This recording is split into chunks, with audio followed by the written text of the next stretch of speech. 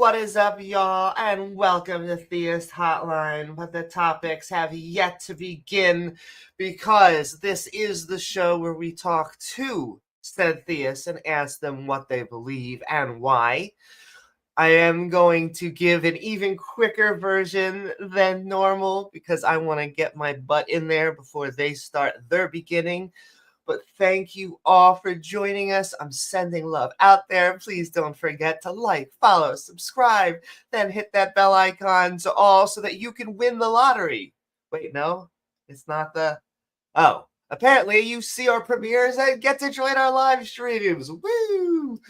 That's right, y'all. And I am sending love also to all the people who support the show. Thank you to all those who sent in super chats, all of those who join our channel membership with our evolving badge system that triggers Kent Hoven, because things evolve, blasphemy, as well as our Patreon at patreon.com/Amy Newman. I am also, you can see I'm going even faster. Boom, boom, boom, boom. What's up, Fenton? What's up, everybody? But sending love to all of our supporters, but including those like Azo and Chris and Dale and davegar and Rachel and Ian and Rejos. Woo! And all right, I hope you all are doing lovely. We did a fun episode on drones last night, but like I said, we were going back to back like a good... I was gonna say a good orgy. Trying to keep it PG, and then there we are at R already. Anyway, let's get into the fun. I think I'm gonna get us set up. I'm gonna just keep on blabbing while I check my Discord settings that I should have done before this. All right, we should be good to go. So without further ado, I'm gonna get my butt in there. And we can start the real show. What's up, Sumami? Sending so much love back. Like a good neighbor, I am there. Yes, indeed. And yeah.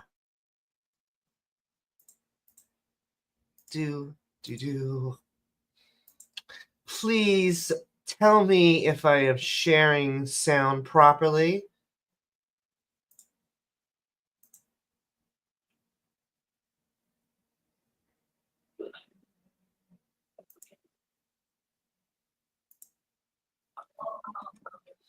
What is up?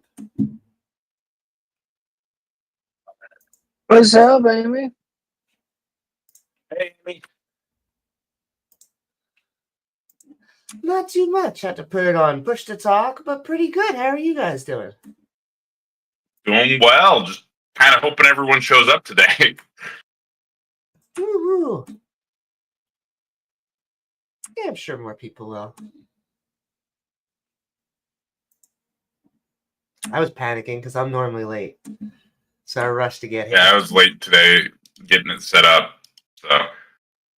So I have an issue with one of my computer fans, and I don't know how to fix it, and I've been trying to fix it through sound cancellation. Is that just using high pass and the equalizer? That is a good question. I'm going to look that up. I don't know enough about audio to, I think, give you a good answer on that.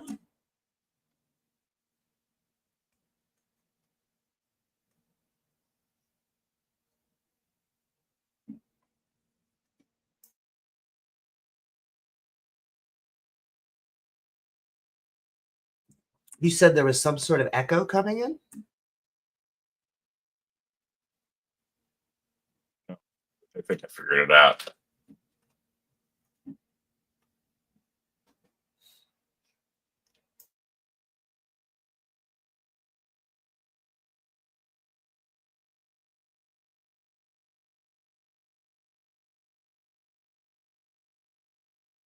Well, I'll keep talking to you guys while they're still setting up.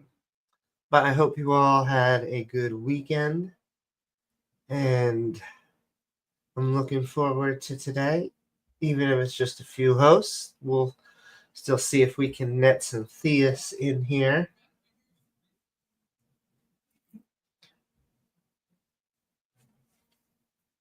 The drones episode was interesting because they always blame the latest technology on, the end of the world. Not sure if the drones were even evil. Maybe they were evil. Maybe they were sent from God.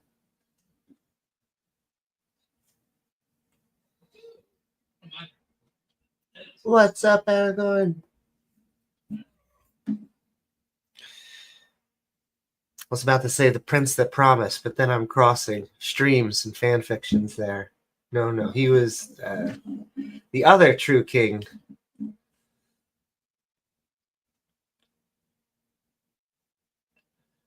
Ah, Golem. He was the real star of that.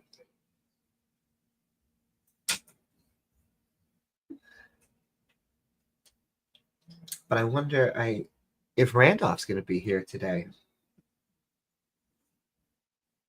That will be interesting.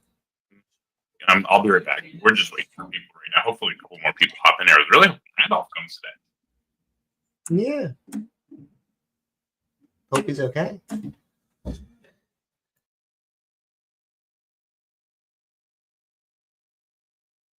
They haven't heard anything. I don't know. I assume he is.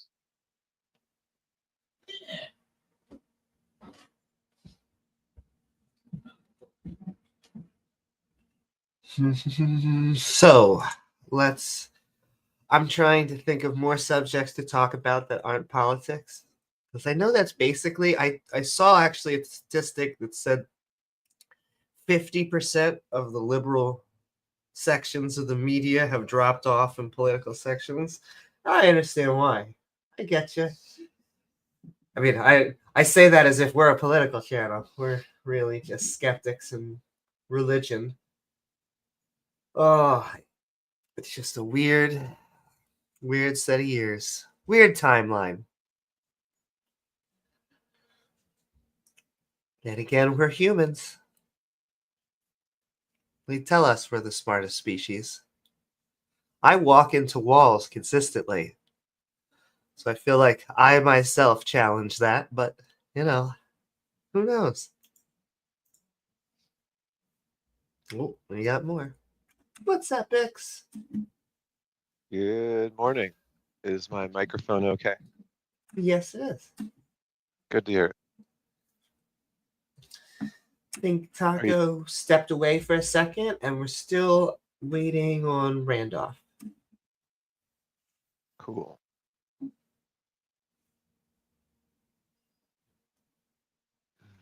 You know how to cut a computer fan out of background X? How to what? You know what sound setting would cut a computer fan out? That's kind of loud. Yeah. It's crisp audio. So go to. Do you know what would be on more complicated system for sound? Would it be like, because noise reduction isn't doing it? Turn noise reduction off and then on again, and it'll reset the bass level because sometimes it just gets confused. It should be able to set to crisp. Noise suppression crisp works. Oh no, I'm saying for my recording, I'm trying to get. I have a different program I'm using. I got equalizer, signal cleanup, gate, compressor, de-esser, depopper, limiter. Oh, like Audacity? No, this is Logitech. Okay, I've done noise reduction in post in Audacity, but I don't know about real-time noise reduction in Logitech. The basic idea is the same. There should be a noise suppression filter. Getting good information from X over here. But davegar, feel free to send it in chat, and I'll try to ask them either while we're live in the actual show no noise or coming before. On your voice with Discord because of the crisp. Annoying that I've got. Yeah, I know crisp cuts it out. I just don't have a way to hear the crisp when I'm recording. Oh, because you're getting your raw mic input instead of Discord? Yeah. Or what's? I would, yeah. Is this an OBS? Yeah, it's an OBS I'd be recording. Okay, let's see if OBS has a real-time equivalent of Crisp. I'll open up It has anything. OBS and take a look. Because I could use that on my own as well. Audio input, right click on it. Properties. No, that's not it. Filters. Add audio filter. I see noise suppression. There it is. How do I do that? Is that a source? This is in OBS, yeah. Did you go into source and then audio, or what did you do? So click on audio input under sources, because that's going to be that's your raw microphone input, right? Double click on or click on audio input, and then up at the top, click filters, and filters. Source instead, right? Sources. Click audio input under sources, and then click the filters button. I don't see a filters button. It's right above it. There's properties and filters. It's above the word sources. All right, so I'm hitting sources, right? To add a source, right? You should already have 3 sources. You should have audio output, audio input, and display capture. I have way too many sources. So do I open up my audio input capture that I already have? Yeah, you just click on it to select it, and then hit filters. Look at properties. Audio input capture. So it's under microphone Yeti, right? Or is this going to be under settings? No, it's under filters. Is there a filter source I can add in? I mean, I can send you a screenshot of what it looks like. Yes, please. That would be great.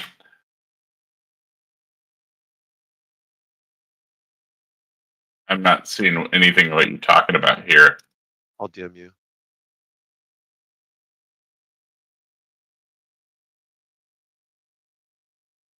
Okay, so if you look at the screenshot, you can see that I've got audio input selected, and I hit the filter button, and that brings up this list of filters. And then I added the noise. Where's the filter button, though? Do you not have a filter button next to properties? Do you see it? It's right above sources.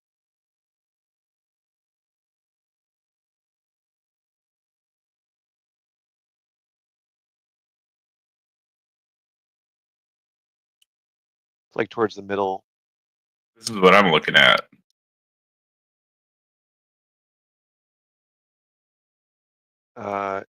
It looks like you're not using the same OBS that I am.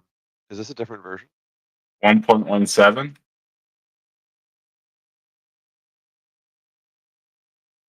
They might have changed the UI. I've got OBS 30.0.2.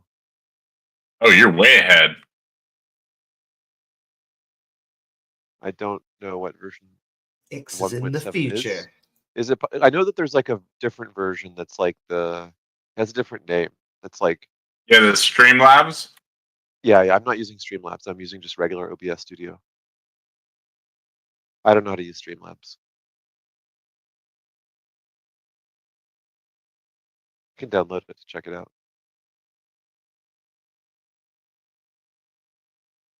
It looks like it probably does. I'll figure this out.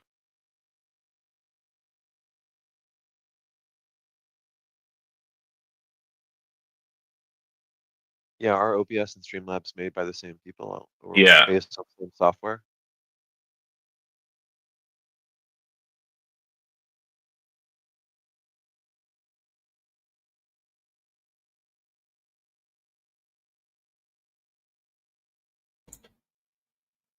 Man, hope Taco gets it fixed.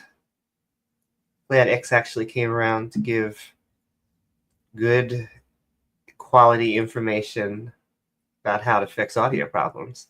I feel like I only know basic lay people stuff. I'm a fan of audio work when I'm Yeah. nonlinear Different editing. software. It's I think I got it.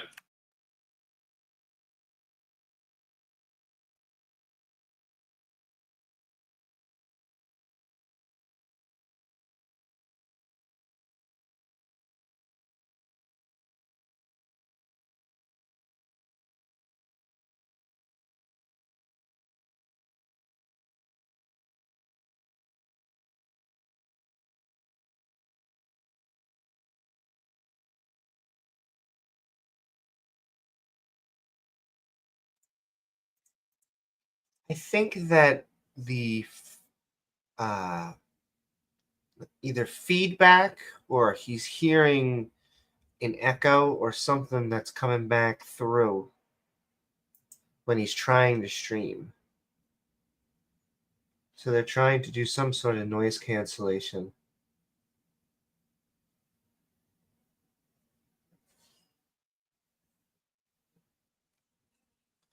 It's one thing to just have like a conversation, plugins like to just get on Zoom and widgets and things to make the stream fancy. Looks nice.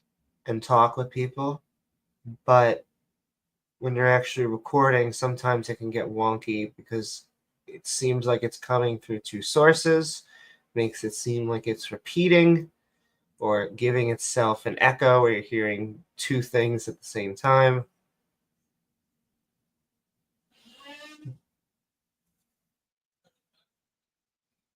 I find it interesting, but I was a visual person. In fact, my film, I'm close enough, I'm adjunct enough that I could learn about it, but I went to school for visual design. And so it's 10:15. I'd say we get started in a couple minutes if Randolph hasn't responded. I just messaged in the group chat a second ago. Yeah, I saw. Oh, this sounds like this is working great. That's a good idea. I'll call him on Discord real fast. He probably won't pick up if he's not on yet, though. Sometimes it goes to your phone when you're not on your computer, so that may help. Yeah. Yeah, like I don't always see a DM instantly because I'm so distracted, but a phone call that makes a noise that is more perturbing. Sometimes it scares the something out of me. And then I'm like, oh, okay, something's going on. Yeah. What's up, Saul? We're just trying to figure out one more host, and then we'll probably be going live soon. You can keep your hand up. I'm just telling you why we're not bringing people up yet.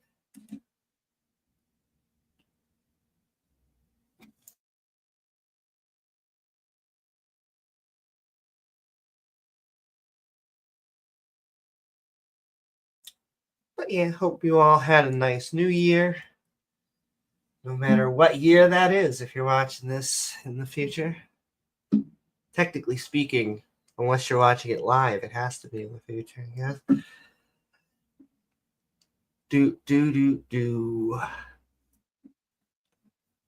I got really ADD for a moment. Time. What is time? You can only go one direction. Not like the band. You can only go forward in time, which is an interesting concept. You can make yourself go closer to the speed of light and thus ultimately going faster in time than everyone relative to you, but no one knows anyone to know how to go back in time. What's up, preacher? What's up, everybody? Ooh, Taco's back. Welcome back, Taco. I think it's just us today.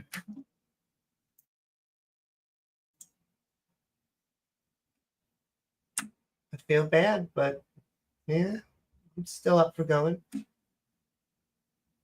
Oh, yeah. I'm ready to get rocking and rolling here. I'm just setting up stream on my end so I can actually stream it. Because I got to do mod stuff too, but I think everything's good to go. Y'all ready to rock and roll here? Or do y'all need a few minutes? I'm good when you are. I'm good. I'll I'll probably be eating breakfast while we're proceeding. I'm good too. Cool. I don't really plan on doing too crazy of an intro here. And it's true, Maya. We were going to go last week, but I think Taco and Randolph kind of both wanted that week off, or they had something, and so we pushed it back a week. But I wonder if that means maybe Randolph is still dealing with whatever he had going on.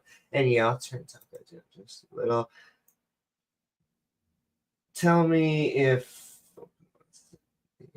that works. Oop. I'm not going to be able to get 70. All right, screw my OCD. Tell me if that's good.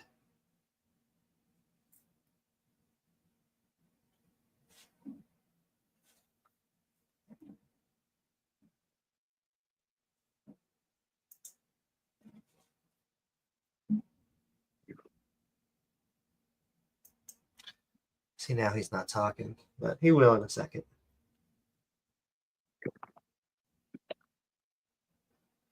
What's up, Rembrandt? What's up, everybody?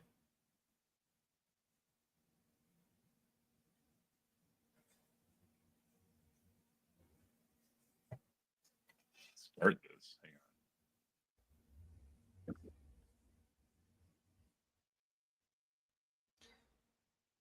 I think Taco's just getting his speech ready. Is it He's showing up for normally- everyone?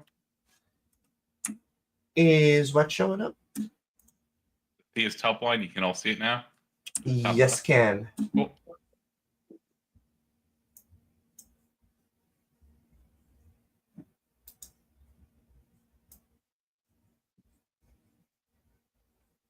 I'll go.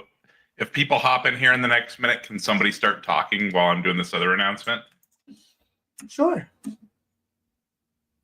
I'm going to do the announcement. Spams all the channels. I'm doing good, Rembrandt. Especially when it's the weekend.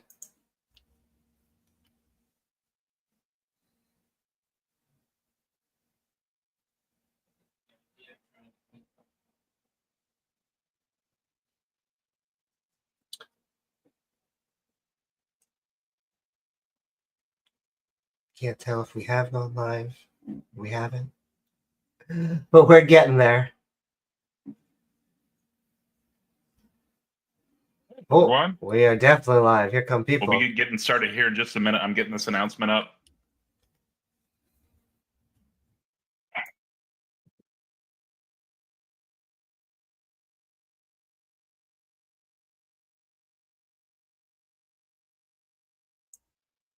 But welcome, everyone.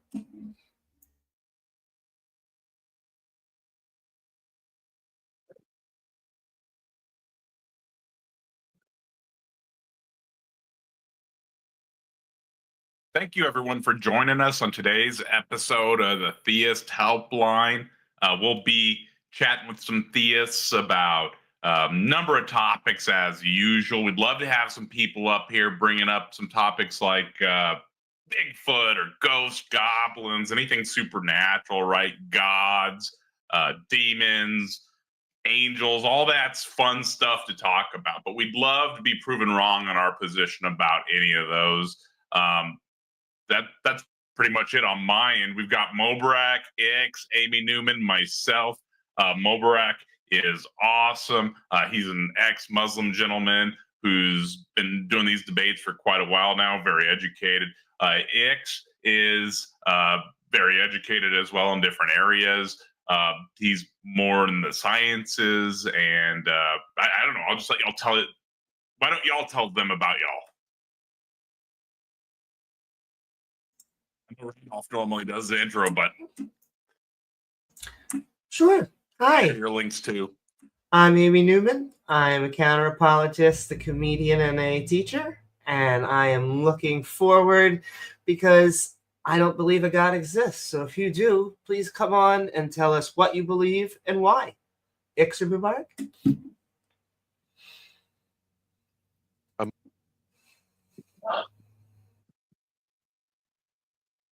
Go ahead, X. Okay. I am Ix. I have been on Discord since a friend of mine told me, hey, the ACA has a Discord. You like Discord? You should go on their Discord. And then the very first thing that I encountered on that Discord was a raid by a bunch of debate bros who I ended up becoming friends with over the time that I got to know them. And I came to really appreciate what we have sort of called the debatosphere, or whatever it is, the internet debate community, that I now am proud to participate in because of just how stimulating it is to be surrounded by people that actually like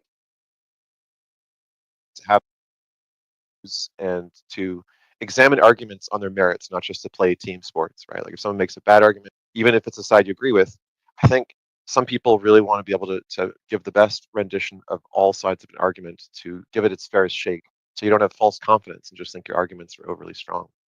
My main interests are in biology. I focus on sort of abiogenesis and the things people get confused about from a creationist perspective about how life could actually get started in the first place.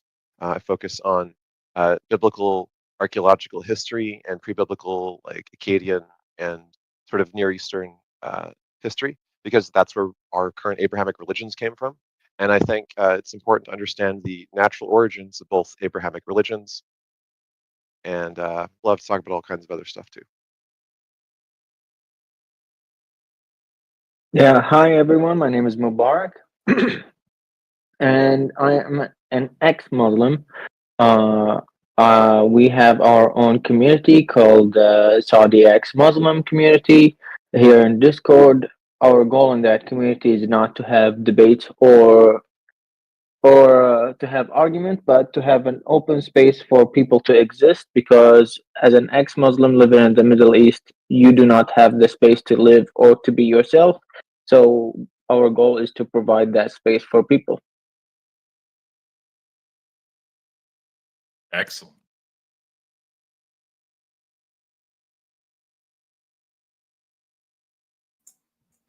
My announcement bot doesn't work there. All right, so we'll go ahead and get started. If you are in the audience and you hold a position on religion that is not these gods are imaginary, or you believe in any supernatural things, or you've seen ghosts or goblins or Bigfoot or something like that, please raise your hand. We'd love to chat with you. We'll pull you right up. But yeah, if anybody wants to come up, please raise your hand.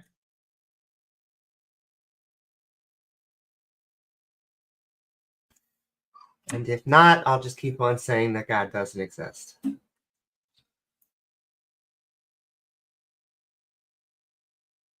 As well. We have a fun, skeptical kind of community of different topics that don't seem to have much in common other than epistemology. In other words, how do we investigate these claims, and what is the way in which people believe in some of these that is consistent, even though the claims are totally different, right? Believing in Bigfoot is very, very different than believing in omnipresent, prayer hearing, personal God. But there seems to be something in common with how we can examine these types of claims, and something in common with the patterns of thinking that lead people to believe in these claims. And so that, I think, is a fun thread that ties all this stuff together, is what we call sort of skepticism. Welcome, BV. We just began. A claim Great or point. a belief or just a suspicion or interest. Yeah, any of these topics are game. And especially if you'd like to have the idea examined and challenged. Not only do I agree, but welcome, all twist. How do you feel about anything Ick said, or what is on your mind? Oh, hi, how's it going, guys? It's actually Atheist. Welcome, Atheist. I apologize. Thank you very much. Now, I am a God-fearing man. I'm 40 years old, and I grew up going to church, and gradually I've stopped going, but I still believe in God and spirit. And I go by the saying, if it ain't broke, don't fix it. So So I'm going to believe in God, Troll and meter went there's no off reason on for that me to laugh. change my ways. Now, I know you guys like to think, you like to use your brains, and you like to think God, reason God away. But coming from my point of view, you guys have to be more empathetic and not be so harsh, you know? I mean, I can appreciate the explanation of why religion came to be. You know, it's a storytelling. It's a way to control the population, make them behave themselves. But I guess as technology has gotten more advanced, we can find explanations for why things are, and they're not so supernatural. But you guys have to be less. I don't know how to say it. Less harsh, saying there's no God. Whenever you die, there's going to be nothing. I mean, give us something to give us something to believe in. Give us something to hope for in the afterlife, and don't be so harsh about it. That's all I got to say. Well, Why are no, you go. focused on the afterlife rather than focusing on this life? Well, I'm talking about whenever my grandma dies. I like to think she still lives in spirit, maybe in heaven or in some other way, and not just like a deceased body in a coffin.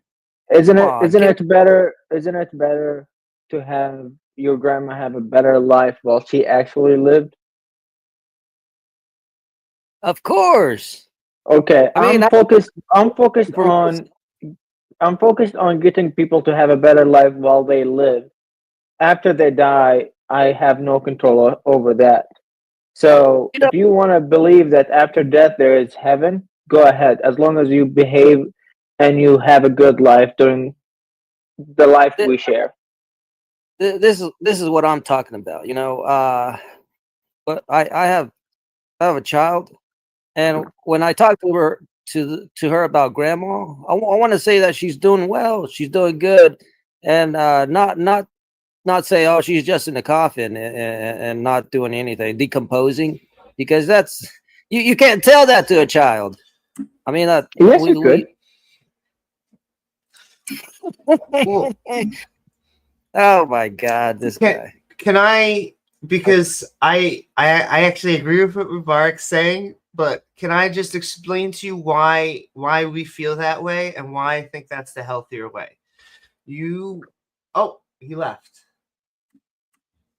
Okay. Maybe it's a Interesting. disconnection issue. A lot of people. Oh I mean, no, it may he's just he's still be- back. He's back. Probably a cell phone connection issue. But I agree with you. We should be empathetic.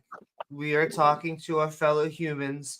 What I would say, however, is that I and many other atheists don't like the heaven hell model, especially since we don't think that there's evidence for it. And because we don't think that there's evidence for it, I would say that it's actually in not as healthy way of dealing with death. I think death is one of the hardest subjects that we deal with as humans.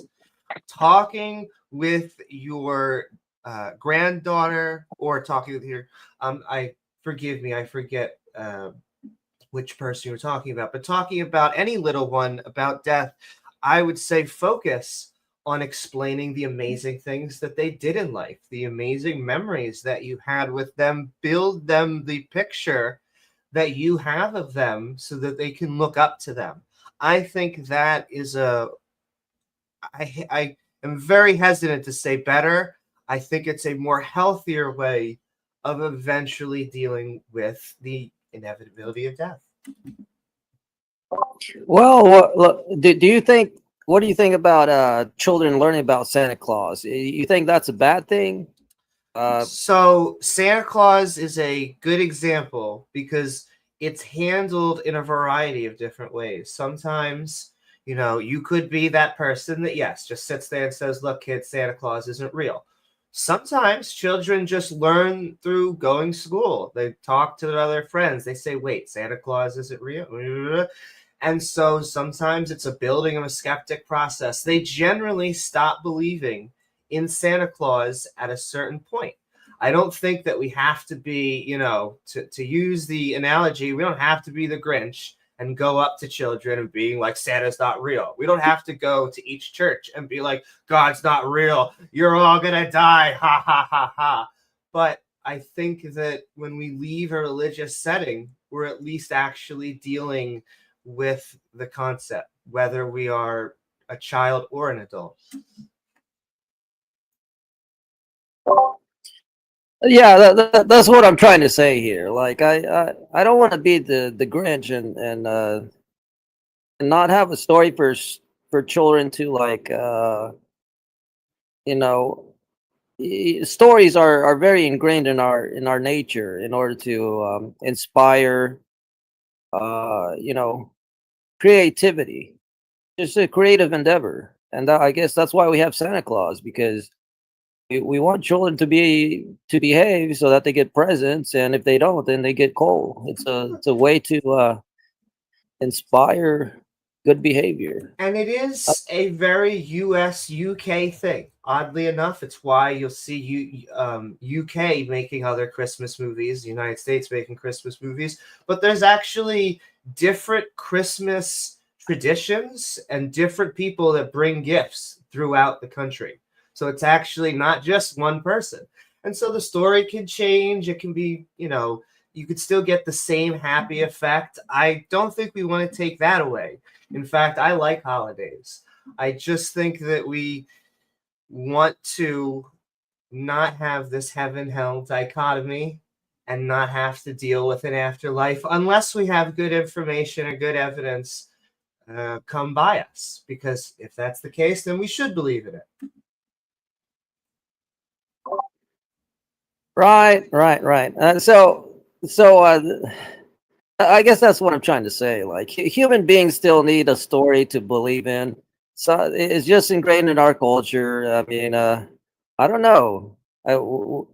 If you want to say that heaven and hell don't exist, then at least come up with something better. Something that. Well, the alternative, I would agree with Mubarak's sentiment. Just to try and espouse on that, what he was trying to say is really we should be trying to make this the best life possible. Let's try to get rid of the hells on earth and make them into heavens. From our viewpoint, we only get one life. And so we can only stop bad people in this life. We can only do good in this life. But that's there's still... an element. Oh no, go ahead, because I've talked enough. No, I wanted to sort of touch on something that that ties together with what you're saying, Autist, and what we're saying, which is the stories that are most important to us don't have to be made up stories. They don't have to be imaginary ones. That's not to say all imaginary stories are necessarily harmful, because Santa Claus is certainly a fun story to engage with. And I think all of us have our various stories that we love in fiction or in kind of national or cultural folklore, so to speak. And it's not as important if the story is true as like how it makes us feel. A lot of stories' point is just how it conveys something. But I think if you died and what people remembered about you is that you're in heaven, and they spent all their time telling the story of you being in heaven, and they didn't devote any time to the things you actually did. It's kind of like when a doctor saves a person in a surgery and people go, "Oh, thank God." And it's like, well, what about the doctor and the medical school and person who invented the procedure? I mean, Exactly. like, there's incredible accomplishments and just things to be grateful for about every one of our loved ones when they pass on that we can celebrate. I personally would rather spend time building scrapbook and documents and showing those to my family and celebrating their birthdays even when they've passed. And in my family, we celebrate the passings of our loved ones. Every year we celebrate. This is the birthday of our loved ones, and we're going to honor them. The quality of honoring the ancestors, of honoring the family, is not something that you have to give up by changing from a supernatural story about a realm where some people are horrifically punished, which gives people a lot of trauma and nightmares in many cases, finding out that because Sally's a Catholic or the wrong kind of Protestant, she's burning in hell forever. that kind of story, with all of its downsides, is not the only game in town. And the stories that we could actually tell require us to actually be historians, people who keep the lore of our family. And a lot of families have a member or two who does that, the one who has the scrapbook, the one that everyone gathers around to hear tales about grandpa or great grandpa and so on. So I think that there's that part. And the other thing is that the idea of the supernatural version of the afterlife can be seen in a way as a way of scratching the same itch that telling actual stories about our actual ancestors does. And they're both approaches to solving the same kind of need to reckon with and appreciate and celebrate our lives. And the actual fear of death, which for some people is more of a factor here. Let's not just talk about, not upsetting our kids when we talk about grandma. Let's talk about our own fear of mortality, right? For many people, the reason to cling to a strong belief in the afterlife is just the terror of non-existence. It is scary to think about death. But when you think about the idea of an afterlife, if you just think about it linguistically, the question of what happens after I die is all the things that you cared about, all the people that you helped, all the family that you helped raise and contributed to are alive. That is the life after your life. And the continuity of life, an unbroken chain of life producing life, and the kin selective altruism being the winning strategy for all life, biologically speaking, that dominates the planet right now on an intelligent basis. All the higher life forms are kin selective altruists of some kind who work together with their tribe or their pack or their family, just like us, at different scales of biology. And we're all building on our ancestors and handing it off to our heirs. And that chain of life is what, if I'm passing away, I'm going to be scared a little bit, but I'm going to be looking at the people who I'm leaving it to that are going to be going on and thinking, they got this. I'm proud of my contribution, and I can't imagine how cool the future is going to be for them. That's going to be what I'm going to focus on rather than going to a magical realm, if that makes sense. Because in a way, our memory is a magical realm. Right.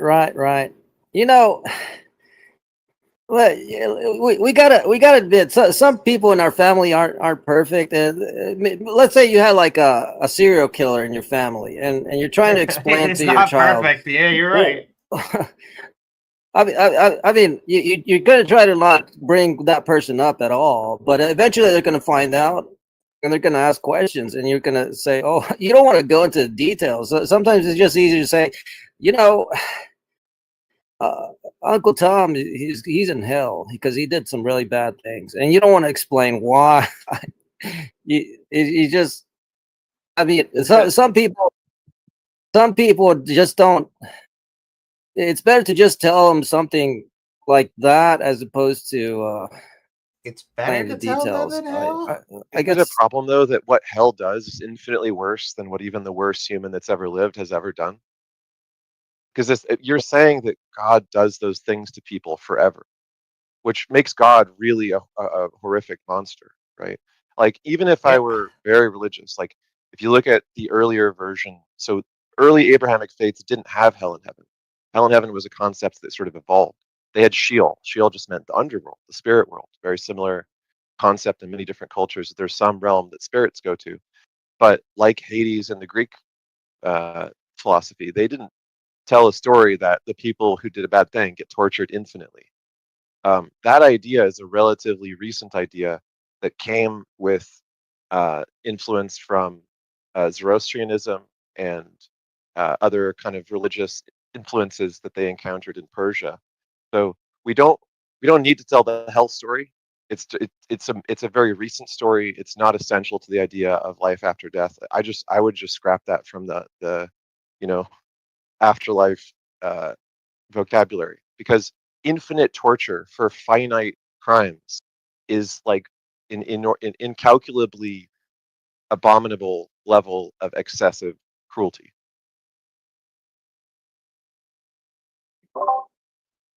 you got to realize that He's gonna keep calling sometimes people you just need to stupid. communicate in a way that I can people feel it.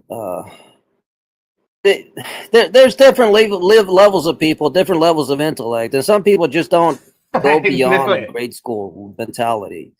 And the only way to communicate with them is to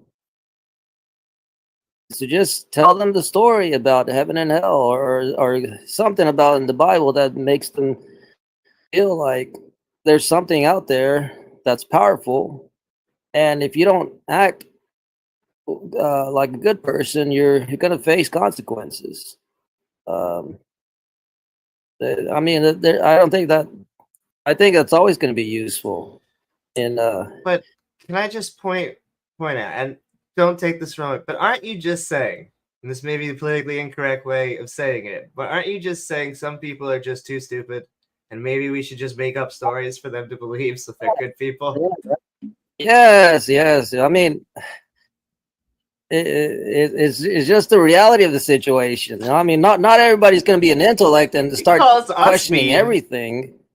There's some people just need guidance, and you can have the Bible for that. But can't we just have a legal law system? Can't it just be that if you harm people, we have both police and lawyers, judges and places to put you in? Yeah, but that's only if you break the law. Some people don't break the law, and they're just, and maybe they're rude and entitled brats. That the law doesn't address that. But you know. But the alternative is, let's just go back to Ix's point. Some people are a little rude. Maybe if they thought they were going to burn forever and ever and ever, they'd be a little nicer. Oh my God. Yeah. They just don't think about those things, though. I'm talking about people who don't think about beyond a grade school mentality. That's what that's for, I guess. That's what I'm saying. You. I would just hope. I mean, I'm sure those people are definitely out there. I just hope that we could get better reasons. I don't even think need intellectual reasons to always be moral. Once again, it doesn't have to be this way, but it feels good for me to do good. I sometimes tell this to theists, and they're like, oh, you're just saying hedonism. No, I'm just saying biologically on a base level, when I share something with someone, it makes me feel good too. Not going to happen for psychopaths or for everyone, but we don't have to have this heaven and hell system just to make people, I think, be better human beings. All right. Well, I have nothing else to say. Thank you for hearing me out. Sure. Thank you for having a civil conversation and bringing us this good discourse. No problem. Thank you so much for coming up. So what do y'all think about that? I am just not a fan of heaven and hell because of, I think what Ix brought up is really the nail on the head, is that humans just suck at contextualizing forever. And we say, listen, it's a bad guy. They deserve it. They did insert worst crime. Don't you want that guy to suffer? And it's like, yeah, I guess I do want him to suffer a little bit. But it's like, at what point does it become just revenge porn? And it's just that, a year, 10 years, we've now gone 1,000 years. After 100,000 years of torturing this guy, we've actually just begun. 1 million hasn't started it. 1 billion hasn't started it. And so it is this just infinite loop for finite crimes, as Nick said. And it's why a lot of Christians have already turned to something like annihilationism with regards to the afterlife. They just don't believe the infinite torture story, even while remaining Christians, because it's just too horrible, and they can find ways of justifying believing that the text doesn't really say that. And they say, no, if you do bad stuff, you just disappear. You don't get tortured because Right. God wouldn't do that, right? So it's not like you're not even required to believe in this stuff. I pointed out that it's not part of the Jewish tradition, originally. It's part of some like late Jewish beliefs that sort of began to introduce the idea of a paradise or a place that like, God's buddies hang out with him. But the idea of the infinite torture stuff really crept in later. So even if you want to remain a supernaturalist and a God believer, just rethink the hell stuff, man. It's not something to teach your kids. It's horrible, and it's going to make them atheists when they realize how bad it is. That's the biggest problem with like a made up story, is that if you want to link the most important values of good ethics and good social cohesion to a fantasy story which can be easily debunked by not fucking intellectual highbrow stuff, but just basic stuff like, is infinite torture for finite crimes reasonable? Or does it make sense that there are 5 or 6 conflicting versions of the same story that get crazier and crazier with each gospel as they go on? Like, if people can fact check this stuff with a grade level education and they find out, oh, everything I've been told about heaven and hell being the reason to not do bad stuff, that's a lie. I guess bad stuff is okay. I'm going to do bad stuff because the only thing people taught me about doing bad stuff is if you do it, you go to hell. Hell's not real. So I guess bad stuff's fine, right? Now, on the other hand, and this is true with the afterlife stuff too. Like, oh, I don't know how to deal with grief because I've never actually properly grieved, because people told me fairy tales about death. So every time someone died, I just like reminded myself that they're in heaven and then didn't think about it much. Now I realize heaven's not real and I'm crushed. This is devastating. I've never really grieved properly because I've never learned how to, right? So if you want people to build a solid foundation that's not this grade school style fairy tale foundation, where they actually have good, strong habits and justifications and reasons to be good and to celebrate life and to pay respects and celebrate people after they're dead, not to do so in a made up fictional kind of way. The fairy tale version is setting them up for a massive stumble when the crutch is removed by just basic skeptical logic. And why give people that stumbling block to have to overcome later in life? We have so many people in these skeptic groups who are the people who are outspoken about this stuff, who did the religious stuff for years. And it was late in life, sometimes in the middle of a marriage. Sometimes it destroyed their marriage. When some family members figured it out, some family members clung to the past. Sometimes it rips families apart. The funniest is when the husband and the wife sit down and go, I have something to tell you. And the other one says, I have something to tell you too. And they both admit that they're atheists. And they both admit that they were just putting up the bullshit facade because they didn't want to upset the other one.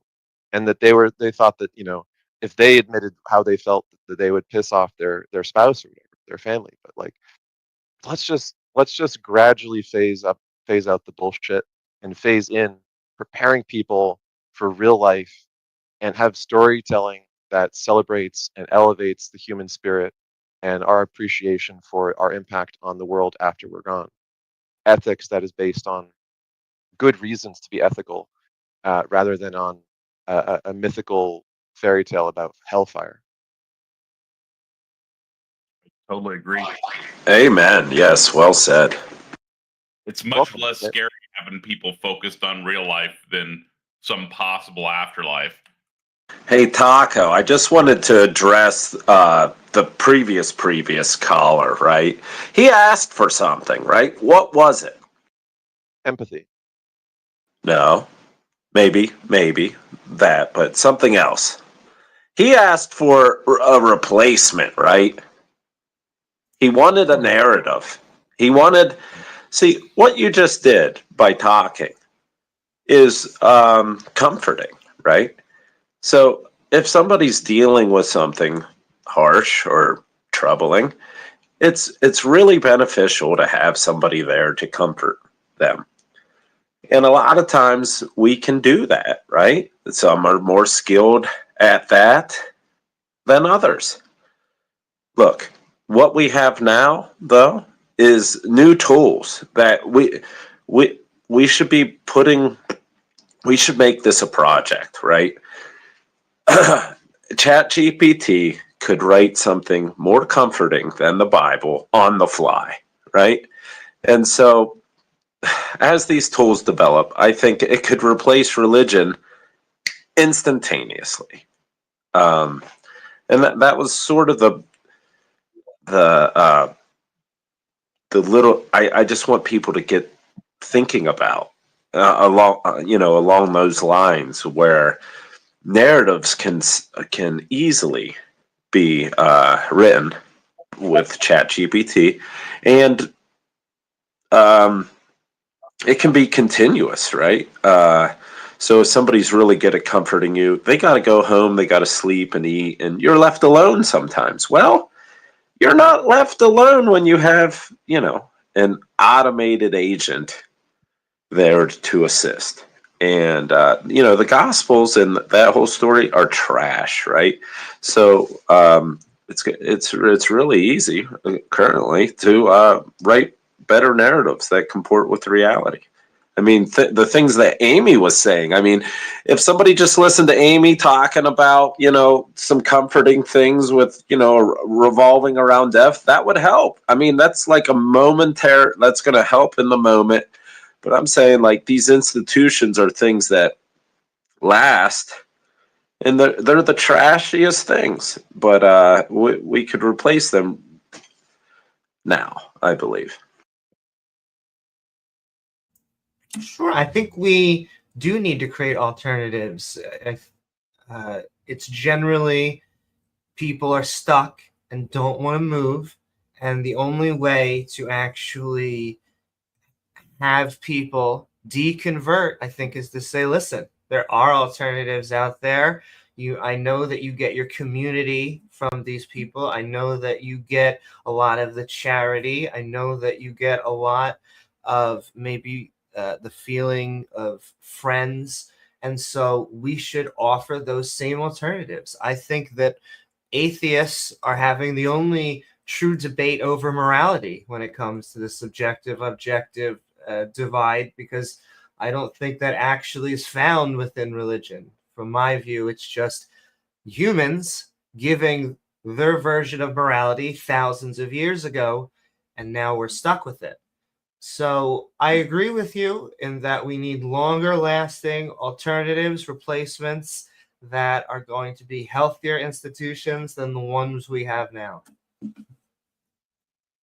So, like, Taco has done something like this, right? He had ChatGPT write him a religion. So, like, I think we could make something instantaneous right now with. You're going to have to help me with the terminology that these institutions use. Is it they're like mission statement, creed, ideology, whatever? It's lengthy, right? It would take libraries to hold the amount of lore and fan fiction that they have, right? But we could surpass that, amount of information and make something better on the fly using an automated system like ChatGPT, and it could be much better written, comport with reality, provide more comfort. I'm just thinking along these lines. Yeah, I mean, once again, I think that it's really just, I hate to say just us, but it is the secular frameworks that I think are doing the heavy lifting, because when you just give it to a god, you are in essence just becoming a henchman. You're just saying they know better. Even so, to maybe better articulate this, like if you look at a cathedral, like something that was built, I don't know, in the 1200s and it took 800 years to build. I'm saying that we could build something better than that, like instantaneously, right? Through image generations. Like we could just say, improve upon this design, make it way cooler, whatever prompts you give it, right? And then it could be 3D printed in a couple hours. The image would be generated instantaneously, and then we could have a model, right? And then if we have access to like large scale 3D cement printers or whatever, or however you'd want to construct this thing, like it would be constructed within the year.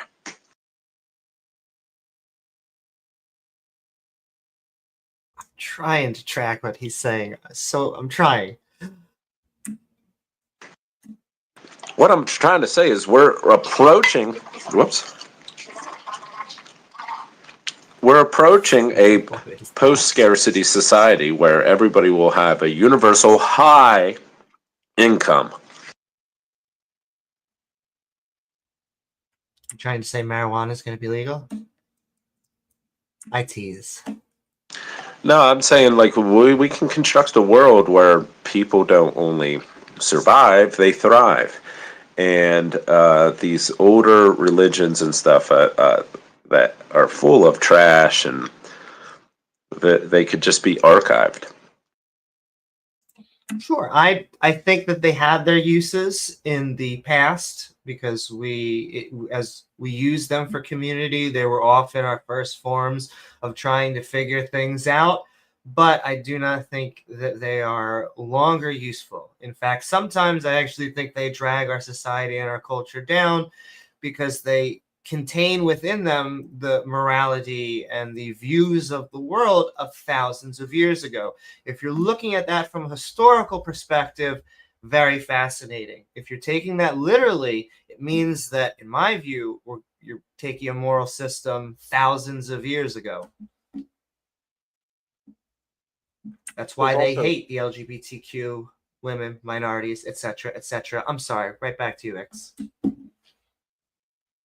Yeah, they have some issues with how they treat groups that are out groups, like the Canaanites, for instance. And it's like, what's funny is if you ask a religious apologist, I one of my first like on YouTube panel discussions, I think maybe the first one I ever did when I came onto this community, was with this Christian apologist lady, and she was writing a paper, she said, on morality. And so I read it before the panel to prepare to have a nice conversation with her about morality. But her paper was rather shocking. It said that she'd read Kant and other secular morality and sort of alternatives to biblical morality, and she concluded that they're all bad because somehow they're not able to condemn the atrocities of the Nazis in some clear and simple terms.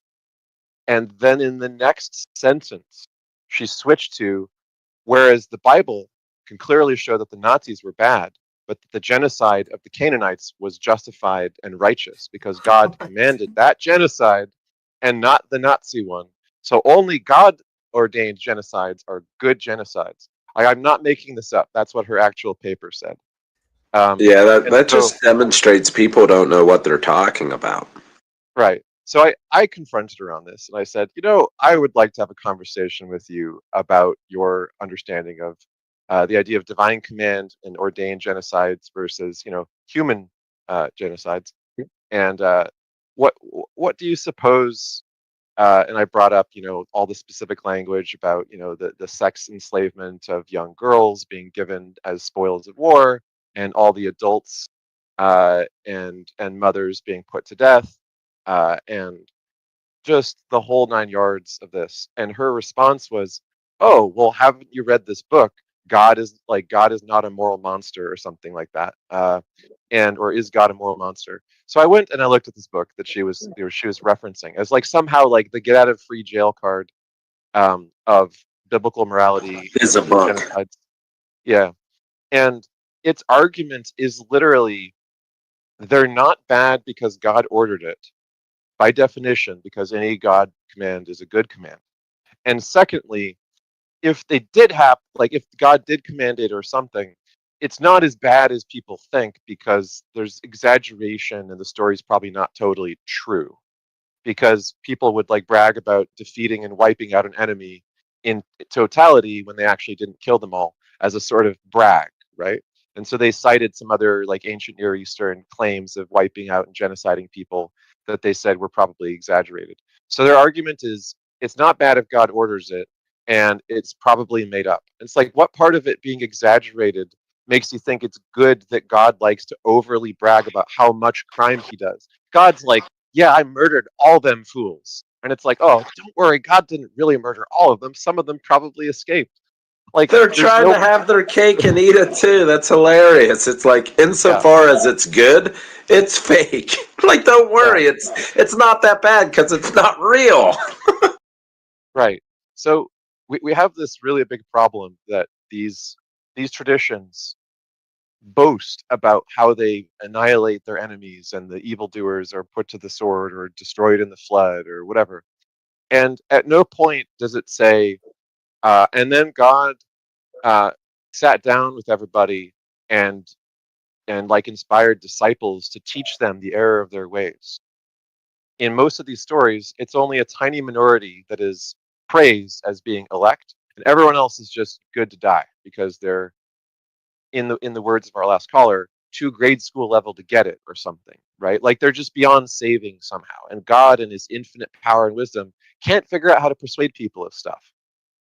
Sometimes they'll cite free will as being why. Like, oh, well, God couldn't convince people because if he did, it would violate their free will. But the Bible says God poisoned Pharaoh's heart. So it absolutely says that God makes certain people refuse to see the light of his followers so that the story can go on the way that God intends for it to go on. Those people have to not get it. They have to be punished for not getting it, even though God is actively putting poison into their hearts to prevent them from getting it. Like, this is not a good role model for even like a family member. If I had a family member who poisoned the hearts of other family members so they would have to be ostracized or killed so that other family members would benefit from the results of that in some, multi-thousand-year plan, I would call those people the Bene Gesserit from Dune, right? A very manipulative political group, not like the paragons of morality and reason that we should teach as exemplary and being worthy of defining what morality is in the first place. It's so baffling that the moral monstrosity that is the biblical Abrahamic version of God is seen as praiseworthy because people are doing this, as he put it, grade school level evaluation of, well, if that's the authority figure, then I better do what they say because what they say goes because they're the boss of me, as opposed to, is what they're saying to do good and should I do it after giving it any thought whatsoever?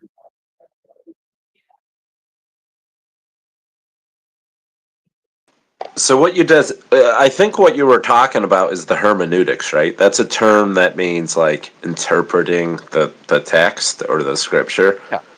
So yeah, people's hermeneutics are trash, and they're like, "Look at me, I'm the authority figure. I'm going to defend this book." Now that you're learning about like this genocidal, horrific God, and I'm going to like give you reasons why you should still ascribe to it, like reasons that, oh no, he's good because he's fake, like to even go that far, right? Or these, it's crazy. And Ataka wanted me to sort of talk or speak to something here, like something I've been going through. I believe that people hold these beliefs, and then they also hold positions of power, like in our government. And they aren't quite outright about their motivations when they try to enact or enforce laws. And so I think that they're incredibly frustrated that their prayers and supernatural beliefs don't seem to have any abracadabra powers. So they've been demonizing and targeting unbelievers with law enforcement and governments, or in courts, right? And I've experienced this in my own life personally, where I've come out and deconstructed, and then people just hold this like grudge or vindictive attitude towards me, and they like stir about. They say, well, we'll pray for you, right? We'll pray that your family doesn't end up in hell. And they don't see anything happening, right? And so they start to stir, and then they're like, well, let's just call the cops on them or do something to that effect. Let's just get a restraining order against him, so because it destroyed my marriage. So now, if he contacts us, we can just throw him in jail. And, stuff like that has been occurring, right? And I think it's a widespread problem. yeah, the weaponizing of political attacks and legal attacks to persecute people is kind of the whole reason that secular values were so important in the founding of modern civilized governments, to try to put a stop to that kind of thing. But people do it anyway. Yeah, and if you go to court, they're like still asking you, "What do you swear to this supernatural higher power God?" It baffles me. Why do they? What are they doing?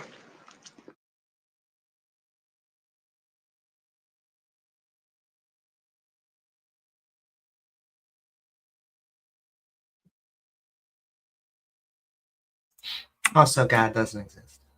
Just in case anyone in the audience wanted to know. That's true. And if anybody in the audience would like to come up and chat with us, feel free to. Just hit the raise hand button and we'll pull you up. We'd love to chat with a theist as well.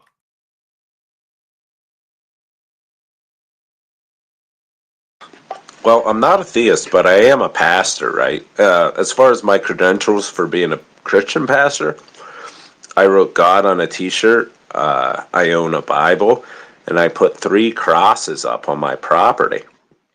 And you know, so I would never like try to impersonate law enforcement or you know, a doctor or something like that. But I feel like anybody could be a pastor, right? Because they're con men by their very nature. They're claiming to be ordained by God, and well, you know, I feel called to be a pastor now, right? But not in a Christian sense. Although I am qualified, right? But I want to help people find purpose and meaning in their life, right? Through tools like ChatGPT and stuff, right? Because I'm an idiot, but you know, through the internet and computers and stuff, we can build something amazing. So you're actively pursuing this, like the topic you brought up at the beginning, the idea of trying to create sort of tools for people to create their own. Yeah. And the Christians have gotten angry with me. They're like, "Why do you steal our term, pastor?" Right? Why don't you call yourself a leader or a guide or something? It's like, you know, I do that because just to point out how ridiculous it is. Because you know, when my family was getting torn apart, it was because of pastors, right? Giving advice like, "Oh, it's super dangerous, like to be yoked to somebody who doesn't believe in a God." And you know, I think that my advice is just holds just as much credibility as a pastor's, right? Because I am a pastor. George Carlin, the comedian, said, so much chagrin, that he has exactly as much authority as the Pope, just less people believe it. And the thing you're doing is interesting. I think it reminds me a little bit of the Satanic Temple or the Temple of Satan and the activism that they do, because they use the term Satan, which is a Christian term. It upsets Christians on purpose. That's the reason they use it. And a good majority of Satanic Temple members are non-theists. They don't believe in a literal God or a literal Satan in any supernatural sense. But what they do believe, and they have good reason, they have enormous evidence for this belief, is that when they use a term like pastor or Christian or Satan to refer to something, it gets the attention of Christian activists and Christian lawmakers and Christian court representatives and so on. And they're doing that on purpose to draw attention to church and state violations, like mandatory prayer in classrooms, big religious displays in courthouses and city buildings and state houses. And so they go and they challenge these things. And if they weren't called Satanists, almost no one would pay attention to them, right? Like if someone wanted to put up a religious display for a religion called, wise apeism, and you called yourself a guide, people would be like, "That's fine. You just put it over there. It's just, everyone will ignore it. It's easy to ignore." But when someone puts up a really spooky kind of like satirical Baphomet statue with the little ones, on the knee of the goat-headed god or whatever, the Christians realize that they can't stand that. It upsets them too much. And then the importance of having their Bible stuff right next to it becomes less than wanting to get that thing out of their sight, right? They're more willing to give up. They're more willing to give up the Ten Commandments display than they are willing to have it side by side with another religious display. And so I want to interrupt. Great.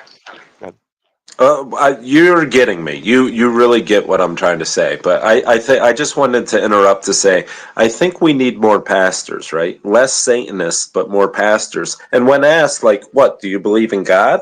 You say, obviously not. I'm a pastor, right? I'm here to give you purpose and meaning in your life, help you find it, right? And they're like, well, not to strip you of meaning and purpose, and then give examples on how the Gospels do that, right?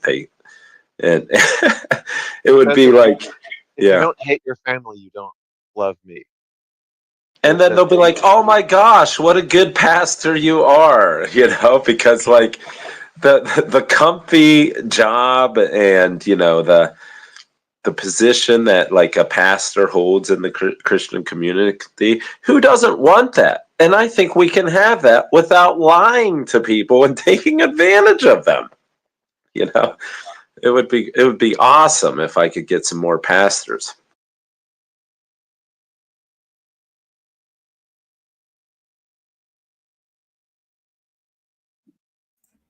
Yeah, I think it could be interesting to sort of reclaim the words, and it's certainly going to offend some people.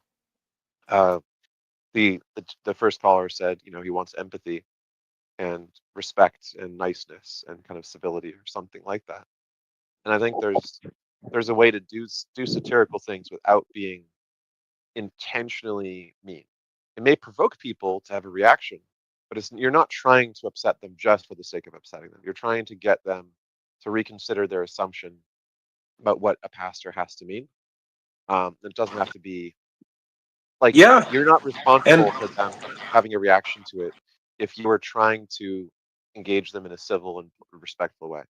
And one more interruption, I want to be there for people's relationships, things like marriage, ceremonies or their deaths, because it's going to take somebody like a pastor to tell them that the grandma is not with us anymore, right?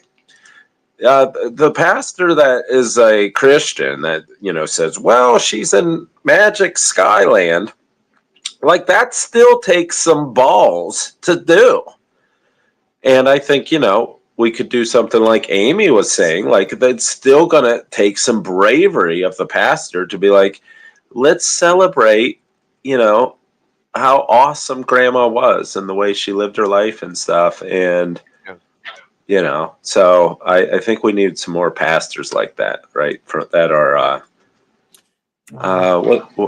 humanist or, enjoy it.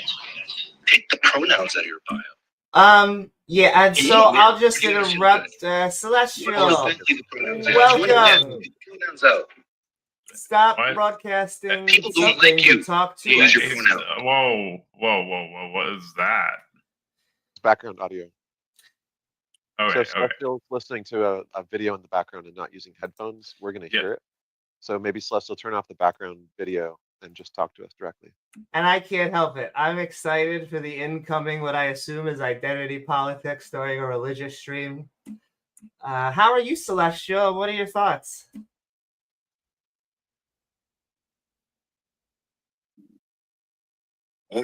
Believes they're a woman. So if Arden has dysphoria, that's a problem.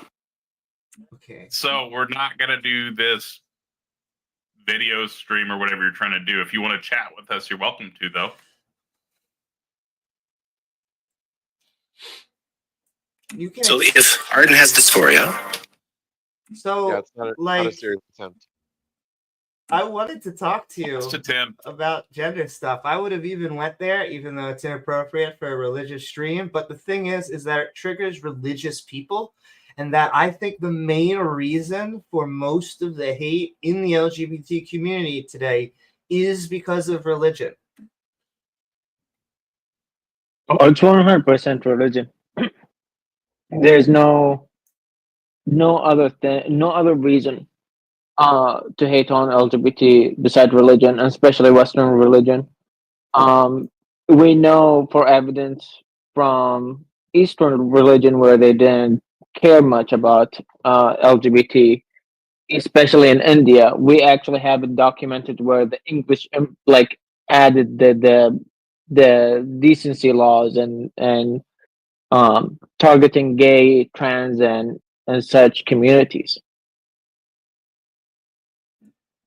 Yeah. Where before that they didn't care. The Indians didn't care. I also think that's the irony. You see this in a bunch of both African countries as well, is that their native religious values actually were more open-minded to LGBTQ. And then you had colonialism come in. Not to, I feel my hair becoming more blue just as I talk about this. Nonetheless, they conquered people, pushed their religious values and their moral values on them. They were not positive to gays. And then when they left, now what the fundamentalists and conservatives are doing are saying, no, no, no. It's been our native culture for us to hate LGBTQ forever. It's like, no, actually, that was exported. Or should I say imported to your country, exported from somewhere else, imported into these countries. Yes. Because we know, like, the gay hate originate from the Abrahamic religion. It's funny how there we have like evidence of more gender equality and more acceptance of other sexualities prior to the Abrahamic religion existence.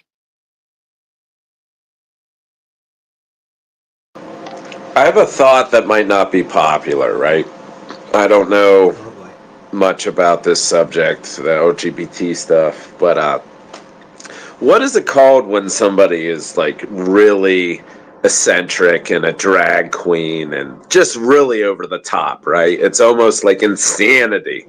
You know, they like, oh, like I don't even want to act it out, but I think you maybe know what I'm talking about, right? They're dressed like a peacock. They got fucking fishnet stockings up, right, and hair on their chest, and they look like Ronald McDonald. Like, it's just craziness, right?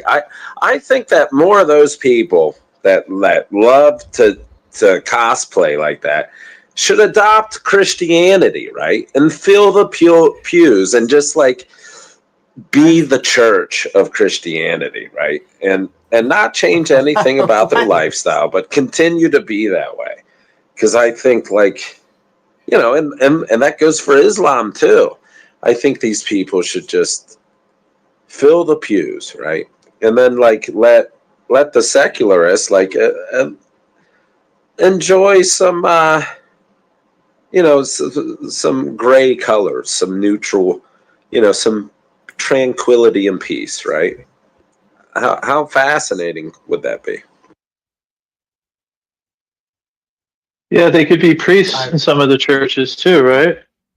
But I'm just confused. I think some people are just eccentric or flamboyant, and that's just who they are. And sometimes they're also just doing it for the stage. That's something that separates drag queens from just cross-dressers or transgenders, is they generally do it as an act and just almost like a musical type of thing.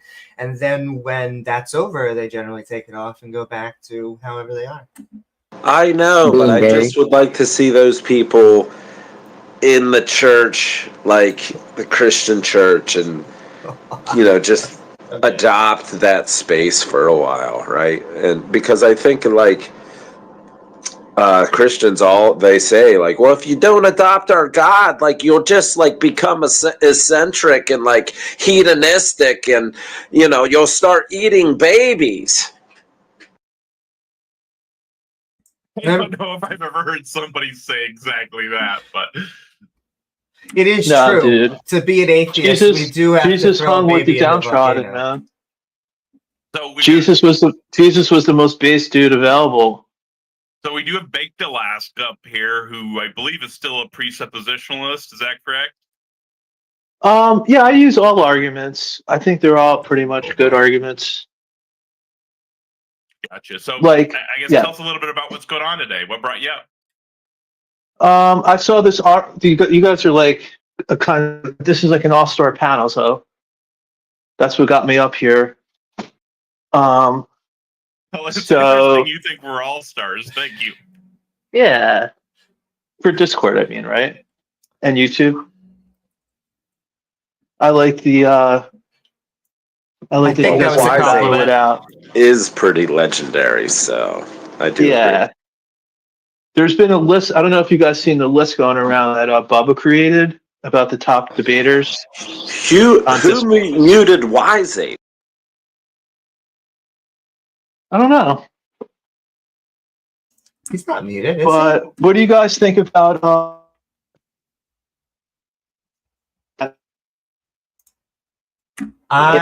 he lagged for a second. Hmm? You Who, said, me? what do you think? And then it kind of lagged. Oh, okay. Sorry, I'm walking. What do you think of the argument that you're justified in believing in God because it brings about like pragmatic benefits to you, and all things being equal, unless you have a defeater, then that gives you like that gives you an epistemic reason, or it just gives you a justification for believing in God. Not be a fan of that, because I would care more about the truth than pragmatism, because it could be pragmatic to, just to go back to a subject earlier, to think that there is an afterlife and that we're all going there, but I'd rather stick to what is truthful. And so if there is no evidence for that, I'd rather go with that. So what if you can't determine what exactly is truthful? Then I Then don't what? think you should have an opinion on it, or at least be agnostic until there is information. Well, so if you're agnostic, does that mean you don't believe in God? Agnostic could be both. You could be an agnostic theist or agnostic atheist. I'm an agnostic atheist, so I would say I don't believe in a God. Yeah, so that's no different than just not believing in God as an atheist does. Like, neither believes in God. It's just maybe one person's claiming knowledge about the issue, There you but go. yeah, but either way, you don't need knowledge because it's just about your beliefs. Like, knowledge is just like, I don't think that a God exists, and I live my life as if a God does not exist. yeah, so you are taking a position on it. Well, sure, I would say, once again, I hold both of those positions. I don't have absolute certainty that a God does not exist, just like I don't have absolute certainty that a unicorn doesn't exist. But I am convinced enough where I'm going to live my life as if God and unicorns both don't exist. Mm-hmm. Do you have what else do you not have absolute certainty in? Or what do you have absolute certainty in? I bet. don't really like to think of having propositions of absolute certainty. I think that we try to get to 99.9% certainty, and I think that's pretty much the top. Okay, so then why even bring that up then? Since nothing that you believe falls in that category, why are you even bringing that up? Like, absolute certainty is irrelevant. Absolute certainty is irrelevant. We just want things that have good evidence. Yeah. So if God were as provable as gravity, we wouldn't be having this conversation. But what evidence do you have that God doesn't exist? I could go over a syllogism if you want, but the point that there's no evidence for a God means you and I both should not believe in a God. Is there evidence for a God? There is evidence for a God. It's just bad evidence. Okay, so that's what I'm saying. No. What I'm saying is, like, if there's evidence on both sides, then you're justified in taking a pragmatic approach, like as a tiebreaker. So you go with the bad evidence. I don't see how that's pragmatic. No. Like, what I'm saying is, like, if you're agnostic, that means, like, you think there's evidence on both sides and you don't know what to believe. I would so say I'm saying in that a situation, a level of uncertainty. It's that you don't know if there is enough evidence to make it a justified true belief. Yeah, but you only believe things that are true, right? Yes. Yeah, so you don't need certainty for that. You don't need absolute certainty, but I'm fairly Right. certain that God doesn't exist. You just need to. It just needs to be more probable than not that it's true. Okay. I'm Yeah. just. Do you have good evidence? So the that certainty God thing. exists? Why are we even talking about the certainty thing? Is what I'm saying. It's just completely irrelevant to the conversation.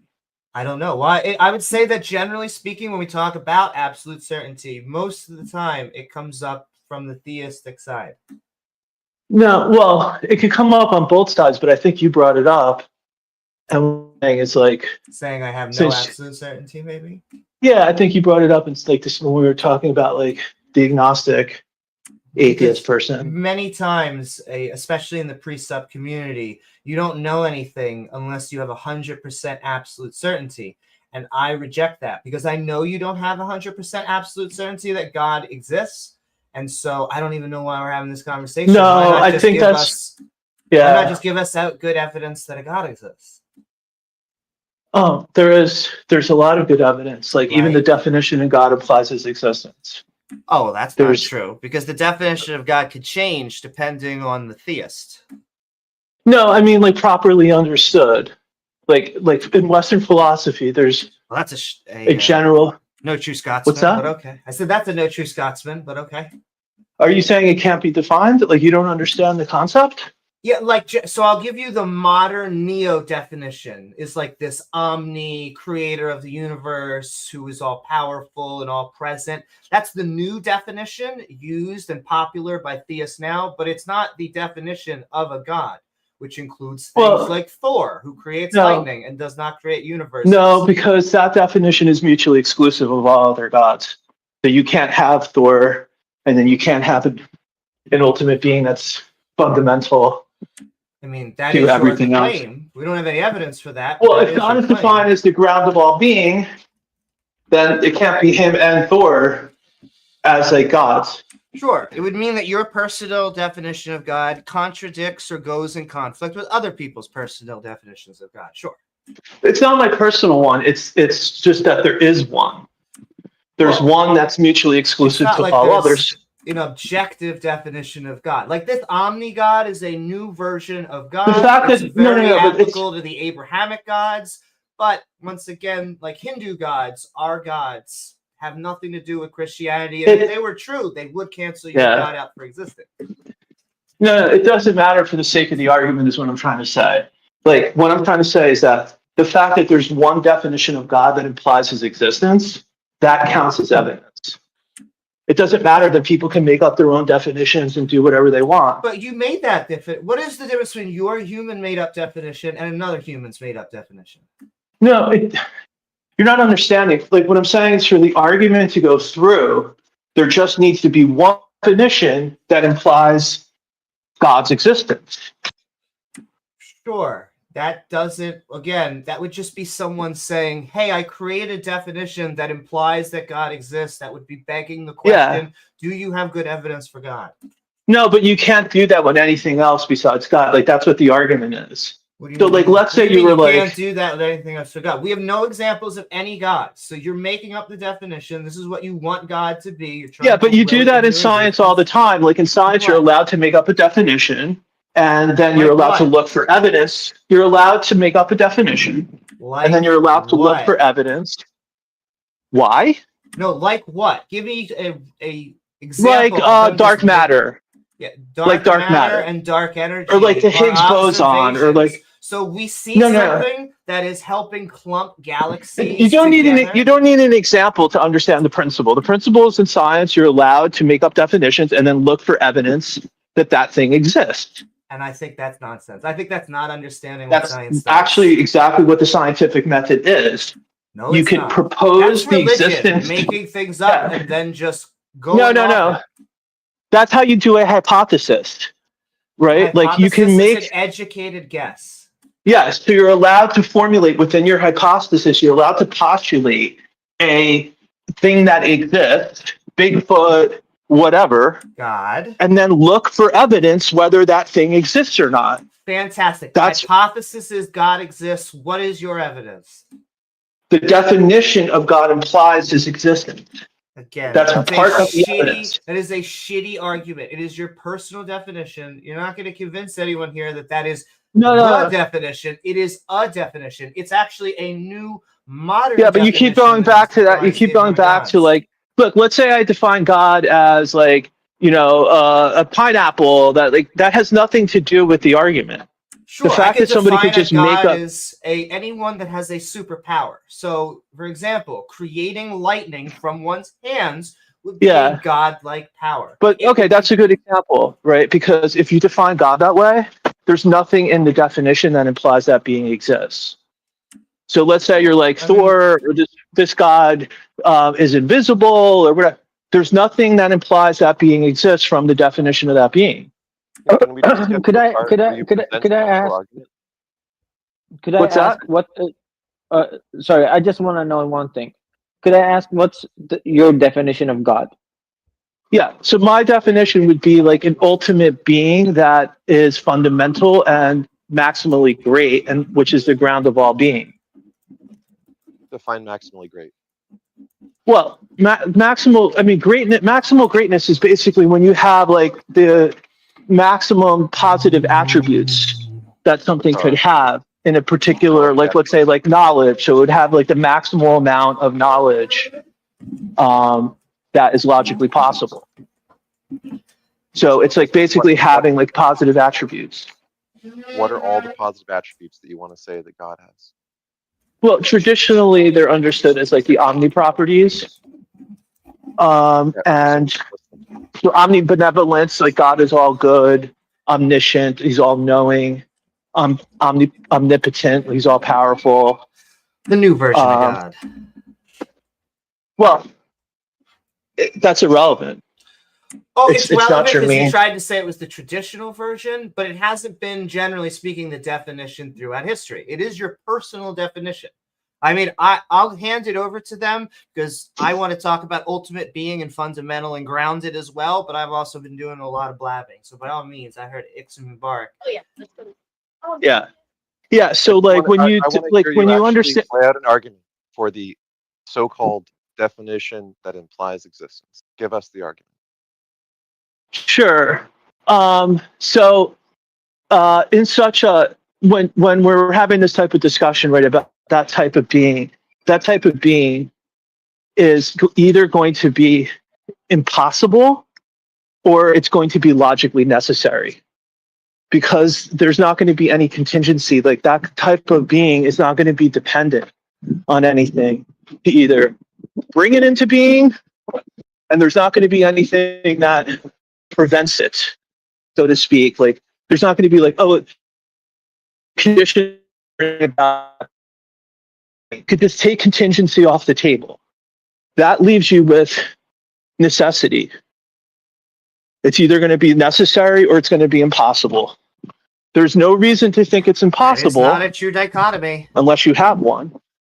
And therefore, I don't want to interrupt Dix, but this implies that such a being would be necessary.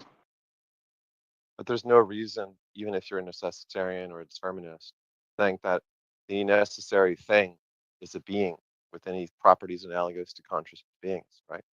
Plenty of people think that the universe itself is necessary and that everything that follows from it is due to antecedent conditions and couldn't be any other way, but that it's a natural thing. That's really, supernatural being, which has some conscious thought process to decide. He's about to be condescending.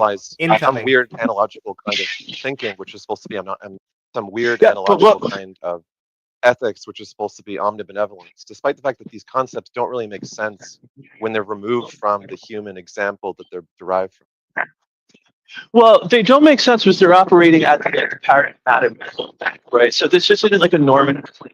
It's like, yeah, that it wouldn't make sense because, like, normatively speaking, you don't encounter things that are like omniscient, right? But at the paradigmatic level, I would argue that it's necessary for that being to exist. And what I would say to your objection is it's not really addressing the ontology of the being.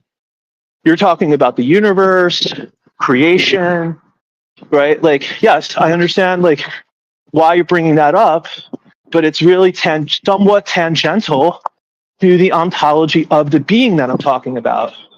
You have to show why it's impossible for that being to exist. There's no way you could possibly do that. There's nothing incoherent. There's no contradiction. It's a totally coherent Oh, there are tons of Not even contradictions Concept. in the concept omnis. involved, which are all like objectionable in the first place, right? Concept of the universe, everything having a maximal omniscience that pre-plans everything is very absurd, right? And so you can believe in it, you can like tell a story about it the same way I could tell the legend of the square circle, right? But if you stop and ask any hard questions about what the squared circle's properties are, like, you know, how many 90-degree angles does it have? Well, all of the 4 of them and none of them at the same time, because it's both square and a circle, right? It just doesn't make any sense. And you could say, well, there's no contradictions in saying it's omniscient, omnibenevolent, omnipresent, omnipotent, all at the same time. But even the concepts themselves don't really hold up to any scrutiny. To say that they're compatible with each other is to say that they're even coherent in the first place. Yeah, I mean, like, look, just because like you're like incredulous about it is not an actual argument. Like those examples that you gave, those things are like When I false. When I asked you, Told you the condescension was coming. No, I was just going to say, like, those things are false, like, analytically. Like, you can't have a square circle because the definition of a circle is that it has no sides. Just analytically false. That's not the case for what we're talking about. And this is why I'm saying, you know, there's nothing in the definition that's a contradiction. Can I just ask a side-away question? Is God everywhere? Actually have to show why is that a problem. Baked Alaska, is God everywhere? He's everywhere in the sense that there's nowhere that he cannot be if he wanted to be there. So That doesn't mean that he has. No, I just told you what it means to be everywhere. Well, no, you actually said So he has the powers to be everywhere, but he's not. Everywhere. No. It's not just that he has the capability. It's that de facto, he is anywhere he wants to be. There's no requirement that he has to be somewhere. It would be violating his other properties. Sure, so he's not Like, omnipresent. you have to he look just at can God's. be wherever he wants to be, whenever he wants to be there. No. You have to understand the omni properties in relation to God's nature, right? So, like, God can't do impossible things because God is what's logical. So there's no contradiction now. to be like,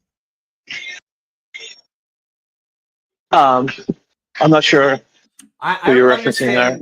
Ix was the person you were talking to just a second ago. I'm not understanding why you call him omnipresent then. Just say he's really powerful and he can go wherever he wants when he wants to. But he's not everywhere at all times. That's not what it means to be omnipresent. You just misunderstand it. It would be like saying that God is not all-knowing because there are certain things he does not know. That's not what it means to be omniscient. That actually is what that's saying. That is actually the definition, if you want to get objective about it. It's not. That's what I'm saying. That's what I'm trying to clarify with you. That's not the definition. Okay. See, these definitions are qualified. Correct like, for example, what's the definition? yeah. So God. So one way of looking at it. One way of looking at it is that God has all propositional knowledge. He knows all true things.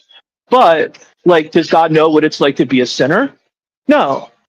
Right? That doesn't mean he's not omniscient. Okay, so he's not all-knowing. That is at least no. He is all-knowing. You're not understanding. I am understanding. He's not all present. He's not everywhere at the same time, and he doesn't have all of the knowledge. He's not all-knowing. I understand exactly what you're saying. Yeah. Okay. Then I guess you're just not like engaging with what I'm trying to like reason with you, because I don't understand how you're not saying that. Because we're defining what it means to be those things differently. Right. So under your definition, you're right. But that's not how we define it. Right. So as I said, if you define it a certain way, then yes, he checks the box. He knows all things within that definition of what it means to know something. I think you need to come up with a new word then instead of omnipresent. Yeah, but this is kind of, So the issue is that, like, again, absent a defeater, then the definition of God, properly understood, implies his existence. It does not. In Right? fact, just to bring up what you were talking about earlier, impossible or logical necessary is not exclusive, mutually exclusive. It is not a true dichotomy. It would be impossible or possible. It would be logical necessary or not logical necessary. Those are two propositions. Yeah, because of the fact that certain things are contingent. But what I'm saying God's is like contingent on us. I know you think otherwise, but no, right. So that's what I'm saying. Like properly understood, he's not contingent on anything. Everything is contingent on him, and that definition implies his existence. And that doesn't apply to anything else. There's nothing else like that. So that should be strong evidence. Like if you're being honest, if you take off your atheist hat, you should be like, he's actually bringing up a good argument. But And you're just defining him into existence. I'm sorry, Vivar. Continue. That what you're doing right now, the only thing that we are conditioned on is like the universe. So the existence of the universe is the only thing that we have. So if you're gonna say that we are conditioned on God, what is your evidence that we need God to exist? This is going outside of the argument. The argument is an ontological No. argument. You said that we are contingent on God to exist. Everything is. Yeah, you have to provide evidence for that. No. You're not understanding. This is the definition. Yeah. You Right. say it's the definition, but you could define anything to be anything, but you need evidence for the definition. You can't define any. You can only in the sense that you can in an ad hoc way. You could just say something is necessary, but this is derivative of the ultimate nature, the fact that God is an ultimate fundamental being, right? Again. So you can't do that with everything. That's the whole point. Evidence. We need evidence for your definition.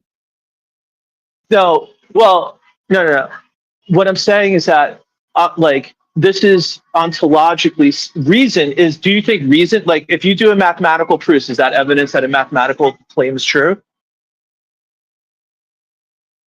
If I was arguing that it was true, yeah.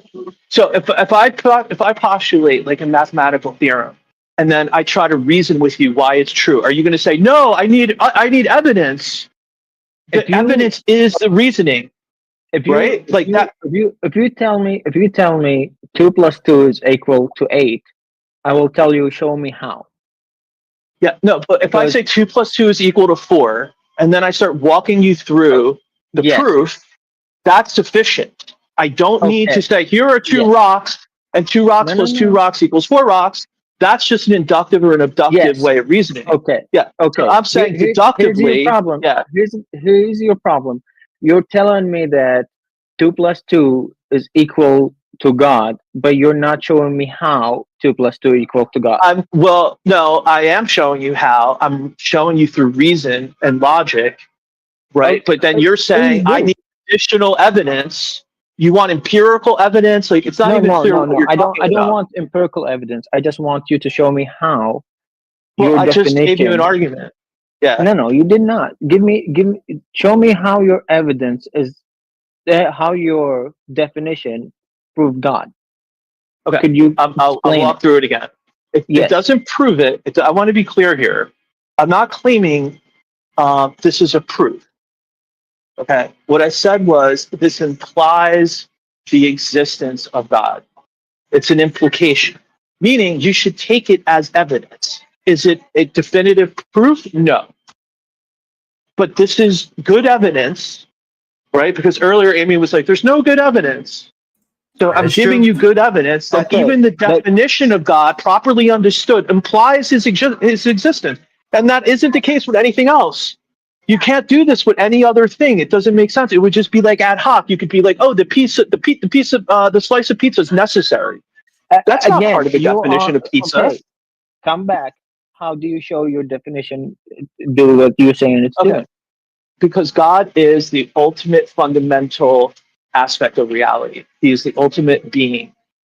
And how do you know that? Through revelation. That's how we know everything. There we go. Yeah. Okay, so the only That's thing we irrelevant. have- That's an epistemic question. no, That's an no. epistemic Yes, question. but can I Yes. interrupt you, Elastic, for 1 minute? Like, if you read the Bible, the story of the rich man and Lazarus, right? Yeah. Abraham says that unless you believe in Moses, right, even someone rising from the dead would not point to your God. So you could talk and define God into the existence all you want, right? But people must believe in Moses. Otherwise, you're not going to make any headway on promoting your Abrahamic God. Well, it's one step at a time, right? So I understand you guys are No, deficient. your own Bible says that somebody could rise from the dead and it's going to have no impact, right? Unless they believe in Moses and the prophets. Yeah. Well, because what happens is you're going to filter, like what's happening right now. I'm giving you good evidence, and you're filtering it through your like worldview that like went through your presuppositions. So you have to learn to let go of your No, presuppositions. it's because things happen in the world. The world can be described. People can be risen from the dead through technology. But see, your narrative, the Moses Abrahamic narrative, is what has to be bought into, right? Yeah. Because we have Anyway, other can we go back? explanations on why things exist. But thank you for your letting me get that No, out. you're welcome. And I'm gonna go back to what I agree with what you're saying, Wise Ape, but I also want to say that when you define it as being an ultimate being that is fundamental to the universe, these are all things that you need to provide. That is a claim. You're claiming your God is ultimate. He is a being. He is in fact a necessary fundamental being. What evidence is there for that claim? This argument is evidence. No, it's right. not. Like, in other words, yeah. Like, as we're going back, we're looping back down to what we were talking about earlier. You're allowed to propose definitions and then see, are they coherent, right? Like, if I propose the definition of something and you were like, look, dude, this isn't even coherent, it doesn't make sense, or it's contradictory, then that would be problematic and that would stop the analysis right there, right? Now, what I'm saying is that there isn't anything like that for this definition. So but that's there's the nothing first like step. that in reality. It doesn't exist. So why are you proposing an ultimental being that is fundamental to the universe if there's no good evidence that such a being does not exist? Yeah, there's evidence through general and special revelation. Like right? what? I've already said that. Yeah, get that. Look, You said that wasn't. I'll no, be no. honest with you, and I want to answer you, Mubarak. I want to answer your question. You keep on asking him for evidence. I keep on asking him for evidence. But that is the thing with presuppositionalism. They view offering evidence as defeat. If they start defending their faith, they already view that as a loss. The entire point is to say, listen, I know that Jesus rose from the dead. How do I know this? It's said it in the Bible. I know you guys aren't going to believe it, so I need to come up with this necessary argument, this cosmological contingency arguments, because there ain't no way you're going to believe a rabbi came back from the dead 72 hours after it's been rotting, decaying, and being eaten by worms. Yeah. No, that's what I'm saying is if you want to shift to a different argument, that's fine. But this isn't part of the argument. God? No?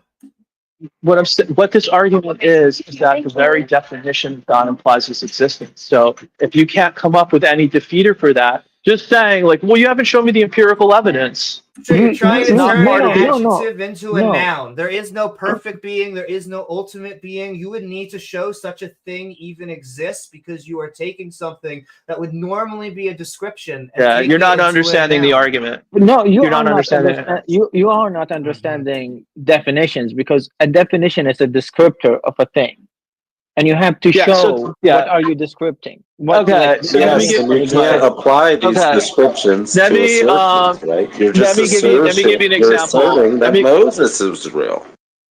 No. Let me give you an example, right? Look, I was watching an interview yesterday with Roger Penrose, right, on Theories of Everything, which is a popular YouTube channel. You guys should watch it. And he was asked, what is your most important career achievement? And he talked about spinor theory, which is just part of number theory. Right now, there's a question: do spinners actually exist? Or is this just a convention? Right? But in math, you're allowed to propose things that fit certain definitions and that have certain utility from a reasoned standpoint, from a mathematical standpoint, that's separate from do they exist in reality. I agree with you guys about that. As I said earlier, the argument isn't because of this definition, proof God exists. What I said was it implies his existence. It is evidence, But it counts as abstracta, evidence that the thing exists, that you could have a definition for something that implies its very existence. This I is don't not see anything you how should you be can tie contesting. it to an Abrahamic God, right? You know, just Okay, because that's a you can find separate. DNA, how do you say, well, it's Yahweh's DNA? Yeah. So this is the just a concept starting of argument. abstracta, Yeah. This is just hold a on a second. starting argument that cannot be Can you stop? refuted. You've been What's going an on for a while. argument? Okay. So the analogy between math, which is, and empirical matters, like does a thing exist, is just nonsensical, because you know that abstracta don't exist. They are merely tools that are used to describe or analogize to other things, right? But you're claiming that because we can define some number theory and construct some numbers by some sort of constructive operations and by some axioms, come up with a bunch of proofs for internally consistent rules within that pure abstracta. Therefore, we can then do the same thing about empirical matters, about the universe, and about the origin and nature of the universe. We can't, right? The best we can do is apply something that is abstract to something that is concrete by analogy. But your analogy is so weak that it's not even clear what you're saying. I know that, like when I say there's a story about the square circle, I can tell the story and think in my head, it's a square circle by putting the words together. But when you put the omni properties on the label of God, the necessary being, and you say that makes perfect sense because I can utter all of these sentences and people can think they know what I mean, you're not actually demonstrating that any of these analogical, like what a human has, except totally different because we have no example of what it would even mean to be omni in any of these properties. You're doing something very egregious in jumping from a unclear definition, which you can say, oh, it has all propositional knowledge. But the word knowledge implies a conscious mind, and God, whatever it might be defined as, is something very different from any conscious mind that we know about. And so we haven't even got a clear understanding of what we are talking about when we say X has knowledge. If I say potato has all propositional knowledge, well, it might be that I wrote every fact in the universe on the skin of the potato, but we wouldn't say the potato has knowledge like ours because it doesn't have a brain like ours. It doesn't cognize the thoughts that are written on it in some code, right? So we don't even understand clearly what your God Omni stuff actually implies because it's all by analogy to something we have no examples of. And you'd have to give a much more in-depth explanation of why we should accept any of the Omni properties as sensible and meaning something specific that we can relate to. And you can't analogize it to math because math is purely abstract, has nothing to do with proofing empirical things into existence by giving a definition of them, which you have to acknowledge abstracta like math doesn't do. No, that's not true because I hesitate to call it consensus. I'm not making any sort of appeal to consensus, but the majority view is that mathematical truths, like among mathematicians, right, like the people who do the work, is, and there's strong philosophical reasons to believe so, is that mathematical truths are discovered. They're not invented. So things that are discovered, yes, like a Malebranche set. Same thing as empirically existent. No. This is just if something is discovered, words have multiple senses. So if you look for any given word, there's going to be sense 1 definition, sense 2 definition, sense 3 definition, etc., for different contextual usages. And we can give a lot of different senses of the word exist. So we can say that there exists to be discovered a certain consequence of certain axioms if you follow those axioms to their conclusions. That's what it means to say mathematical truths are discoverable. That if you have these axioms, it leads to these conclusions. It's just like saying if computer starts at initial state B, it will compute to final state C. The problem is you don't define them into empirical existence that has causal power. I'm not defining it. Element of something that empirically exists It is lacking from abstract existences and discoverable. No, we're looping ideas. over stuff. You guys are repeating the same objections that I've already covered. Right? I'm not defining it into existence. Word existence from two completely different meanings of existence. No, I was just making an analogy with Matt to illustrate that it's proper, right, to conceptualize something using like the laws of logic, etc., and then analyzing the thing that. Yeah, I didn't say like because it's analytically true, therefore it exists. That it's not a deductive argument like that. I'm just saying that it implies again its existence because of the reasons articulated. So you can't use that like Kantian objection and be like, no, this is just like an analytical truth or like an epistemic truth, and now you're going from epistemology to ontology. Because I'm not making that strong of a claim. I'm weakening the argument to overcome that objection. Right? So this is just doesn't require you to go to some specific recent philosopher, man. Like the Carvacas figured this stuff out in India like thousands of years ago. Right?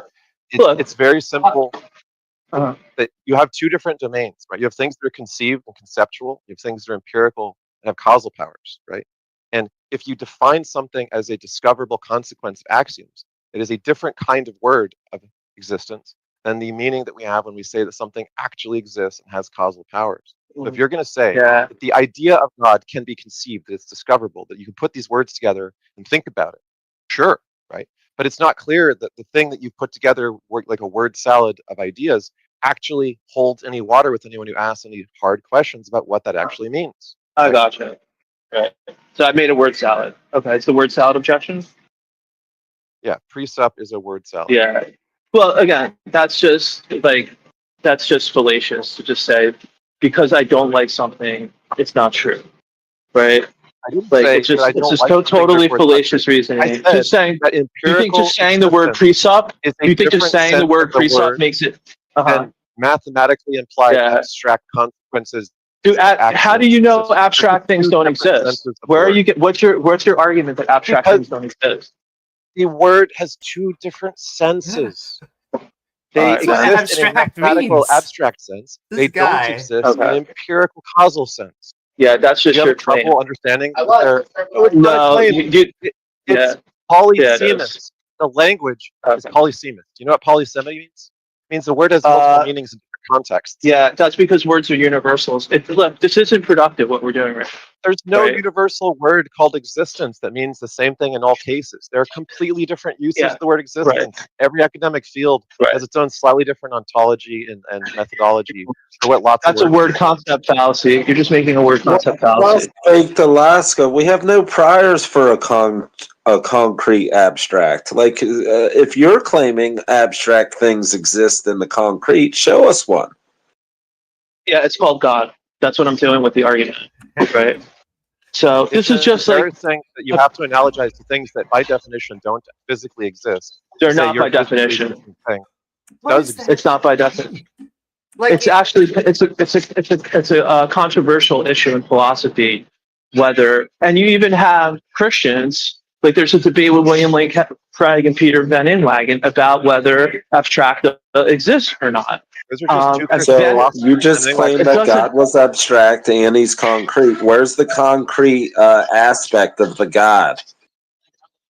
What do you mean? Well, he's a divine mind. Where is it, right? Because you said it's demonstrable. You're going to demonstrate the concrete. Yeah. No. That's what makes it concrete. What asking where is a malformed question, right? So just like that's not for even concrete things, right? All concrete things have a where. It's transcendent. It transcends. There has to be something transcendent. Well, look, guys, I don't want to. I'm sure other people want to get up on the stage. I like the back and forth. You guys are good peeps, like I said in the beginning. So no hard feelings. I think we'll count that as a W for me today. But I'll say this, despite the self-aggrandizement at the end. If you know other arguments and you want to make those. The precept stuff is dead, right? Tell us about your other arguments, since you have a wide-ranging. That wasn't really the transcendental argument. That was just like an ontological argument, like a modified version of like the ontological argument, which actually tries to deductively show like that God exists. But I wasn't doing that. But you have just to saying, look, understand, Baked, from our point of view, it seems like you came in here and you're like, God has to exist because we have defined him to be the ultimate being for fundamental grounding. And if you disagree with this, I just don't understand what you're saying. I mean, God, I just showed you God existed. That was your argument. No. What I said was you could show that it's impossible, or it would be necessary. It's at the extreme ends. But like it wouldn't be you because can't like show it's possible, and you can't show it's necessary. What's that? And if you want to say it's necessary that there be some explanation for the universe, there are competing naturalistic explanations that are necessary and lead to determinism for the universe, right? It's not like a claim about like the universe. It's just like about the ontology of like the being itself. If the being's definition is that it creates the universe, then it involves the creation of the universe. I don't think I put that in the definition. I mean, that is part of the definition. I guess that's not sure it's part of the definition. It's not part of the definition. No, it's not part of the definition because God didn't have to create. That God created through his own will and volition. Right? So that's part of it. So it's just the argument is really more that we at like the fundamental level, like God, like that there's a being that is fundamental, that it grounds everything else. And that's where I'm coming from, saying that type of definition implies that thing exists. It doesn't mean deductively that it must, but it just counts as evidence. But there's nothing in physics that says we need an ultimate being or grounding. I'm once again over to you, Mubarak. I was gonna just say what have been asserted with no evidence could be refuted with no evidence. You just have no evidence for your definition. You have no evidence for what you say. The only thing I don't care. I don't care about. I don't care. You keep asserting that your definition prove God, which or even imply that it implies God. There you go. There you go. Implies God, but what the fuck do I have to do with an implication? I need evidence. I need reality. I don't need an implication. Okay, so like let's say a football team is up like 40-0 at halftime. That implies they're going to win the game. Does it mean they're going to win the game? No, they may lose the game. What do you do with that information? What do you do with the information that they're up 40-0? You draw inferences about the state of the world that the team will likely win the game, right? So this is what you do with the information. You go, look, there's something. That implication is that it exists. What do you do with that? You then start filtering. Yeah, you start filtering your other. It starts informing and starts shaping your worldview. But we know that they could lose too. Right? So this shows that like you're actively resisting. You're in a state of active resistance. No. You're trying to. Yeah, you're trying to combat the argument. You don't want to give up an inch. That's what it is. You don't even want to give it up an inch. I have seen soccer games where one team have been ahead, and after the halftime they lost the game. Correct. So correct. I have evidence of that happening. Correct. So you should actively resist a coin toss, right? Because if it's 50-50, I mean, why would you just ascribe heads? There's no reason to actively resist the ultimate good guy, the ultimate good person existing. Not the ultimate. No. He's not the ultimate good. He's the one. He's the one that committed genocide multiple times and annihilated humanity. And by definition, he's ultimate. He's only ultimately good if you pervert the word good into some sort of divine command theory where anything that God does, horrific or not, can be defined as now good, right? Like eating a baby alive, right? If a God does that, it's a good action. Yeah, he's the God that asked for human sacrifice, animal sacrifice, who have sacrificed his own son. Like, what good about that? Can something be ultimately good? No. Oh, they can't. Okay, so why even get into a discussion about like the empirics of it? You're already saying it's not possible. It's not possible for being ultimate good, but you're saying implying that your God is ultimate good.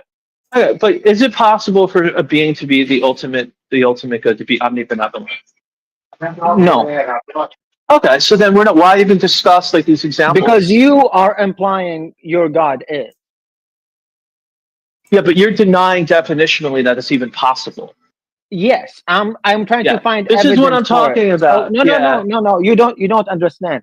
When I say it's not, you don't say nah, it is. No, you show me the evidence. No, you're going to reject it. You're saying it's not in principle. Show You're me saying the it's not evidence. possible. In principle, is it possible? Where is the evidence for it? I want to know though. In principle, is it possible? Can I answer that? Because I don't In think it is. principle, my mind could change because I'm a human being that have changed my mind so many Okay. times. So if I say No. right now it's impossible for something to be ultimately good, and you show me evidence that it is possible for something to be ultimately good, I will believe. Yeah. That's what you're saying, but I don't think you're being honest. I used to be a Muslim. I left Islam. I became an agnostic. I don't even know if agnostic is the word for me right now, because I'm leaning more toward God, especially the Abrahamic God not existent. But show me the evidence. I have changed my mind. I used to be conservative. Now I'm more toward the liberal left. Show me the evidence. Idea change. Yeah. Well, I'll have to do this at another time. I'm actually like out and about. Okay, doing some good thing. errands. You could run away anytime you want. I was trying to get off like 20 minutes ago, but Yep, What's that? exactly. You could run away anytime you want. Correct. To be fair, I'm you not can hear running his voice away. in the background. He's probably busy. I get it. But It's Yeah. okay. Everyone is busy. thank you so much Yeah, for thanks for coming calling. on, Deig. all We right, no appreciate problem, your John. time. All right, guys. But can I just say one last thing? I know we're about to bring, but this is why I was trying to say he's trying to turn an adjective into a noun. No, I will repudiate. There cannot be an ultimate good and there cannot be an ultimate evil. That is not how reality works. What would happen? We only know that humans on Earth exist. So let's just use that as a small scale. Somewhere on Earth, there is someone who is the most good person out there. All they do is good things the vast majority of their life. And we would compare them to anyone else, they would go above and beyond. Just like in the opposite, there's probably the shittiest person in the world somewhere out there. Does that make them the ultimate?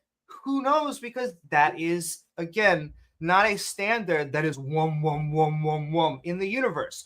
When that best good person dies, someone else becomes the best good person. When that shitty person dies, someone else becomes the shittiest person. But again, it is a metric from our standards. These are things that derive from conscious beings living within the universe. Still had a great conversation. Welcome, new person. Hey, Oh, I'm so sorry I to heard you guys interrupt. talk about. I would like to comment on that last one as well. Oh, I by was all kind of means, let's- silent with Baked Alaska up here because I've talked with him hundreds of times, probably over the last few years, and I'm very, very familiar with precept, and it would be kind of like cheating because that's what I'm hyper focused on. But his argument conflates epistemology and ontology, right? And so basically, what he's saying is God, or I wrote it out a second ago. So basically, what he's saying is that how do we know things? Well, God exists. So how do we know God exists? God revealed it to us. Well, how do we know God revealed it to us? Because God exists and he revealed it to us. It's just a circular, nonsensical position that conflates epistemology and ontology. Ontology is like the study of being, and then epistemology is how we know things. There's not actually anything there besides words saying God exists, revelation, we know things. I mean, that's literally all he's doing. There's no actual empirical or verifiable anything to any of that. It's all totally nonsensical conflation of epistemology and ontology. And they try to get past it by saying the revelation, right? But even then, there's still errors with that. As I mentioned, it just leads into vicious circularity. They might say, what do they call it? They call it, I forgot what they call it. They call it like It's some type of like positive circular. I forget the exact term, but it's Virtuously circular. They like virtuously it's circular. virtuously You're right. circular. Yeah, it's total nonsense. It's not virtuously circular. It's He- viciously circular. Yeah, he doubled down on it. I thought he would say, "Oh no, I'm not doing that." I said, "Look, you can't just say that because math has some axiom that leads to some conclusion in abstract that some empirical thing exists because of some purely abstract argument that has no referent that we have any example of." And he didn't say, "Oh, I'm not doing that." He said, "Prove it." Like, how can there possibly be two different usages of the word existence, which don't really mean much with respect to one another? The ontological and the epistemological sense of existence. We know that 2 + 2 = 4 because it's defined as such. We don't know that a 4 exists in the physical world for that reason. They're not connected meanings of the word existence. And he actually tried to fight me on that. He's like, "Oh, well, I think there's a majority of people in the field who do think that it's like, look, the word discoverable and the word exists in the real world sense of ontology are not remotely similar." Yeah, and if I could add, we do have the concrete side of the coin, naturalism, right? And when you flip the coin, like let's say naturalism is the tails. We don't know what the heads is, right? It could be the Abrahamic God, the spaghetti monster, Bigfoot, goblins, trolls, ghost. Like it's not even a 50-50 coin toss, right? But we do have the naturalism, the concrete aspect of the coin that we have access to. So can God be discoverable and not exist at the same time? What do you mean by non-existent? You said that discoverable and exist aren't even remotely similar. So could God be discoverable and yet not exist at the same time, according to your logic? Well, God would have to be defined in the abstract in the first place to be just a discoverable abstract. If God is So he defined, can be discoverable and not exist at the same time, according look, to you. I could say that there exists a number that has special properties that can somehow be used to like create the universe or something. But I'm only talking about a number at this point. Now I could give proof for why that number has some cool mathematical properties. Like you could use it to create a computer or to create a thing, which then could be used to simulate the universe or something. I could say all those things, but all of it would only have causal or like implication within the abstract realm from which the definitions derive. If I say So can God, I the discover empirical something being that doesn't exists, exist? the math analogy falls apart, right? Because we don't do the same kind of reasoning about abstract things as we do concrete things. So if God's supposed to be a concrete thing, then God is going to need a better kind of argument than, well, I can define things into existence in math, so why can't I do so with a consequent thing? So again, so I don't think you really answered my question. You just kind of like word saladed around it. You said that discoverability and existence are completely separate. So something could be discoverable and not even exist in your own world. In your own worldview, you could see something. You could see a dog, and you don't even know if it exists or not. You don't even know. Can't even believe what your eyes tell you. That has nothing to do with what we're talking about. And it's What we're backwards. talking You about just told is the me that difference between the words concrete things discoverable and and existence are abstract completely things. different. So I can, I'm saying according to your worldview, I can discover something that doesn't exist. I can say that there exists a 4, which is the consequence of 2 + 2, and that's true within the abstract realm of mathematics. But the word exists there is only talking about some consequence of the conclusions from axioms. It's not saying anything about a real 4 in the world when I say that there exists So then a don't 4. use the word exist. Use the word something. Use a different word other than exist. Because you just used the word exist right now to Yes, it's describe that. confusing. I get it. It's very confusing. But then you just said it's discoverable. So you're saying that something doesn't exist and it is discoverable. It's a different sense of the word. And this is why people get stuck on this idea of like abstracts actually No, you existing. just shouldn't even use the word at all. You shouldn't even use the word at all. Because then when you say, does God exist? You now can go, oh, well, see, you just proved that he can exist, but that's actually not even existent. Because it's You're a just using that to polysemous weasel word. your way out of the logic that you're using. Because it's a polysemous word that has 2 or more different senses in different contexts. In the mathematical sense No, of exist, because you're using the word. No, it has no I'm bearing not on the cutting you. ontological I'm going to cut sense. you out on that because you're asking me if does God exist, using it in one sense. I could give you evidence, and you could say, "Oh, well, he doesn't exist in that sense. I was talking about a different sense." So you're using that as a way to weasel out of your own logic. No, I'm the one who clarified that it has multiple senses, and he's the one who tried Then to don't dumb you? it Then down. don't ask No. me. Then don't ask me if God exists. Can- Don't ask me if God exists. Don't ask me that God question because then you're going to weasel out. ontologically exists. Can you provide an argument for the ontological existence of God? Can I prove that God ontologically exists? Yes. That's the question. Yes. The fact that you're asking me that question proves that God exists. Because if God didn't exist, you wouldn't even be able to have a mind to ask me that question, whether or not God exists. Here we go again. Unless you believe that, unless you believe that ordered things. Well, that's a crazy assertion. Unless you believe that ordered things come from disorder. Unless you believe that, No, then God you're exists. wrong. You're wrong. The only reason God exists is because the universe exists. So without the universe, your God cannot No, that's not what I exist. said. No, that's not what I said. There was never a state of disorder, right? Things have intrinsic properties. Like, show me something that has disorder. Exactly. So you have no priors for a disordered universe, right? No, you're proving that point. You're proving that point. No, I'm not. I'm proving a point that we have order without a God because of intrinsically how things are, right? The law of identity is descriptive, right? If the universe is ordered, like you just admitted, then therefore order cannot come about through random chance. Agree or disagree? It makes no sense to if the universe is ordered, that there is disorder in the way you're claiming. I'm sorry, I gotta push back on a few things now. Okay. So God can exist, the deist position, but isn't discoverable. That's why those two things are separate, because it actually could be that God is real and we're never, ever, ever, ever going to get good evidence that a God exists. The reason that Ix was trying to say that it was discoverable, because we can find where their gods actually exist. They exist in the holy texts. The only places that gods actually can be found are in holy texts and the other media that we create, like movies. You know where else Jesus exists? In prison. Only place that people seem to find him.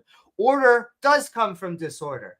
We had the Big Bang. No, it doesn't. And then slowly, No, it does not. The Big Bang of order. Excuse me for just 1 second. Order does come from disorder, because that is what happened in the Big Bang. We only had hydrogen, helium, a little bit of lithium. It was spread out unevenly throughout the whole universe. Slowly but surely, the law of gravity is what pulled everything together and eventually created the first stars. Yeah, but Amy, even in the Big Bang, there was order, right? Like, it's not like we had magic in the Big Bang. Like, we had ordered things. It was the singularity. That's as far back as we could go. I don't know if the singularity was ordered or disordered. What I'm just saying is that things form order from chaos all the time. We see this within nature. And the last thing is, it's not random chance. It is following the laws of nature. We don't live just randomly on Earth. From where? We live, well, as we were just saying, it comes from first generation stars forming from hydrogen, pulling in from gravity, and then in tier 2 stars. After those stars, those original stars die and explode, they form all of the heavier elements. Those heavier elements go out into the universe, eventually creating second, third generation, and who knows how many generations into the future, creating our rocky planet that has carbon. Carbon being one of the most volatile elements on the periodic table. It makes sense why that, and maybe only secondary to silicone, would make something like life, along with liquid water, because we are in the circumstellar habitable zone. It is not random chance. It makes sense why we have life here. None of that points to a God. Right back to you.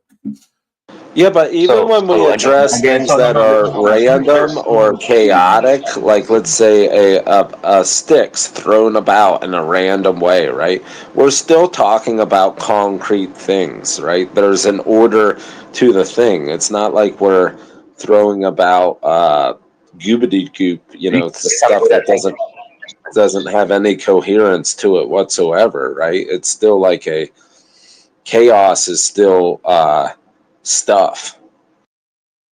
So again, this is the problem of atheism. You guys are saying Order can come from disorder. And then you tell me, oh, it comes from gravity. And then I say, well, where does gravity come from? And they say, oh, gravity comes from the singularity. Oh, where does the singularity come from? Well, the singularity comes from, I don't know, right? Or if you throw sticks on the ground and it can form order. Well, where do the sticks come from? I don't know, right? Seems like you guys really don't know more than you know, right? If you guys are going to say that, if you guys are going to say that, They transition, right? Things that we don't have any priors for things coming out of nothing. There's lots of people constantly ever talking each other with this guest. Let's try to keep it one at a time. You stopped talking, and I started replying, and then you just started talking. So, no, I did not stop talking. I was just stop for a second. I'm going to make this clear. When we say that there are things that we don't know about the origin of the universe, we're not saying we don't know anything. What we're usually saying, like I never said that. Stop an argument. Is what we're usually saying is that we're in a state of underdetermination, which means that there are multiple candidate hypotheses. We're investigating multiple research programs, and some of those mathematically work. On paper, we can do math that accounts for an origin of a universe. We don't know if it's the best explanation until we test it, until we test multiple competing explanations. So it's perfectly good to be in a state where you have lots of viable explanations for something, and we don't know which of them turns out to be the best one.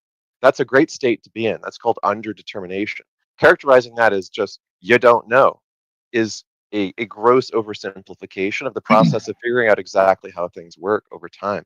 You could say that, like, before the theory of gravity or before the theory of evolution, that people didn't know where life came from or that things fell down. That's just a mischaracterization, right?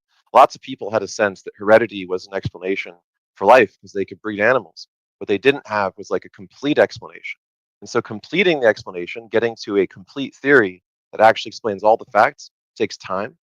But it's just absurd to say that cosmologists that are doing very detailed mathematical models and simulations of how the early universe could have emerged from what we would call nothing in terms of physical stuff, but which the things that we observe, like quantum fields, could give rise to without there being any physical stuff at one point in time, as we would know it, is actually, it's just a mischaracterization.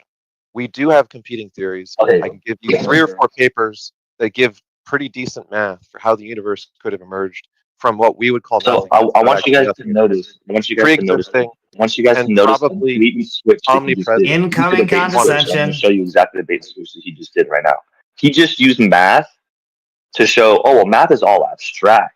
It's not. It doesn't actually exist, quote unquote. But now he's saying, well, if we actually do the math,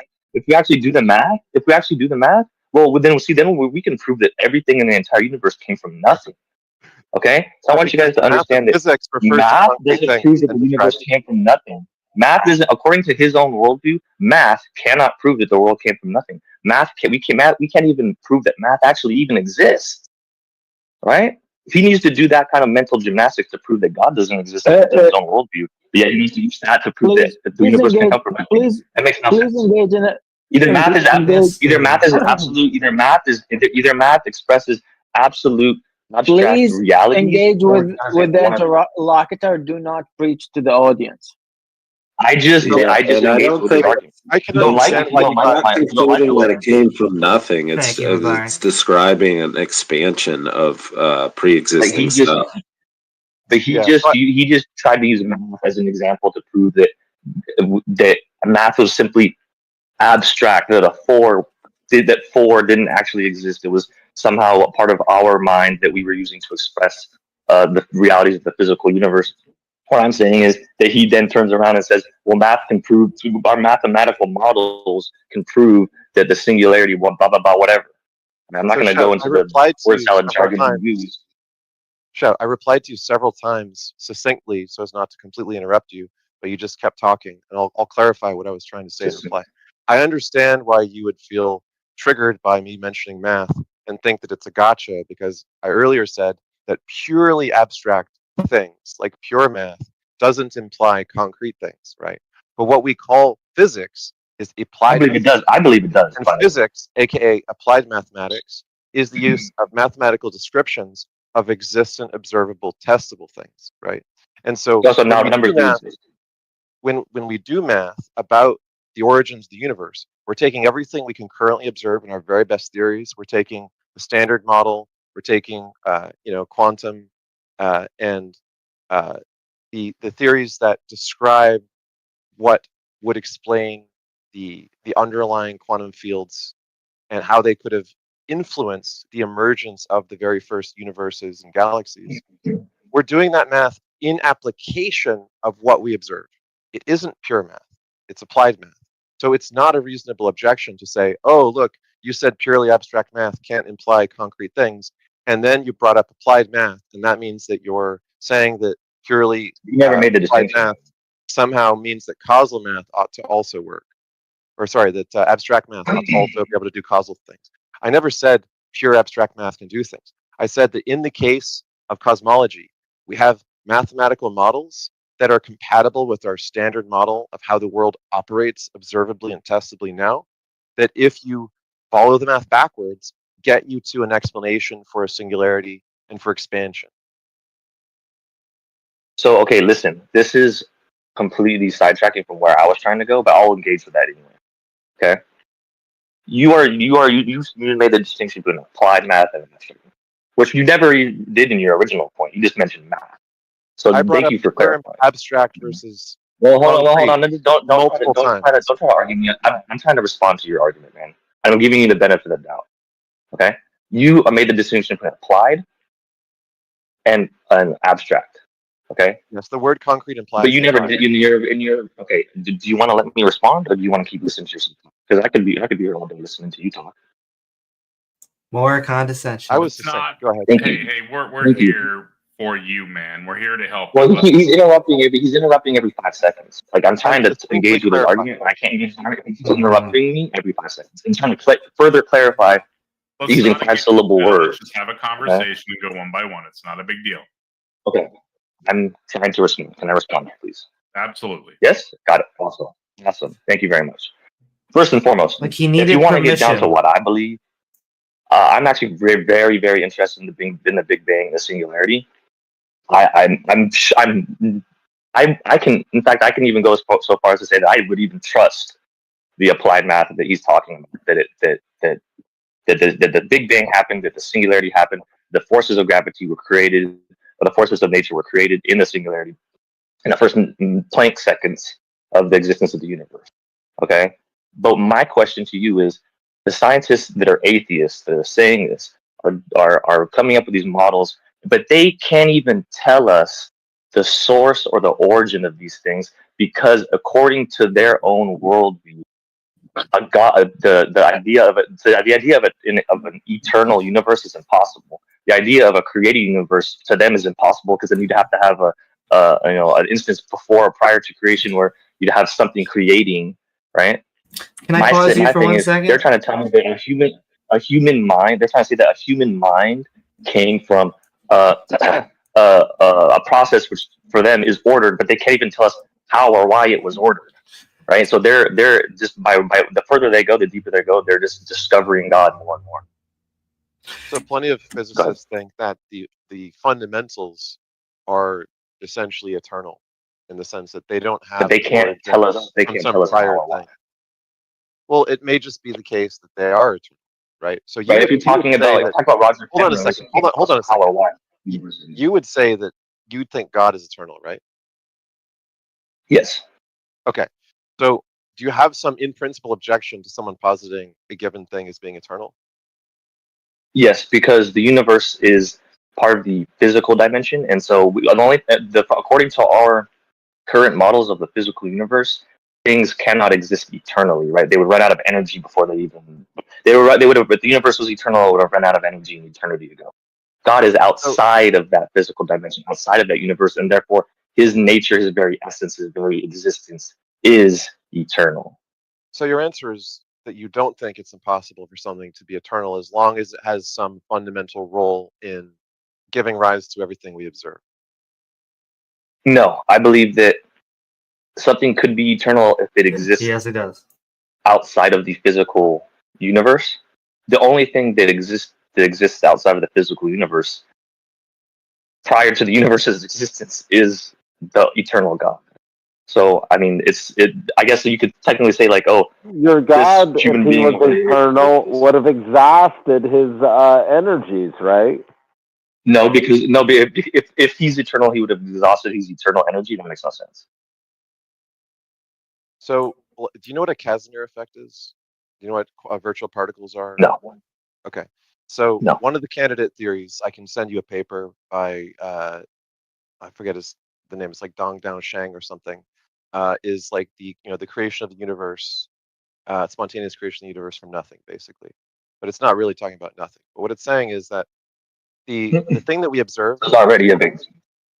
the thing that we observe, which is called the Casimir effect, which is observable between, let's say, two metal plates. You push the plates together, and you would expect that at some point all the stuff in between the plates would go away and the plates would just touch.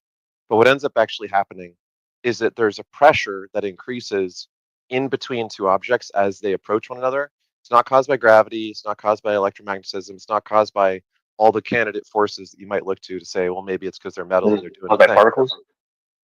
Virtual particles are a briefly popping into existence particle and antiparticle that then collide and neutralize each other and cease to. So I'm talking about quarks. No, they're called virtual particles. So if we measure this effect in space, we find that it is a random flux, and that if you compress it, you can squish it into a smaller, denser form that has more of an effect. And it's kind of like noise, or like, if you take a picture and you apply grain to the film footage, it's just random flux. When we observe this virtual particle behavior and we compress it and we see that it has some effect, very small but measurable on the world, and we follow what this means, one of the candidate theories is that the flux is the fundamental thing, and that the existence of the flux mathematically necessitates an explosive bubble which creates the universe with time and space as we know it. And that the flux doesn't have to be like temporal and spatial because it's essentially like undirected randomness. But that temporality and spatiality are extensions from what is called a metastatic false vacuum bubble expansion. So the existence of a flux that could be fundamental implies the expansion of bubbles within the flux. The reason is that when the particles and antiparticles collide and disintegrate one another, essentially cancel out in our universe currently, in the beginning they wouldn't do that, and there would be an imbalance of more existent particles than antiparticles to cancel them out. And the rate of expansion would be so fast that the particles would be moved away from the antiparticles before the antiparticles could annihilate them. And what you would get is the expansion of the universe as we know it. So that math appears to work. We don't know if it's right, but we know that it's very likely that some explanation like this, where there is something fundamental, that it doesn't appear to be contingent on any of the things that we can observe, but which all the things we observe are contingent upon, may exist. And there may be no further explanation than just the flux is, period, brute fact, and everything follows from the flux. So let me ask you this question. You said the flux is fundamental. Would the flux still exist let's just say, okay, so let me kind of try to paraphrase. I'm not as articulate as you, so let me just kind of try to paraphrase kind of what you just said. You said the flux is fundamental. Therefore, because the universe existed as a singularity, the flux essentially was the uncaused cause of the expansion of the universe as it was as a singularity. The universe was so condensed, and the force of the flux was so powerful that it essentially caused the universe to eternally expand forever. Is that somewhat close enough? That's a rough description. Yeah, I'll post it in the chat. Okay. The paper is called "The Spontaneous Creation of the Universe." Okay, so awesome. That seems like really interesting science. My question to you would be this: would the flux still exist if the universe never had existed? Or is the existence of the flux dependent upon two things that are condensed extremely, close? Yeah, so the idea is that in the absence of a universe bubble that has already expanded, a universe bubble expansion is inevitable. So it could be that there's just infinite universes expanding from the flux. We don't actually have any direct evidence of eternal universes expanding from an eternal flux. We do have evidence of the flux, and so it does demand some explanation or way to fit into the rest of our standard model. And so these are attempts to explain what is the consequence of the measurable flux that we observe. So another example of this is radioactive decay. You may have heard that radioactive decay is essentially purely random, in the sense that there's no number in math, in physics, in measurement, which is going to tell you which particle will decay. There's a number for the rate of decay on average. Like we can say half of these particles, the half-life, will decay over this time. But we cannot say what order the particles will decay by any math known for any of the particles measurements that we can do. And some people think that the universe is actually deterministic, that there's a hidden variable that would explain why this particle or that particle decayed. We just don't have access to it yet, or we haven't figured it out. Other people think that there is some fundamental randomness, that potentially there's a universe in which it goes one way and it goes the other. It's another competing explanation. But what we know is the flux exists, and we have to explain how it fits into the standard model. And the spontaneous creation of the universe from nothing paper attempts to do that in a way that seems to work. Okay, so here's my main objection with quote unquote the eternal universe, or the random spontaneous generation of the universe, is that when we look around us in our world, and like if I'm a human being, I go outside right now, I see order.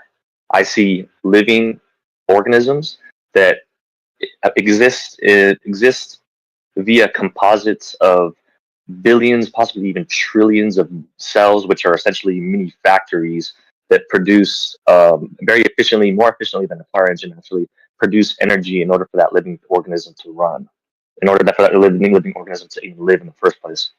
Let's set aside what the definition of living even is. We don't even really. So when I go out in the world, I see extreme order, but then I have an atheist coming and tell me, well, the universe was created through random chance, through random fluctuations, and everything in the universe is random just matter chance. of motion. And whether or not the only reason why we don't think that the laws of physics could change in the next 2 seconds is because they haven't in the past. To me, that doesn't give me a solid explanation for anything. If anything, it gives me an explanation of, I'm just kind of like really too lazy to, think about a God, or I'm not even lazy. I don't even want to. I understand the implications of an eternal God, and I don't want to have to hold myself accountable to His standards. To me, that's what I hear when I hear atheism. So, like I said, again, until someone comes to me and tells me how this until someone tells me how, gigantic factory organisms that have trillions of mini factories inside of them came about through random chance. Because again, you said it twice. I wasn't going to correct you, but so random chance, generally a word that comes from theists. Atheist skeptics, they don't tend to use it, but you will hear creationists. They love things coming from random chance. But that's generally not what happens in nature. Like, you could say there are elements of luck and chance when you look at things abstractly, but we generated. Let's continue onward through our journey. Once again, we were here because we have this carbon body made out of water. We had most likely energy pumping vehicles like the sun, and early in our evolution, we had thermal vents that gave rise to early chemical life. These were just very simple organisms. Through simple organisms, you eventually get more complex. Yes. But you still haven't told me where the original. You say, well, there was these vents and there were organisms inside the vents. Well, where did those organisms come from, right? If abiogenesis is a scientific law, so they were chemicals, and so through the process of pumping. How do chemicals? Yeah, so how do chemicals come from? How do chemicals become a living? Very specifically, because we are carbon. If it was a different element, if carbon were not on Earth, we would probably not exist, and life itself. Thus, because there was such a volatile substance, we then had something. Water is actually a very strange chemical. I know it's very natural to us, but it reacts weird. If water, for example, froze from bottom to top, no life on Earth would exist. But because water reacts the way it does and it freezes on top and it keeps things insulated and warm underneath, life was able to persist. Water is also a fantastic solvent, allowing for different chemical combinations to occur. And so it makes sense why life formed on this planet specifically. It wasn't random chance. It was for very good reasons. Naturalistic. You just contradicted yourself. You said that. So let me ask you this question: would it be safe to say that these chemicals organize themselves, and then that's how the first living creature organized came themselves? about? What happens is there was some sort of catalytic, the same way that we see oftentimes within crystals, is they start to replicate. And the moment that you had any sort of self-replication, evolution thus takes over. You have natural selection. So I can have self-replication. So I could have self-replication without DNA, without RNA, and just have a self-replicating crystal or self-replicating clay, and to you that's life. RNA to you that makes sense. Hold on a second. So RNA is a relatively recent form of what we would call a replicase, which would be the minimal replicator. And so in abiogenesis research, we now know that the sort of minimum bootstrappable origin for life to have begun is a membrane, which nature provides abundantly in the form of lipids, which form permeable membranes that are like existing by the billions. They exist all throughout the earth. They exist from common chemicals, lipids. So we have step one, a membrane, which is a barrier between the inside and the interior. How did that membrane come about? How did that membrane come about? Lipids have the property of being hydrophobic on one side, so they push the water to either side of them, and they form a bond with the ones next to them, which creates a bubble. So that's step one. Okay, so your argument is that lipids were organized themselves into a membrane. Is that your argument? I want to get to the basics of your argument. That way I can attack the fundamentals. I understand the science. I'm giving you a clear account of exactly how abiogenesis occurred. It's very simple. Look, so you know for certain. Wait, hold on. You know for certain how abiogenesis occurred? We have a pretty strong consensus now based on protocell theory. You just told me you're going to explain. No. You just told me you're going to explain to me how abiogenesis occurred. But yet you can't even tell me that actually happened for certain. A strong scientific consensus on an empirical matter that happens. Okay, there you go. I want the language to be clear. So let me explain. Okay, so step one, you have a lipid membrane. Step two, you have a production process that creates what we would now call the basic sort of protein-like polymers. Proteins are long polymer chains that have some biologically useful properties. In the case of polymer chains, we have another explanation for why those exist by the billions in random assortments, and that is clay polymerization. So clays have the property of being like a grid-like substrate. So if you have Legos, just by analogy, and you want to build stuff, it's much easier if you can line them up in orderly lines and snap them together in chains that stick in a repeatable manner. What the clay molecules do is they provide that grid for which the biologically useful molecules can assemble themselves into chains. And what happens on clay surfaces, especially yes. So suppose that I had Lego pieces and I drop them into a box and they're magnetized on the bottom. And below them is a Lego grid, which has a magnetic property like being ferrous metal, right? What's going to end up happening is they're all going to stick face down to it, and they're going to form grids because the bumps in the surface encourage them to form a grid-like structure. So the combination of directionality, pointing up a certain way, and griddedness, which is created by the structure of the molecules, like the crystals that Amy talked about, they're naturally forming sort of mathematical grid-like patterns. What you end up with is hundreds of atoms-long polymerized molecular chains by the trillions in every random assortment that can possibly assemble from all of the widely available precursors, which we find even on asteroids in space. So the basic thing. Okay, so my question would be: can I have a shot of trying to communicate this in just one sentence? Yeah, I can communicate. the surrounding water molecules push the lipids into forming a membrane. It's not like they self-organize. You wouldn't say the products of a But they do chemical self-organize. reaction self-organize. That, but by definition, if they are doing that, they are self-organizing. No, you would not say that the products of a chemical or a physical reaction are created. Wait. Let me just say. Would you say, shout out, whatever your name is, would you agree or would you disagree that the products of a physical or a chemical reaction create themselves, or are they just created by the natural process of the reaction? It's not conscious self-organization, right? So my whole thing for you is you show me step A, step B. Like he mentioned IZ or whatever his name is. He mentioned polymerization.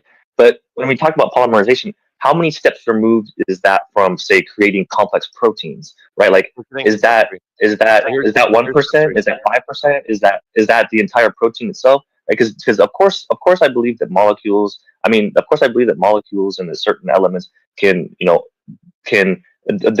physical laws of the universe allow for some sort of self-organization. Do I believe that it goes all the way to complex life forms? Absolutely not. But just because we find certain complex elements and molecules on asteroids doesn't necessarily mean that those complex molecules became trillion or a human being with 100 billion cells, each cell with a specific task and function. Right? It's like saying that a Tesla car could organize itself from the depths of the ground because of the laws of physics. It just doesn't make any sense. So do you have any basis to say that other than your own incredulity? He wants to know what step 3 is. What do you mean? I'm talking about. You actually just get through the explanation so that you can say. Well, you can say that you can tell me about the physical laws of the universe allowing for that. I will grant that.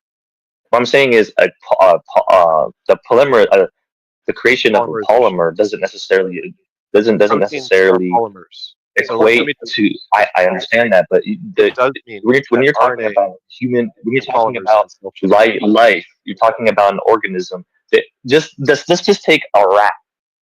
A primitive rat contains millions and millions of cells, which in and of themselves contain millions of organelles within the cells, right? So you're talking about a single cell is more complicated than a car. Look, and you're going to tell me that polymerization, a very primitive. Let's keep this short. Go ahead. Okay. I said it was like a several-step process. I got to step 2 and we got derailed. Okay, so we established that membranes self-generate. We established that polymers self-generate. Polymers are what RNA and proteins are made of. Okay, so when we say that something is a protein, what we're saying is that it is a polymer which is generated by RNA and DNA, and the RNA and DNA encode for a reproducible or repeatable process that generates polymers. The polymers then do a bunch of work which assists with the replication of the RNA and the DNA, and it's a teamwork effort, right? But the initial stage is just a polymer. Now, a polymer can self-replicate without being RNA. We have 2 examples in life, RNA and DNA, of totally different systems for self-replication, both of which appear to work. Some organisms are based purely on one, some organisms are based on a combination of both. So it's very easy to understand that there is prior replicators that were more primitive before that could have existed, that paved the way for the ones we have now. And so step 3 is that of all of these polymers that get generated, they get trapped in the lipids because the clay and the heat and the bubbles are all in the same place around geothermal vents in particular. So scientists predicted that if we looked at geothermal vents, which have the highest rate of lipid bubble generation and of clay polymerization, they said the earliest forms of life are probably at geothermal vents. There's energy there to do the chemical reactions. So they looked, and in the deepest geothermal vents, they find the very oldest archaea, the earliest known replicator life that is on the Earth, on the face of the planet right now, adapted to eat like super toxic chemicals that would kill all other life that exists elsewhere. The same kind of organisms that existed there are not going to do well outside of there. So the first organisms are going to be different, And the organisms that you see everywhere else are going to be RNA and DNA based because they work better outside of these geothermal vent bootstrapping zones, right? So that's why we don't see a third and a fourth and a fifth kind of replicator throughout the Earth. We see two winning strategies, the RNA and the DNA, proliferate. But the earliest replication, all it requires is any one or combination of these polymers to get in the lipid.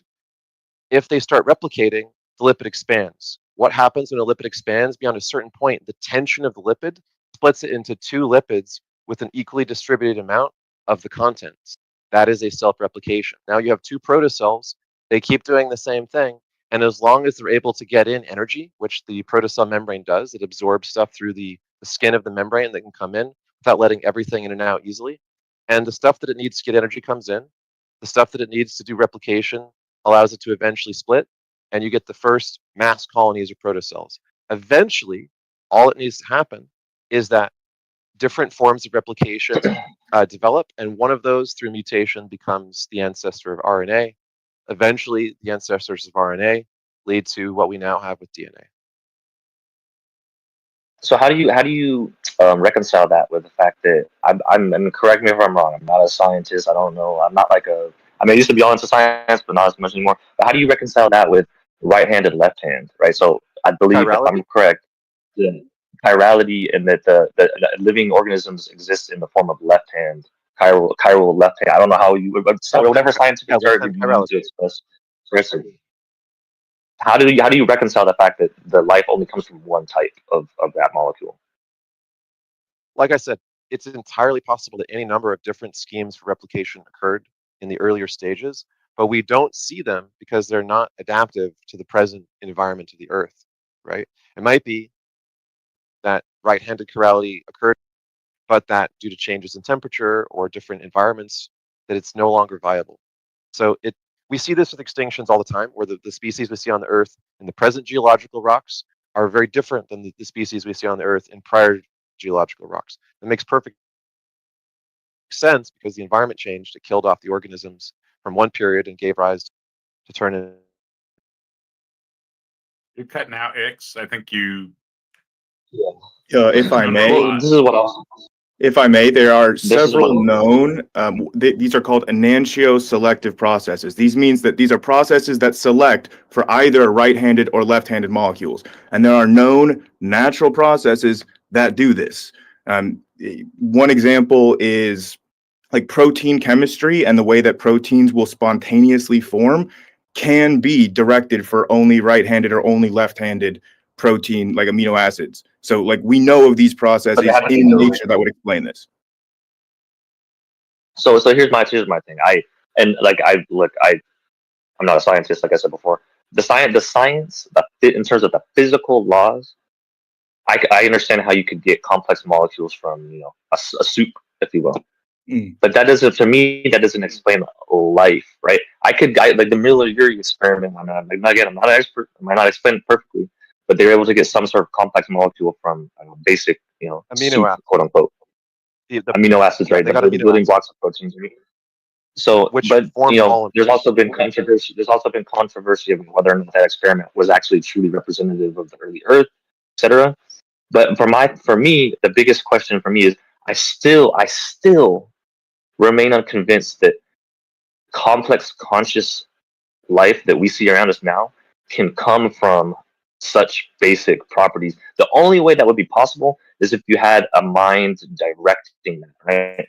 So even though I don't believe in evolution, why makes more sense than please just elaborate about your reasoning why you think that. So okay, that is fine, perfectly reasonable. So the reason why I believe that is because when you guys are describing like, for example, geothermal vents.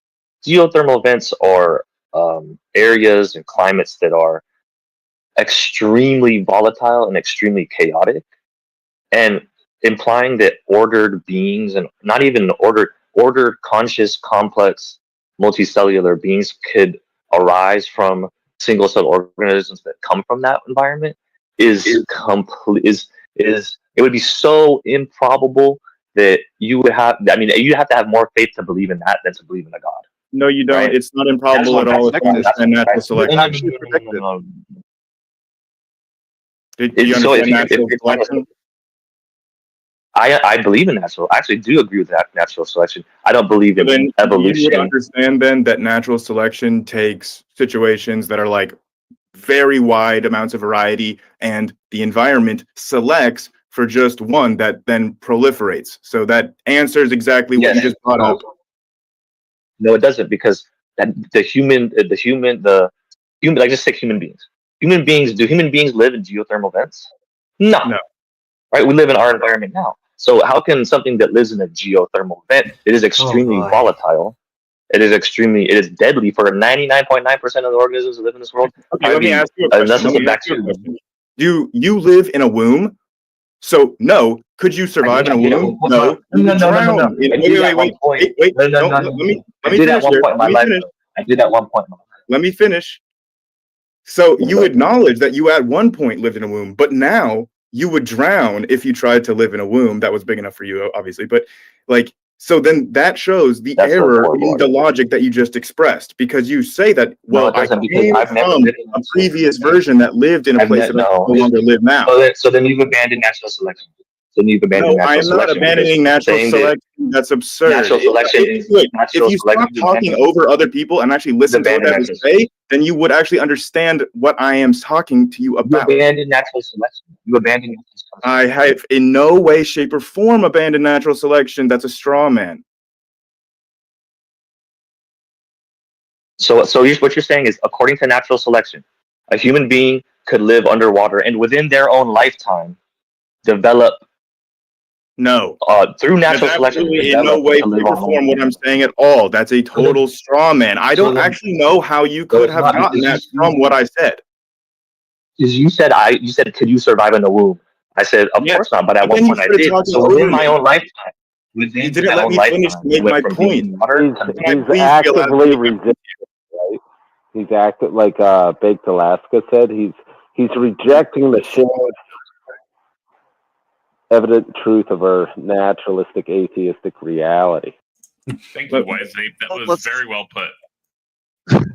Let me just try to, because he was talking over me, and I don't think he heard the point I was talking about with the womb. The point was that you are acknowledging that you once existed in a previous state that you would no longer be able to survive in now. So on principle, the logic you were employing before about how humans cannot exist in hydrothermal vents it's not sound logic, and you acknowledge this in the womb example, so you should acknowledge it in your hydrothermal vent example. That was the point of why I brought it up. No, it's not, because you said natural selection. Natural selection doesn't say that beings within their own lifetime can go from living in a water-based environment to living in an air-based environment. What you're saying is, well, you live within your own lifetime, so you change environments. Therefore, natural selection, which takes place over millions and billions of years, is true. That makes no sense. Do you understand what an analogy is? If I tell you that, hey, that car is red, an apple is also red, and then you tell me, wait, that car is not a fruit. Yeah, that's not the point of the analogy. An analogy highlights the similarities in one particular aspect that I'm analogizing. You don't seem like you understand. It's not even analogous to begin with. It's not analogous to begin with. What part of that do you not understand? Yeah, I have to say that like 10 times. Like you arguing. It's not analogous.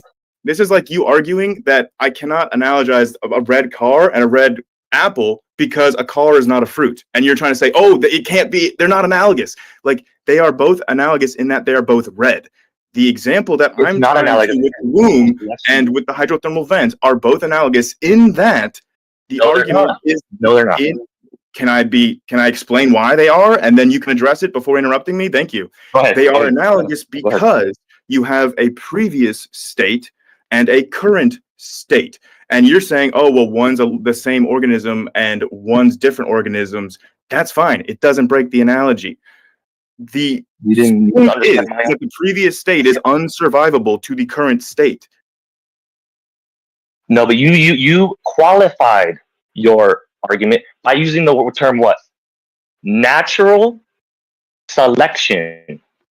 So you tell me how within the lifetime of one organism, how natural selection natural selection, not the natural processes of birth and life. Natural. You qualified that yourself. You don't, not me. What do you think it means to qualify an argument? Because I didn't bring up natural selection at all in that. Natural selection was you said natural selection prior. It was the next argument. You said natural selection selects for environment. What I said. And how does natural selection select from pregnancy, brother?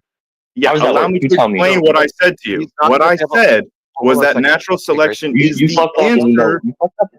God dang, man! Just let another person finish one sentence. Natural selection is the answer to your previous question. Then I moved on from that and made a separate argument that was in no way qualified or related to natural selection in any way. Do you understand that? It was not, because you said your whole thing was, oh, well, it happened via natural selection. And I said, well, how can something go from one environment to living in another environment? Yeah. I didn't mention being within their own lifetime. I said single-celled organism going from a complex human, right? And you said, well, you went from being pregnant, living in water, to living in air. That has nothing to do with what we're talking about. Grayson, after you respond, I want to respond. Single-cell bacteria. We're talking about single-cell bacteria. In response to you saying that, real fast before you jump in on that, Grayson, just so everybody's aware, there are a lot of people on the stage right now. Let's be cognizant of that and try to do our best to take turns. Shout out, you have been over talking a lot of people. I've seen other people do it as well, though. Let's just be cognizant. There's a lot of people on the stage and try to go one at a time for the sake of clarity. Okay, I'll just say one last thing and then we can move on. I'm just saying that in response to that shout out, like I answered your question, natural selection. That's the answer to your question. Then you responded with your criticism, right, about what you said. And in response to your comment, I then gave you an analogy. I moved on. It had nothing to do with natural selection. I'm giving you an analogy that illustrates why the logic of your criticism is invalid. That was the point. It had nothing to do with natural selection. I hope that you can understand that and we can move on. And I'm going to interrupt. So I know you're going to. Can you articulate my argument? No, please. I want to respond because Grayson and Ix are going to keep giving you completely valid and sound information, and I feel like you're going to keep on fighting it. So it's subjective. That's subjective. I want to know why you think, and I'm going to preface this afterwards, though, that you think that consciousness is where life came from. Because I want to continue on our journey. We've already had suns creating the heavier elements. We're on Earth. We have had abiogenesis. Now natural selection happens. You're like, well, where's us? Well, for billions of years, it was just single-celled organisms. That seemed to be just fine. And then something, according to science, sure. And according to science, yes. When I say me, I'm not saying what I believe. I'm saying what science knows. I'm not debating it. I'm just telling you. Science is a methodology, not a person. Science can't know. Methodology is a methodology, not a body of knowledge. However, within the consensus of today's modern standards, evolution is the backbone that is biology. And so I just want to take that on board. I know you don't disagree. Nonetheless, what happened after billions of years is that a symbiotic relationship happened. A single-celled organism ate another single-celled organism, and it didn't break down. In fact, it kept on churning out energy. This symbiotic relationship kept on going, and what happened is we now call those mitochondria. Mitochondria became powerhouses for cells, giving rise to what would be multicellular organisms. From this multicellular life, we had one more symbiotic event happen. That was a certain brand of bacteria. I say brand, a certain species of cyanobacteria were able to generate sugar from sunlight itself. The organism ate this, and yet it did not break down. And you eventually get rise to the first multicellular organism life that we call plants. From these plants, you then only have a few more niches left. That's where we come in. I should say that's where fungi and we come in, because we're kind of like opposites. Fungi go on top of an organism and they put their stomach acids and digest things down. We are like a capsule. We take food and we put it into our mouths and we I'm not break going to get a that chance to down. respond, or you're going to tell me the I'm process getting of the you body. humans, but you've asked that numerous times. So wouldn't you like to know how he No, came but about? you started from a false premise to begin with. You said, well, you believe only consciousness defines life. I never said that. I don't even believe that. So, I mean, I don't know how you can come up with that conclusion. I to guess begin with. God is not conscious. I understand. God isn't conscious. No. Hold on. You said that life defines consciousness. Consciousness is defined by life, or that life. Well, no. What I would say is that in order life for something to be alive, doesn't come from a conscious being. So your God didn't make life. No, it came from no. It came from life came from God, who is conscious. That is correct. But I don't believe that the first order, that in order for something to be alive, it has to be conscious. Right? A bacteria is not conscious, but we would all agree that it's alive.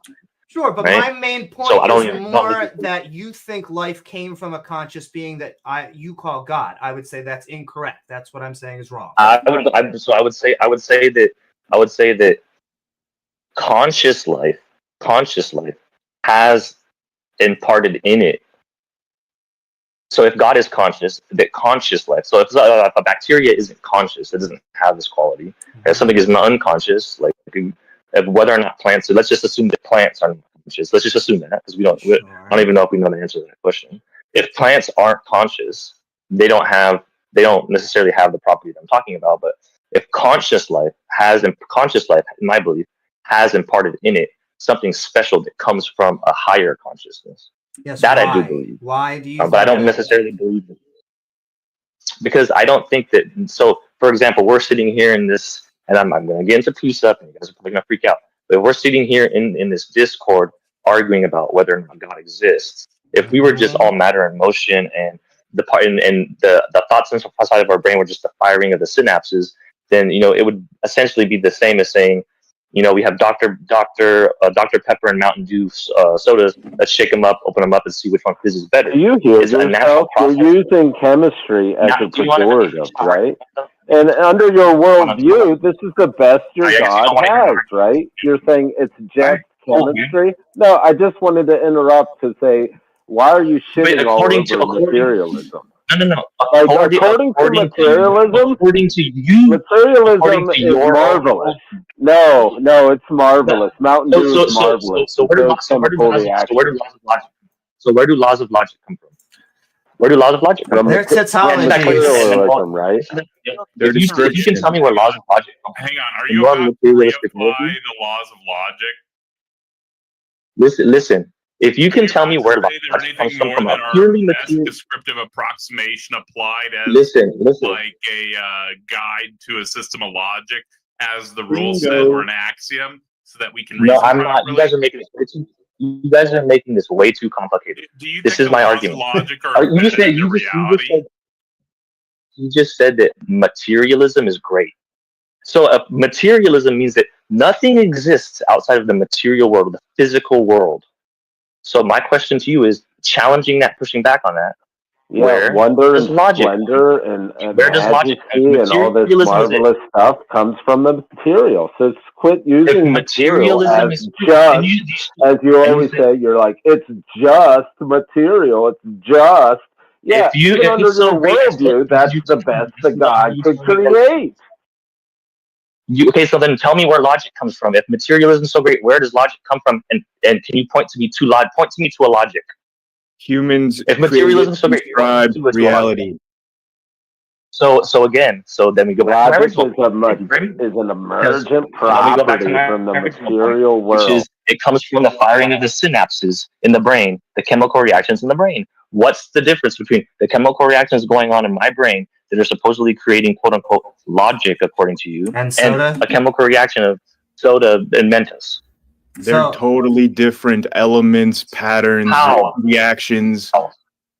The actual atoms and molecules involved are totally different, as are the patterns of the interaction in three-dimensional space.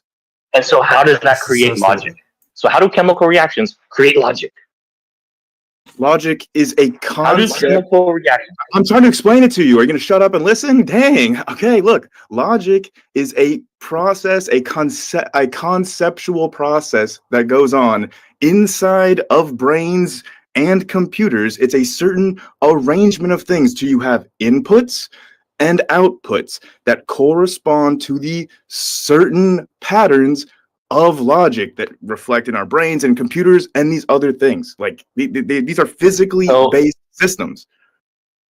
So then, according to you, what you just said, logic comes from. Look, here's the problem. You wouldn't even pass a chemistry 101 class, right?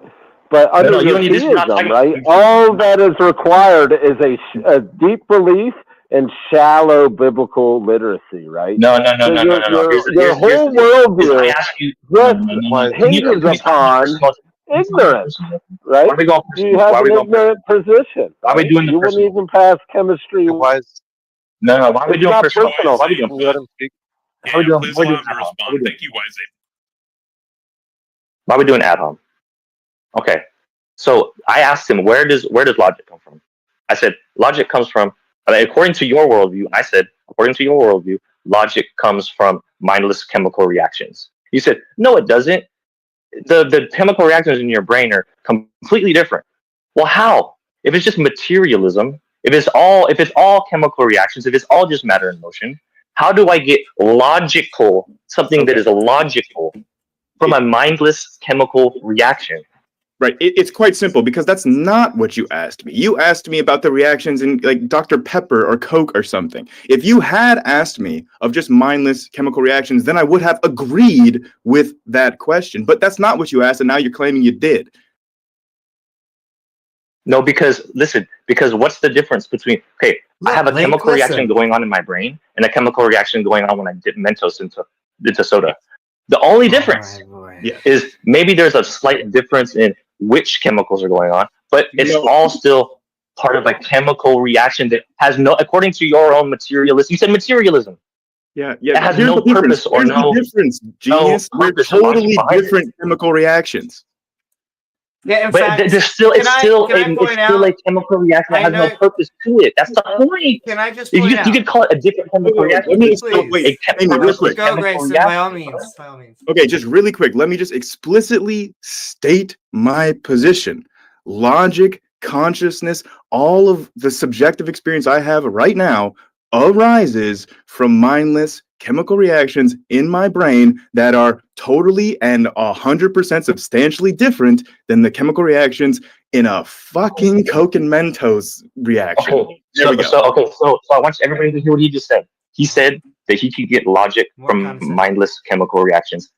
That enough right there is enough for me to reject atheism outright, because it's a denial of what you experience in your everyday life.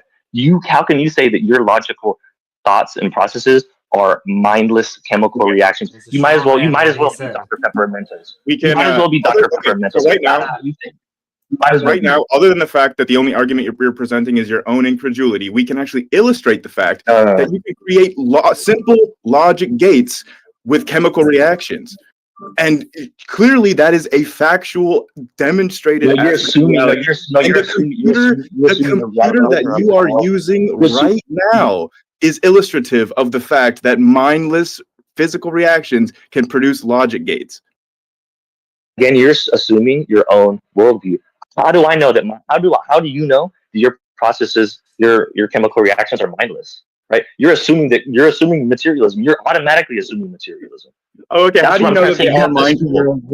You have to assume your own worldview in order to get to your logical conclusion. No, it's not. And here's how I know that they're mindful. Right? Because when I interact with things that have minds, they tend to interact with me a certain way versus things that are mindless. So now it's not.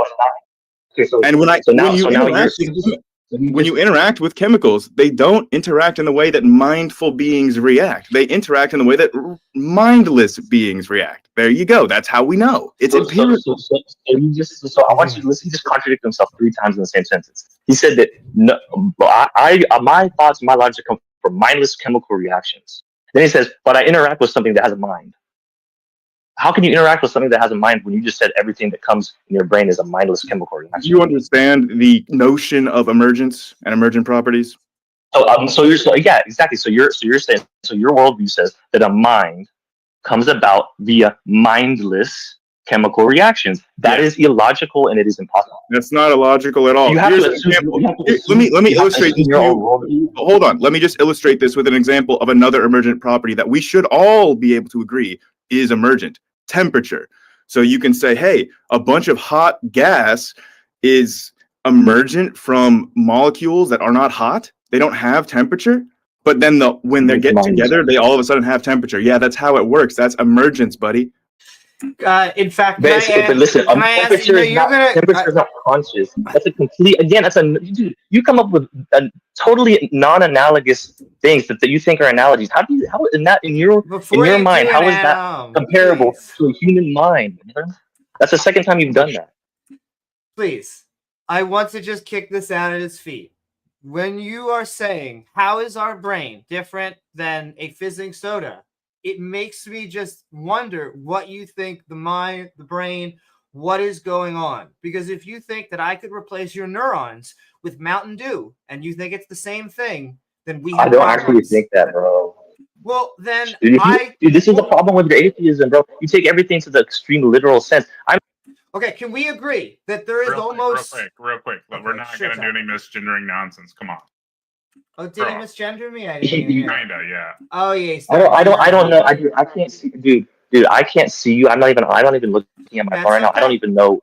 All I see is your voice. That is perfectly fine. I'm telling you, my pronouns are she, her. We can keep on moving forward. Okay. Nonetheless, a soda gets its fizziness from carbon dioxide being pushed in while it's being created. A mind is not randomly fizzling. It's made of living organisms. They are cells, just like every other cell. But neurons spend 10 times the amount of energy because of the data that they are sending. They create from the physicality of the brain. We eventually have the mind, which is generating this program that we call consciousness. Okay, I understand how neurons work and I understand how a brain works. I'm not saying that a brain is Dr. Pepper. You're misunderstanding the point. My point is the only objection you have, since you're materialists, the only objection you can have, according to your materialistic worldview, is not, the only objection you have is, well, it's a different chemical that's reacting. It's still mindless. It's still purposeless. It's still matter and motion. It's just a different chemical. To me, that is not a legitimate explanation for how consciousness arises in any way, shape, or form. That's all. And if you believe it, then you have more faith than me. But it's not faith. It's where all the empirical data is. And if I ask you where consciousness comes from, where does consciousness come from? Consciousness comes from God. There you go. There's the explanation. No work, no argument. And that's comes logic. From God. That's a logical. My difference. The difference is my argument is illogical. Yours is. It's not logical. It is an explanation because it's logical. It's logical. If God is the source of consciousness, then I could say, if I say God is the source of consciousness, then everything that's consciousness can trace its origins to God.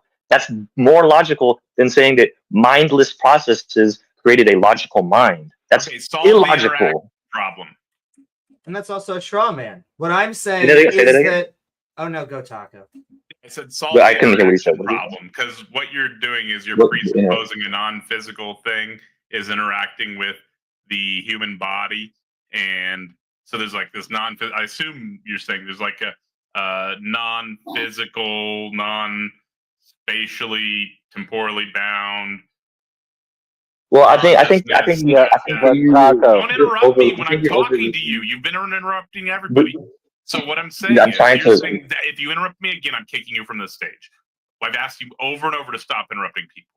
So you're saying that this non-spatio-temporally bound consciousness is applied to a body and somehow interacts with the brain and the body. And so what I'm saying is the interaction problem is how that can even happen, right? So can you explain how a non-physical thing can interact with a physical thing? Of course I can't explain that. So there's no explanation there, because we can explain how the brain and the body can interact with the consciousness, and we can provide empirical evidence for that, which would mean that your position is less grounded. No, it's not, because because you're not interacting with the logical problem. What I'm saying is you're just telling me about all these physical with the interaction problem. You said you can't explain it. So then you can't explain the impact? interaction problem. Your position is less justified than ours. No, it's not, because I'm saying is my argument wasn't that. Of course, I can't explain to you how something that's non-physical can interact with something that's physical. That's impossible. That doesn't make my point wrong. My point wasn't that. My point was that it is perfectly logical to say that consciousness, if I have a thing and it's the source of consciousness, or it is the ultimate consciousness, it is perfectly logical. Did you notice how he wanted to treat his methodology like a hot potato as soon as he could and get rid of it? He's like, you guys have the faith. You have more faith than me. Let's let him get his thought out. No, because he's asking me he's asking me to do something that's illogical. His whole argument is illogical. He's saying, well, show me where a physical thing can, show me where something non-physical interacts with something physical. I'm saying, well, that's impossible. We can't do that because of the very nature of the thing, right? But that doesn't mean that thing can't do that, because I can't explain it. It's called the absence of evidence is not the evidence of innocence, right? It's called the interaction. Just because you say. Just because you say, well, you can't show me or point me or demonstrate or empirically demonstrate, which this doesn't even make any sense to begin with. How can I take something non-physical and empirically demonstrate that to you? That makes no sense. It's called the interaction problem. But it doesn't mean that thing. But it doesn't mean that thing doesn't exist. That's the point I'm trying to make. You're unjustified in making that claim because there's nothing. No, it's not unjustified because it's logical. If I may, because my claim is logical. If I may just step in really briefly and just say, like, if I claimed that I have supernatural powers, and every time I clap my hand, a supernatural being will appear and give me a sandwich, that is something that is empirically testable, even though it's a non-physical being. That is empirically a verifiable thing. I could just simply clap my hands and we see what happens. How would you? But who's to say that supernatural being didn't occur in some other dimension? Right? Just because you don't have physical, empirical evidence of something does not mean that thing is true. It is untrue. Doesn't mean that thing doesn't exist. Now it may seem kind of absurd to say, well, if I clap my hands, a supernatural being exists. But that's you adding absurdities on top of it. What I'm saying is my fundamental argument is logical. Right? It is logical to say that consciousness can stem from a all conscious being. Right? To say that consciousness stems from unconsciousness and mindlessness is not logical. So we go back to the foundation. I mean, maybe you could make a logical argument for that, but that's not empirically supported in any means, and your claims specifically are not logical. But we don't need empiricism. There's no argumentation for your position. You're just making claims. Obviously, you're a Christian presuppositionalist. It's very clear. I mean, if we show you how you're conflating epistemology with ontology, and then when you say, oh, but divine revelation, and we show you how that becomes a viciously circular position, would you abandon your position and become an atheist? Well, I would argue that it's not viciously. It is circular, but it's not viciously circular. Number one. Number two, I would argue that so petty, dude. That's so pedantic. No. You would say it's not pedantic. You would say it is virtuously circular, right? But that doesn't matter. I'm saying if we listen to you present your position and we show you how it's conflating epistemology and ontology, and then when you respond to that response with but divine revelation, and then we get down to the bare bones where you say that, well, we have divine revelation because God exists, and then you continue to conflate epistemology and ontology, the study of knowledge with the study of being, and then you say it's virtuously circular when it's a viciously circular position. Would you abandon your position, or would you just claim it's virtuously circular? Well, first of all, I'm going to reject the entire premise outright, because what you're doing is you're setting up a scenario, which, I mean, like I said before, you would argue that it's viciously circular. I would say it's not viciously circular, and I would say that, according, like I just showed you, according to what I believe, it's actually more logical to believe that, consciousness came from all conscious being. what you're trying to do is you're trying to say, well, give me proof or evidence of that. I don't need to give you proof or evidence of that. I just showed you how it is logical that consciousness could stem from an all-conscious being. That in and of itself is logical. Whether or not you reject it, the interaction problem, and then on top of that, all the evidence suggests consciousness arises from physical processes throughout the history of the Earth. I mean, to claim that a non-physical consciousness exists outside of space-time is not logical in any means. It's actually probably an insane thing to say, right? And then on top of that, you're claiming that there's a non-physical consciousness interacting with each of our human bodies somehow, but you're not solving the interaction problem when we can just point out how there's studies that show damage to the brain impacts consciousness, right? That's more evidence than anything you have on your position. I would just like to point out really quickly that you can construct a logical conclusion from totally false axioms. Like, so. Okay, so what I would say is this. Do you know what a meta level argument is? I don't have to deal with the interaction problem because I just showed you how it is logical to come to the conclusion that I did. Now you still haven't shown me how it's illogical. So if it's logical, explain how it's not logical. No, because I don't have to. I don't have to. I'm responding to you. So what you're saying is that there's a consciousness that exists outside of space-time and interacts with everything, but you're not giving us any way to know that, right? You're just making this claim. I just did. It's logical. That's my claim, and you still haven't refuted that. How is it logical? Present the argument. Because, okay, I'll explain it for the 10th time, okay? All right, present the solution. Let's go. I'm waiting for you to stop interrupting me. You keep telling me to stop interrupting you, and you keep interrupting me. So, here's my argument. You said that mindless chemical processes create a mind. I'm saying that the only way a mind can come about is through a mind. Last chance, and then we're removing you from the stage. So you said that your position that a non-physical consciousness can interact with a brain and a mind is logical. So I'm asking you to provide your syllogism. Strawman argument. That's not what I said. Are you ready to hear what I actually said? Are you going to provide your syllogism? I said that the only way a mind or a consciousness can come about is originating from another consciousness. Okay? You're saying that I've said that they interact. I never said that. Okay? So I'll say it again. And other people have said in response is that there is physical stuff that gives rise to consciousness throughout the history of the Earth, and this is no. What you're saying is the consciousness existed before that, and so rather than solving the interaction problem and just proving it, you're saying that it's logical. And so I'm asking you for your syllogism so we can laugh at your syllogism. So go ahead and present your syllogism. Again, you keep straw manning my position. Okay? You keep straw manning my position. You're saying that you could listen. Do you want to listen or do you want to interrupt, bro? You keep telling me to stop interrupting you and you keep interrupting me. Okay? Listen. You gotta move to Otangelo eventually. You're just keeping on going. Here we go. Okay, so present the syllogism or go away. This is the problem. You're saying it's logical. Show it's logical. I just showed you how it's logical. You're saying that.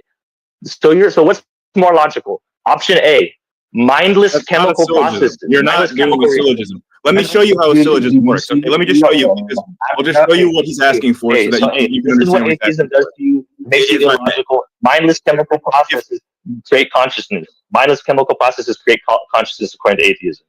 Let me just show you what a syllogism is. Right?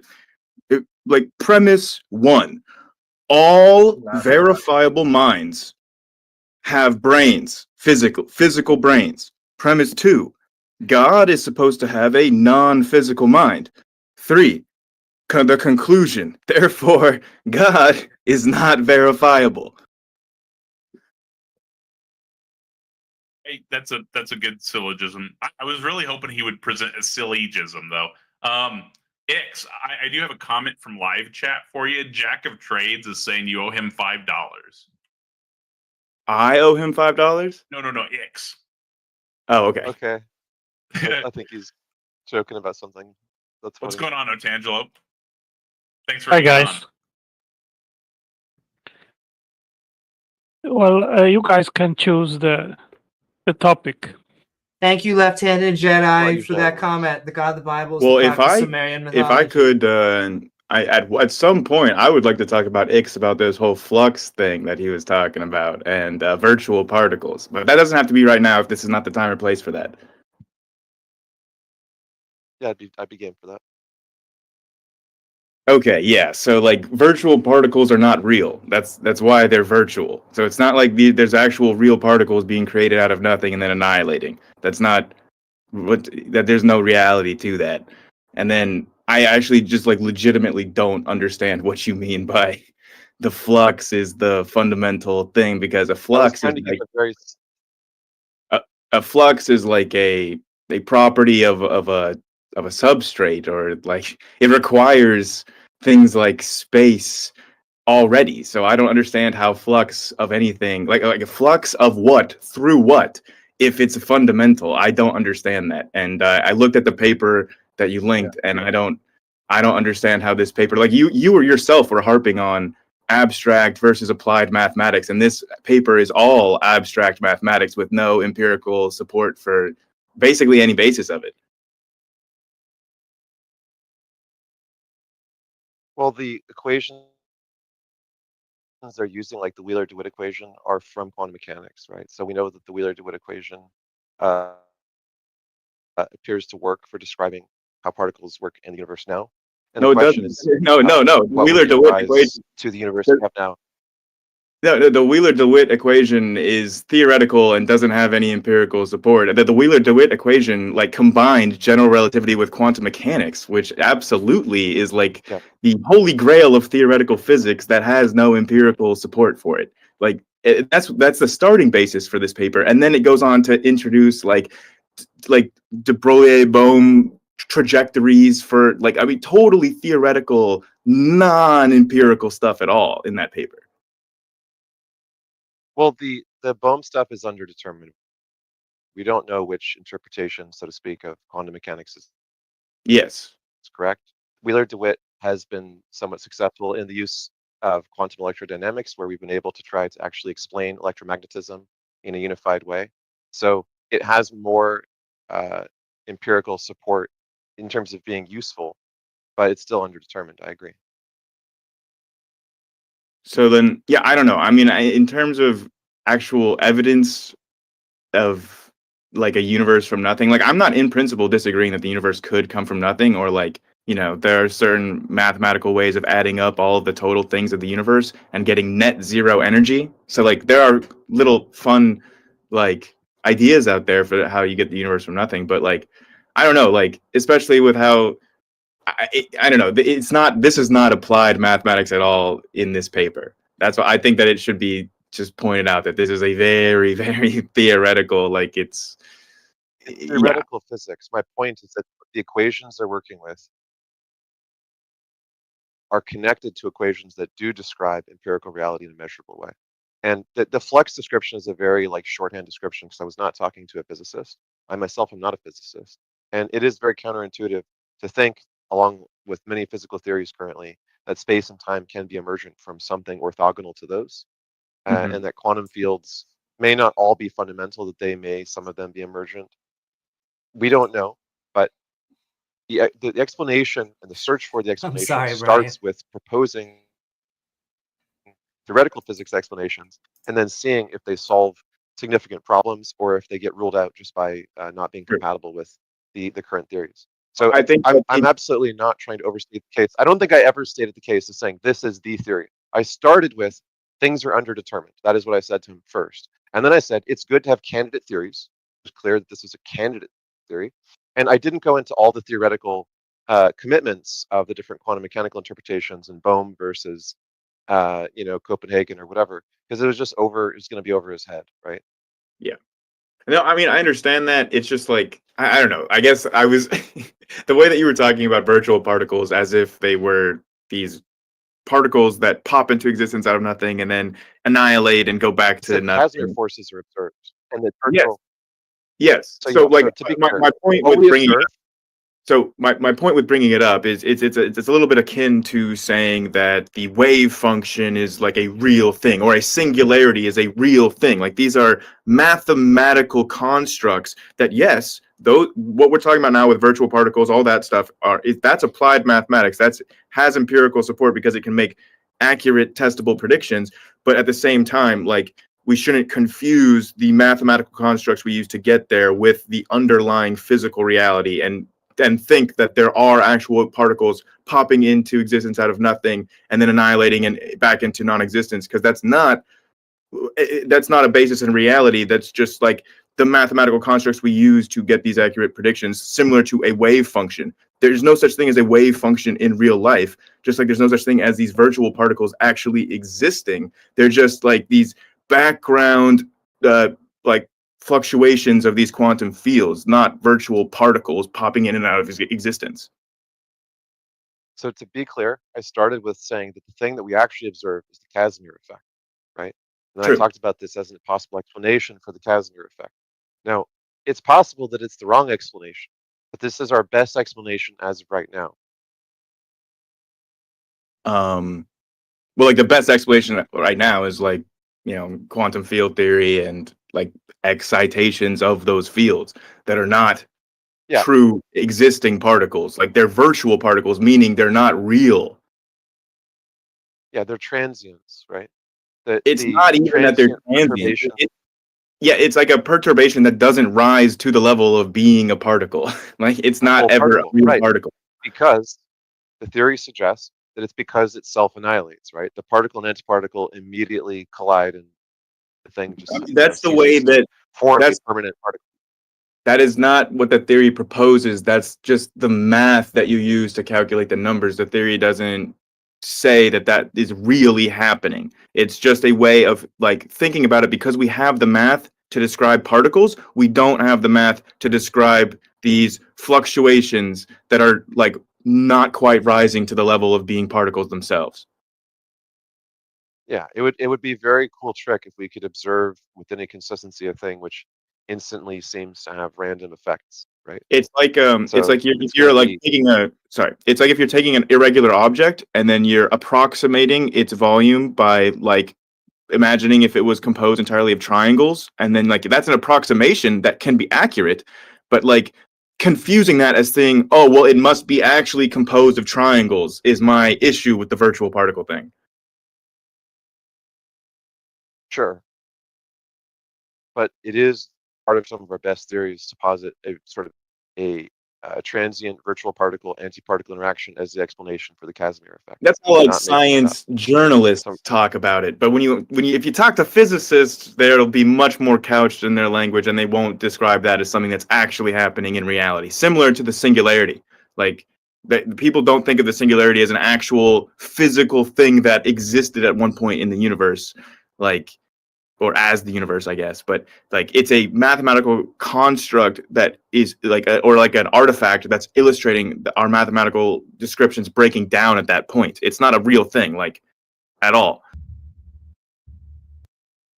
Like, there are singularities. Show spontaneous creation of the universe from nothing is that there's an actual possible sort of causal chain from the virtual particle like fluctuation to the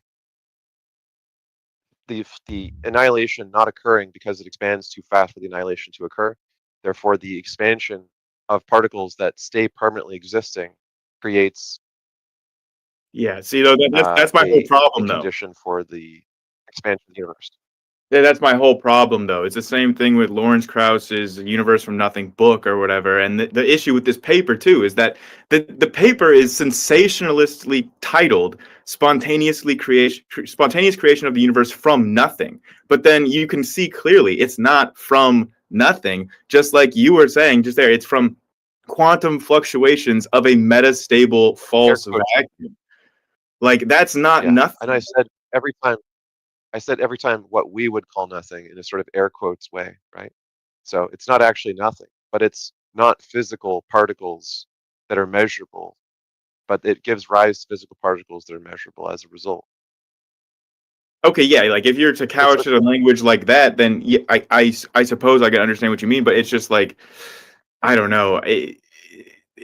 It just didn't sit well with like, because it's not from nothing. It's like you have space, you have time, you have quantum fields that are fluctuating with like base level excitations. Like that's not nothing.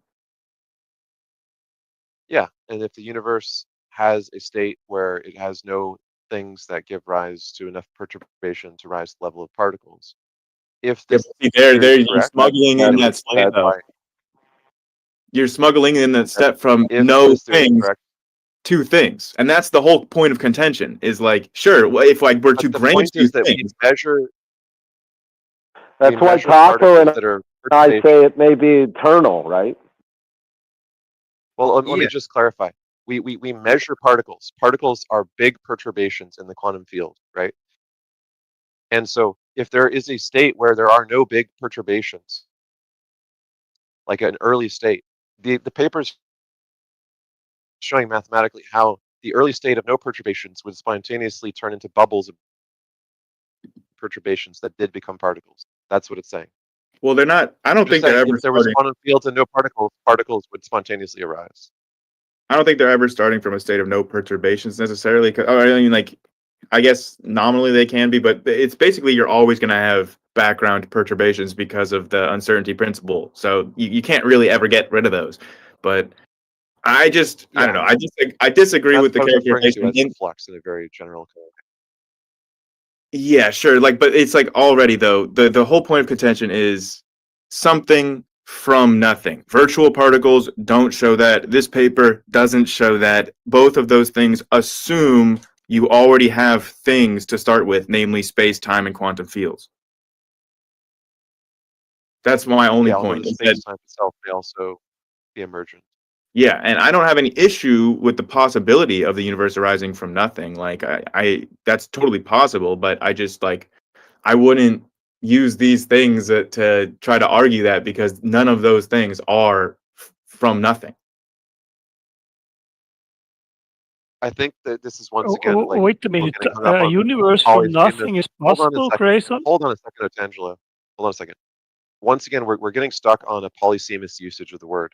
Obviously, there's different senses of the word nothing, just like there's different senses of the word existence. And so we mustn't get hung up on just confusion about different usages of the word nothing. All right, yeah, no, I can agree on that, and also 10 points to Gryffindor for polysemous. That's a good SAT vocab word. Thanks. Otangelo, what was your issue? Yeah, thanks for. Well, you just said that you are okay with universe from nothing. Did I hear that right? Yeah, I mean, I don't have any reason why to think that that's not possible. What do you mean by nothing? The absence of anything? Yeah, no space, time, matter, energy, fields, nothing. That would be my definition of nothing. Okay, so how can absolutely nothing in a philosophical sense, which is the absence of anything, give rise to something? Well, as I was mentioning earlier, about depending on your accounting of the universe, you can tally up the sum total of the universe to having zero energy, with like gravitational fields having negative energy contributions. It all sums up to a pretty close to zero. And if it is true that the total energy of the universe is actually zero, and space and time are emergent from some underlying physics that basically all sums up to a grand total of nothing, then you can have the whole universe created from nothing without ever that nothing changing necessarily. It's still nothing when you have a zoomed out view of it. So I don't know. I don't see any reason why that's not possible if there's actual mathematics that does tally the total energy up to close to zero. Okay, so if you have $10 in one bank account and you owe $10 to the bank in another bank account, so the sum is zero, right? Mm-hmm. That means that you still have to account for the fact that in one bank you have $10 and in the other you don't. Okay, sure. The same applies to your example. How so? Well, because in order for you to get to that zero-sum situation, there are preconditions, right? So you need to explain where these preconditions come from. What do you mean? Like what preconditions? As I just said, in order for you to have $10 in the bank, you have to put $10. No, I understand the preconditions for the bank account. I'm talking about for the universe now. What preconditions? Well, that's what I would like to know, because you're saying that in one That's what I'm state asking you, Angelo. You just made the claim that for the universe to exist, you need certain preconditions. I'm asking you what those are. You need a cause. That's the precondition. How do you know that? How do you know that? Because something cannot come from nothing.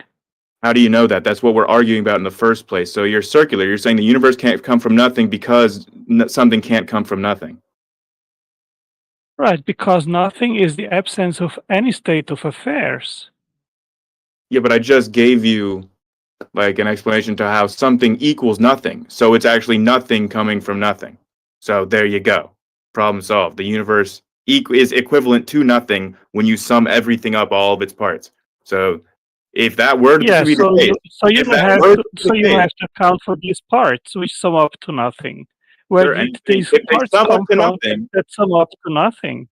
If they sum up to nothing, then nothing came from nothing. So there you go. There's no issue or contradiction that you could have with it. And again, this is just if that is the case. I don't know that to be the case. I'm just saying that seems possible based on our current indications. Well, and my point is that if you are saying that something caused this state of affairs of nothing, then you have to account for that cause which provoked this state of affairs of nothing. Yeah, I just don't buy the argument of this this causality of yours, because when I look at the world around us, it seems like causality sort of breaks down the closer you look at it. So I don't know if this is necessarily quite such an ironclad rule that we should be applying to the entire universe. I mean, just because I just don't think it's safe to extrapolate causality from our day-to-day experiences to the entire universe as a whole. Why not? Because it's not even safe to extrapolate our intuitions of causality down to the very smallest scales of the universe. Like down on the quantum scale, you can have individual cases of causes without effects and effects without causes, and then causality only emerges out of larger, more macroscopic levels. Then you need to explain the origin of these larger causal levels. Yeah, that's emergence. That's what we're talking about here. They emerge from having a large number of the smaller components. So when a small number of particles get together, then that entire system now behaves causally deterministically, even though the individual particles themselves do not. That's how emergence works. You and the last guy don't seem to wrap your head around that. Yeah, I really don't. I don't think that you can at least you're honest. Logically. Excuse me? I was just making a joke. At least you're honest. Sorry to interrupt. Well, yes. I mean, I cannot wrap my mind around this proposition. Okay, so then do you have any argument against this proposition other than your incredulity of it? Yes, by our experience, we know that the principle of cause and effect has never been broken. I just gave you examples of it being broken, though, Otangelo. Individual particles which have effects with no causes and causes with no effects. That's just a claim. What is the evidence? Again, this is quantum mechanics. It's probabilistically determined. So, like, you can have interactions between particles that only have a 30% chance of having the effect, and then 70% of the time nothing happens and there is no effect for a cause. And then you can have effects like radioactive decay, which occur spontaneously with no cause. Like what Ix was pointing out earlier, if you have a group of particles together, there's nothing that you can do to determine which one is going to decay. It's apparently, from everything we know so far about the universe, without cause about which one in particular decays at what time. There's no cause associated that we can determine. So that's direct empirical evidence refuting what you just said. Well, the thing is that I actually was agreeing with everything that you said to the previous Okay, well, thank stage you. Thank you for your participant. time. Thank you very much. Now, I disagree that you can come to any state of affairs based of no cause at all. Well, I just illustrated to you that that's clearly empirically not the case. Do we need to go over this a third time, or? No, maybe we move on. All right. We agree to disagree. I think that the principle of cause and effect, even on a quantum level, has not been broken. And the claim that virtual particles can give rise to the universe, which is basically the claim of Lawrence Krauss' book, is defied by the fact that in order for you to have virtual particles, you need to have preconditions, which I agree, and you expose them. You need to have the laws of physics and a series of different state of affairs which would be unaccounted for. But I say they also require an explanation. Where did they come from? Where did the quantum field come from, which gives rise to the virtual particles? I mean, on the second point, I guess I can agree with you, other than the stuff that you said about like the laws of logic or whatever. But on the first point, I would just ask you to like justify what you said about like everything having causes, even though I've given you examples directly to count. Like, can you address some of the examples that I'm saying and explicitly explain to me why the examples I gave to you are not debunking what you just said about how all effects need to have causes? Because I just gave you an example and it doesn't seem like you're dealing with it. Yeah, let me correct you. I don't agree that everything needs a cause. I agree that everything that begins to exist needs a cause. And if you are positing that these virtual particles didn't exist eternally, then they had a beginning. And if they had a beginning, then they require preconditions in the cause. So what is the cause for the effect of like a radioactive decay for an individual particle? I think that all physical world needs a transcendental cause. That's not which answering is not that, physical. I'm not asking about the whole world. I'm asking about one individual particle that decays, and it seemingly decays without any cause. It happens at a totally random moment. Nobody can predict it. Nobody knows what conditions enabled it. Like this one in particular, versus its peers. So like that's a causeless effect. That it seems like a causeless effect. I mean, can you please just address that example? As you yourself, you agreed that in order for you to have this state of affairs, it's not that it doesn't need any preconditions and nothing. It needs a situation which provokes this state of affairs to happen. Yeah, but we're just talking about your claim that like the universe needs a cause. I'm illustrating an effect. The universe is an effect. I'm showing you an example of an effect that appears to not have a cause, and you keep deflecting from that point. I'm showing you that your inference that the universe has to have a cause is not valid, and there are counterexamples that we know about showing that. Address that, please. I think I'll just have to repeat what I said previously. This entire thing about virtual particles or quantum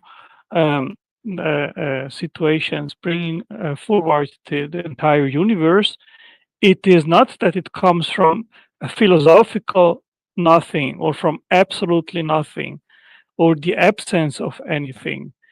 It requires preconditions like a quantum field. And then you need to account and explain what the cause of this quantum field is. And then we are again at the starting point of the issue here.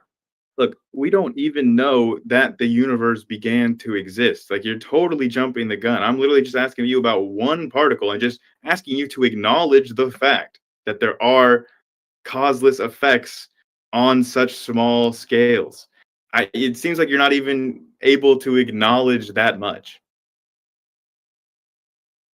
I don't acknowledge it because I simply disagree with the claim that these effects do not need any cause at all. They need preconditions like the laws of physics and the series of things which you have to account for. So, like, basically, you're saying that the cause, like, everything has a cause because the universe ultimately has a cause, which is the preconditions for all these things. So, when I asked you why does the universe has a cause, you're saying because all things have a cause, and the ultimate cause of all things is the universe's cause. So, it's completely circular. Do you hear when I said that everything that begins to exist needs a cause? Not everything needs a cause. I believe that God, as an eternal being, is causeless. He didn't begin to exist. Fine, that doesn't change what I had just brought up. Like, I'm asking you, how do you know that the universe has a cause? And you say, all things that began to exist had a cause. And when I bring you an example of an effect that doesn't have a cause, an effect that began to exist that doesn't have a cause, you say, well, there are preconditions for that effect, and the preconditions ultimately are the universe itself. And so then you're saying that had a cause. That's the ultimate cause of those preconditions. So it's totally circular. It does, and you're just also just assuming that the universe had a beginning, which is just an assumption without empirical basis as well. Okay, so let me quote you here. Virtual No, particles. quotes are not an argument. Quotes are not an argument. I want to hear your words, Otangelo. Don't quote me somebody else's. I just gave you my thing and you don't buy it. So well, I think I'm asking you a reason. I'm asking you to justify your claim, and a quote mining somebody else is not going to justify what you said. Well, my basis is that a small true vacuum bubble is created by quantum fluctuations of the metastable false vacuum, and it can expand it exponentially. So this is not nothing. Yes, no, that's what I said earlier. We are in agreement on that point. It's just a non sequitur to what I'm asking you.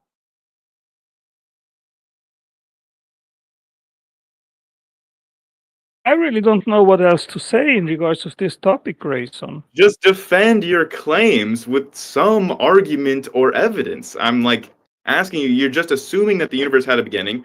You need to justify that. You're just assuming that all things that begin to exist had a cause. You need to justify that. And like, you haven't. Okay, so you want me to know why I believe that the universe had a cause? Yes, that is what I'm asking. I think there are three principal reasons for that. One is Big Bang cosmology, the second law of thermodynamics, and the third is philosophy of time.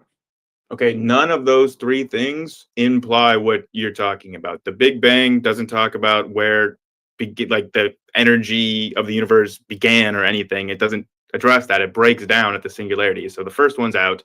The second one, remind me of your second topic there. It was you said the last one was the philosophy of time, which again, there's A time and B time, and there's also tenseless. There's tenseless non-metric time. The third thing is out. Right. The second law of thermodynamics also doesn't apply to like the entire universe. It applies to like, I mean, it's too much to extrapolate that down to the levels that you're trying to do. Like these laws of physics also have preconditions for which they're applicable. And you're trying to apply it in a complete gray area where we don't even know if that can apply. Like what entropy means at that level and those scales of energy densities. And I mean, literally our understanding of physics is breaking down. So I think applying a classical law to that kind of scale is just too much of a leap of logic to give you much of an evidence for your actual conclusions. Yeah, what I am doing is extrapolating what we know about Big Bang cosmology, and I think this is perfectly fine. And I'm not the only one doing it. Cosmologists like Martin Rees also do that. They say it is an extrapolation of what we know, and then he says clearly we had a beginning. So I think that we are warranted to make the inference to this explanation that most likely, based on the fact that the universe is expanding, that it has not expanded from back eternity, but it started to expand at some point. So, Otangelo, is it possible that when you say what we know about Big Bang cosmology, that your understanding, Otangelo's understanding, could be incorrect about the current knowledge of actual cosmologists in the field who, like, by the way, I've taken graduate level cosmology and had these discussions, and what you're saying is not accurate for what cosmologists actually think about Big Bang cosmology. So is it possible that you could be incorrect about your understanding of Big Bang cosmology? Of course, we can all be incorrect in regards of what we know and believe. So that applies to all of us. Okay. So why do you feel confident in your understanding of Big Bang cosmology? Is it because of these quotes that you've found? Is it just these quotes that you're reading from various people that agree with you? Yes, I go with the professionals, with those which actually professionally study these things, and I don't think this is a fallacy to appeal to authority, because the authorities that I cite, they are actually experts in the field, and they go with precisely this inference. They say, based on what we do know in regards of Big Bang cosmology, it is warranted to conclude that most likely the universe had an absolute beginning. Okay, and you are saying that the cosmologists agree with you on that point. I am saying they do not. Like, I know cosmologists, I've had these discussions with them more than just quote mining what they write. And like, if we were to actually break down some of the quotes that you're going to provide, they're either going to be, this is my bet, either outdated or the person that you're quoting from ultimately disagrees with the way you're trying to use their quote, which, you don't have the best record with, Otangelo. I can quote you here directly, Martin Rees, word by word. He says, I think the claim that this universe started from a very hot, dense state should be taken seriously, because it is corroborated by a whole network of interlocked arguments, and stars evolving and the age of the stars is consistent. It is an extrapolation of what we know. We had a beginning. Life had a beginning. Stars had a beginning. Galaxies had a beginning. All atoms, now we see some collecting beginning sometime in the past, which we can date with a percentage of a few percent. Yeah, so I don't disagree with any of that quote, Otangelo. The thing is that if you were to ask follow-up questions to Martin Rees, you would understand that your issue with understanding his point here is that you have a certain understanding of what he means by universe, and he has a different understanding of what he's talking about with universe, where he's talking about our universe today, which developed from a very hot, dense state. That's his starting point, is the hot, dense state. He's not going beyond that, saying where that hot, dense state began itself, and that's what you're trying to read into his words.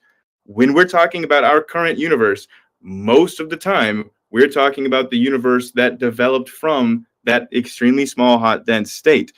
I agree with that. The physicists you quoted agree with that. That's the consensus. But in terms of, was there anything before then, that's where you're trying to change what the consensus is. The current consensus in cosmology, in Big Bang cosmology, is we don't know.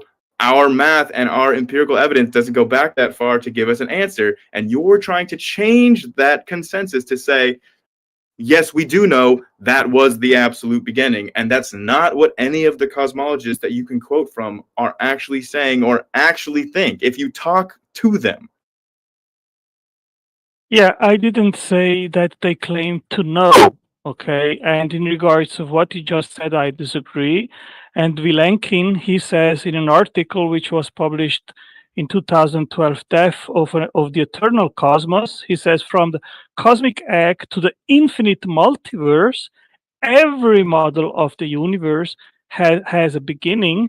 One shows that a problematic object called a naked singularity is a lot more likely to exist than previously assumed. And then he goes on.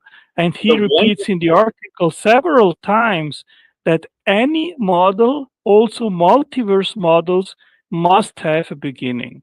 Yeah, so Vilenkin was actually asked about this explicitly after the quote that you're talking about in an interview with Phil Halper, who asked him explicitly if we can know that the universe had a beginning because of his theories or any others, and he said no. We don't know if there was an absolute beginning. So that is Vilenkin's position. It's on video. Go to Phil Halper's channel, watch his interview. So this postdates your quote from him. That's his actual position. Yeah, maybe he has contradicted what he said in this interview. Untangelo. Okay, I mean, the thing is, they're not talking about a hard beginning, right? They're not talking about hard beginnings. Like humans, a baby has a beginning, right? But they're not talking about prior states. Usually, models start at a beginning, a starting point, right? But they're not. They're talking about soft beginnings, not hard beginnings.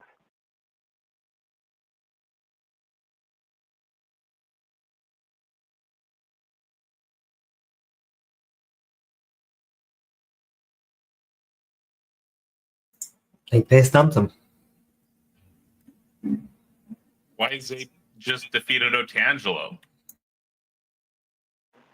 Yeah, I almost defeated myself, trying to pronounce his name. Untangelo. Untangelo, we're talking about soft beginnings. Do you know the difference between a soft beginning and a hard beginning?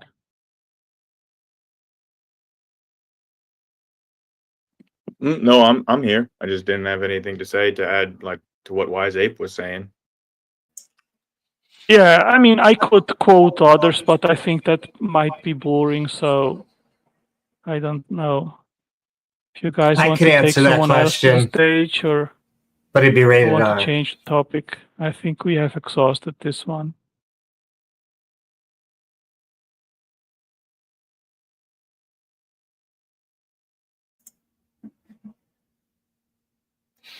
So we did have somebody in the audience that wanted to come up.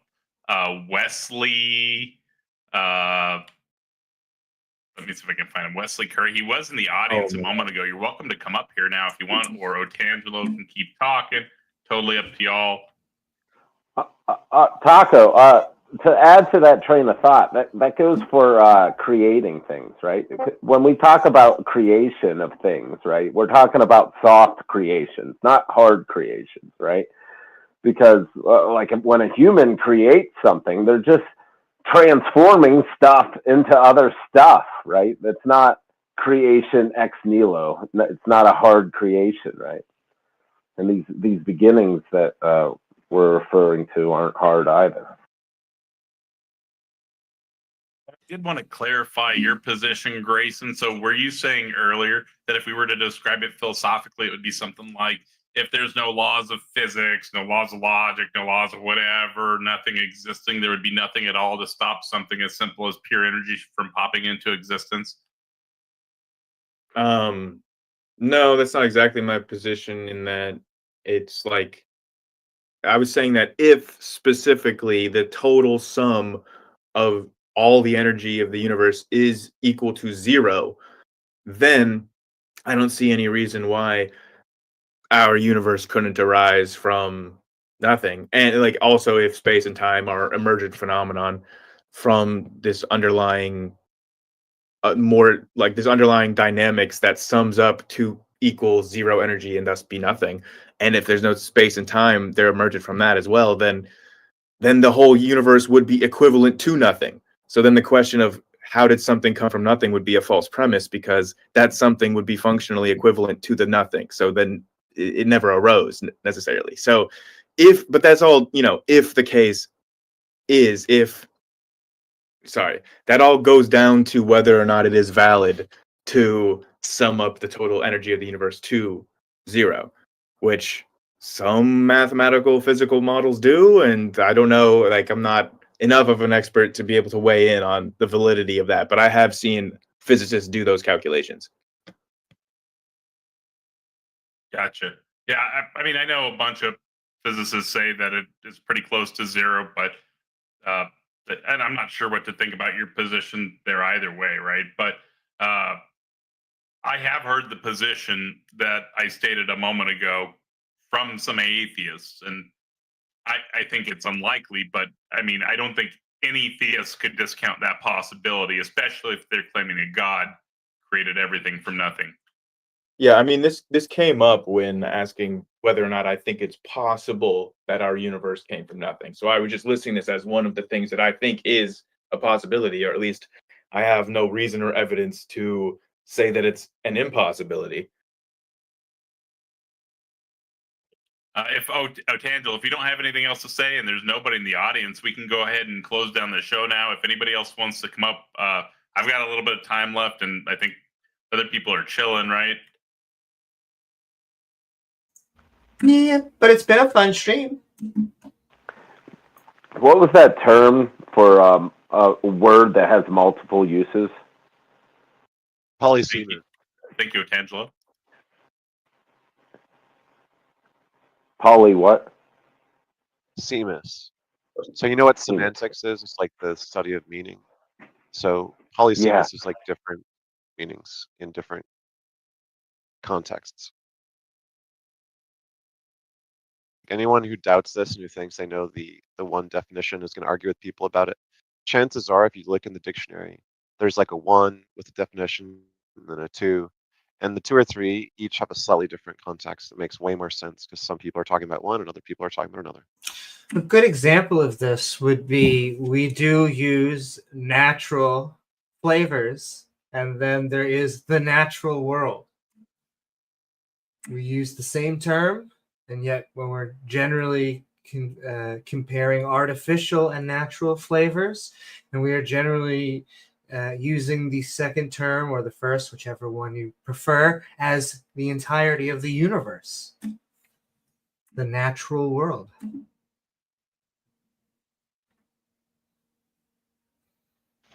But yeah, welcome, Divis.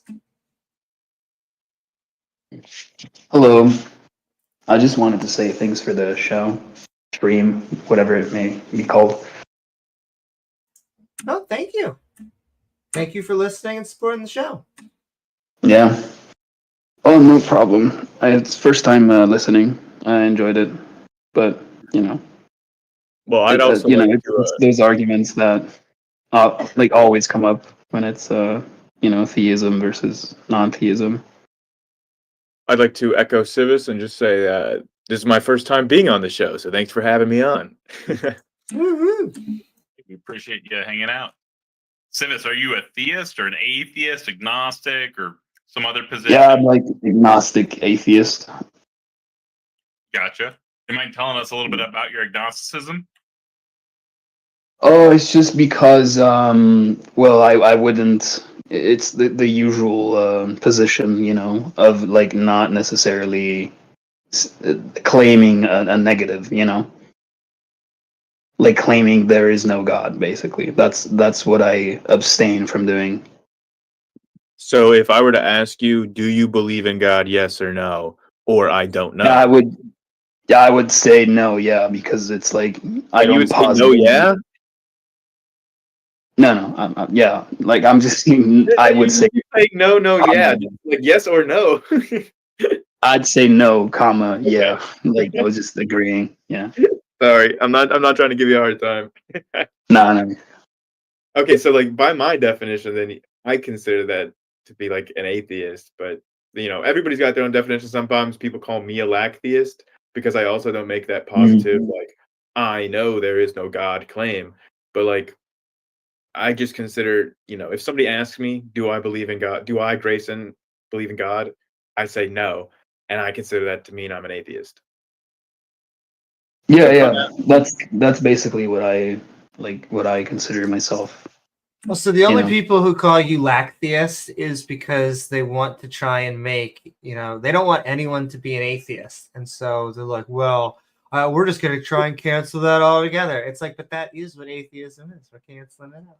Yeah, it's a lot of times it's like the like other atheists that are like the ones that are the ones that make the claim that like there is no God, like the positive atheists. They're the ones that will tell me that I'm not one of them. Oh, well, I'm as big umbrella as one can be. So welcome on board. Thanks, Amy. Good to be here. I've encountered that too, where well, people are essentially atheistic when you ask them about what they actually believe, but then they don't want the term. They abstain from using the term atheist. I mean, I can understand somewhat that position if it's about like, oh well, the term creates a lot of projections in people's minds. I can understand that, but you know, it's still what it's called. You know, you might just not want to, you know, say that in front of certain people. I still remember the very first time that I ever encountered like the word atheist was in 5th grade. This kid like shoved me like up against a locker and was like, "You're an atheist, aren't you?" And I was like, "What?" And he just goes, "It means you believe in science instead of God." And I go, "Oh, yeah, then I am one of those." Science. Yeah, that was me in 5th grade though. Like, and it was all started from an argument about this documentary about dragons. It was like a mockumentary where like they were pretending like they had actually discovered dragons, and this 5th grade kid thought it was real, and I was like, "Dragons aren't real." He's like, "They're in the Bible." And I'm like, "That's not real either." And then he shoved me up against a locker and accused me of being an atheist. When I was a kid, I thought that was real for a few days. I'm not even kidding. That looks so legit as a kid. Oh, the dragon documentary? It's from like 2000 or something. I know exactly what you're talking about. It's on YouTube now. I might have to go check that out actually for the nostalgia. It's so great. It's so great. I watched it again as an adult because I was convinced for a few days that dragons existed in the past when I was younger. See, that's a way cooler idea to me than, you know, the biblical God, you know? And I just lived with fairies in college, so I had enough dragons. Oh. Ego, I saw you raising your hand there, and I know Treeman, you'd raised your hand earlier. We'll start kind of closing the showdown here, but I guess, did either of y'all want to jump in before we start closing down here? I just want to make sure everyone got a chance to talk. I was just listening in. I'm not quite sure what the topic is, honestly. It seems to be religion. Yes, basically we're the Theist Helpline, right? We are here to help theists get through their theism. Oh, right. Yeah, you're doing a parody. That's good. Yeah, I mean, maybe Treeman wants to speak up. I could just speak up about my own like Nietzschean brand of atheism. How I think it's like, I think fundamentally belief is an irrational activity, not irrational, but irrational. I think it's just an entailment of natural dispositions people have in the way they value and see the world. I don't think there's a lot of point arguing about it rationally. Do you believe that your car is where you last parked it? Yes, I believe in epistemic facts. Yeah. So is that an irrational belief? Like you're not seeing your car right now, so you can't verify that it is where you left it. But you believe that it is, right? I mean, you don't have any reason to doubt that. I'm a fallibilist when it comes to epistemology, but yeah, no, that seems probabilistically true. Yeah. Yeah, I don't think that's irrational. That seems like a rational belief to me. Right, and even if you redefine belief to, or not necessarily redefine, but like if we take belief to mean that, like what would you call like beliefs about rational topics? Like what word would you use when you quote unquote believe something from a rational like standpoint? Is my question, I guess. To me? Yeah. I'm not sure I understood your question. So are you like referring to some universality of rationality? No, I'm saying like if you normally when I use the term believe, the verb believe, to believe, I don't make this distinction of to believe something irrationally. Like I don't use this definition, right? I use the verb believe sort of to also mean, you know, from a rational standpoint when I have reason, you know. Well, yeah, there's an equivocation of belief as faith and belief as holding a view. Yeah. A necessary precept or a parsimonious precept. I'm not sure what a better term would be, but I would say like, you know, it's almost like a brute precept, right? that the laws of logic are. Oh, why say it's lagging out? Ego, I have a question for you. Yeah, so if you're saying that Just presupposing angels, demons, Bigfoots, trolls, Billy Bob. Okay, thank you. Discussing is very retarded. That's also not necessary. I was wondering that if you believe that, or I'll leave that terminology. If you believe that beliefs are fundamentally irrational, is it irrational to believe in the existence of other minds besides your own? Irrational. But that's what you were saying, right? Is that you were saying that you believe that these things are irrational to have beliefs? So I'm just asking, like, how do you defeat solipsism? No, I said I'm skeptical of the belief that through rationality you can either prove or disprove God, right? And that entails that the whole like Discord debate bro thing is kind of just like people throwing aesthetics at each other with like a bit of logic sprinkled over it, right? Well, you said that you have a unique Nietzschean brand of atheism, and then I thought when you introduced yourself, you said that you don't have like beliefs at all. That's what I thought you were talking about. No, I have beliefs. Like I'm vegan. I believe the Earth exists. I believe objectivity exists, but it's only accessible through mediated perspectives. I believe all kinds of things. But what I'm saying is that like I don't think that when I encounter like an apologetic priester and we have like a 4-hour-long rational conversation or quote marks rational conversation, it's going to be like an IQ diff that's like the maker or breaker, right? Well, people don't actually form like there's a common misconception, like misunderstanding that I feel like is very prevalent that people have, that people in general, like individuals, have a personal set of values and principles, and they can be persuaded based on like shared axioms, and then like being flowed through the logical chain and to like a conclusion. You can sway them by that, but that's not at all how people actually work. Like people think the same thing about like politics and like voting. It's like, oh, people vote according to their values or their principles, and they're trying to see which candidate both fits them. But in actuality, like in all the studies of human psychology, people vote according to their identities. They have a group that they identify themselves within, and however that group votes, that's how they vote. It's whatever they consider their in-group. It's basically like politics and values and principles are all flowing downstream from personal identity. Tribalism. Yeah, it's tribalism. Yeah, that's what our insights from psychology show us. So like the purpose of the debate, like you can use like rational arguments and you can lay the seeds in people's minds, but what you're actually doing is for the people who identify themselves as rational people, they identify as someone that's open-minded and can be swayed by a rational argument. If you are doing that, then you are showing that you are also that type of person. They identify with you, and then they listen to your arguments. And if they identify with you and the person that you're presenting as to them, then they can incorporate what you're saying and your arguments into their own personal identity of themselves. And that's how you actually change minds. It's not through just, oh, I said a rational argument, therefore it will have the desired effect. It depends on whether or not. Yeah. Can I be a little bit pedantic? It sounds like another way to phrase this would be they value intellectual values, right? Which brings us again back to the value thing. But I do think you have some choice in the values you affirm or deny, or at least you can influence it. I don't think you have like free will in it. No, I don't matter. Can we actually get into the discussion, or are we gonna keep having a discussion about the discussion? Well, I mean, I'm like a Nietzschean. Meta discussions are fun.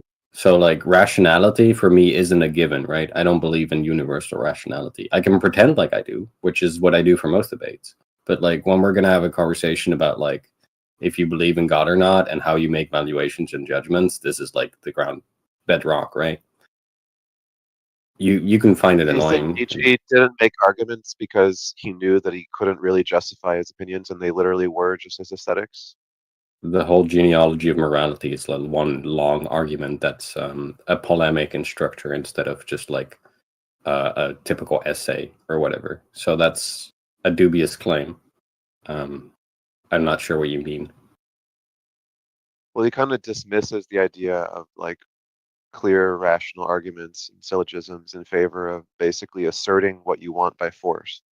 Yeah, that would be a reductive reading of Nietzsche, where slave morality and master morality gets to be like this dogma, right?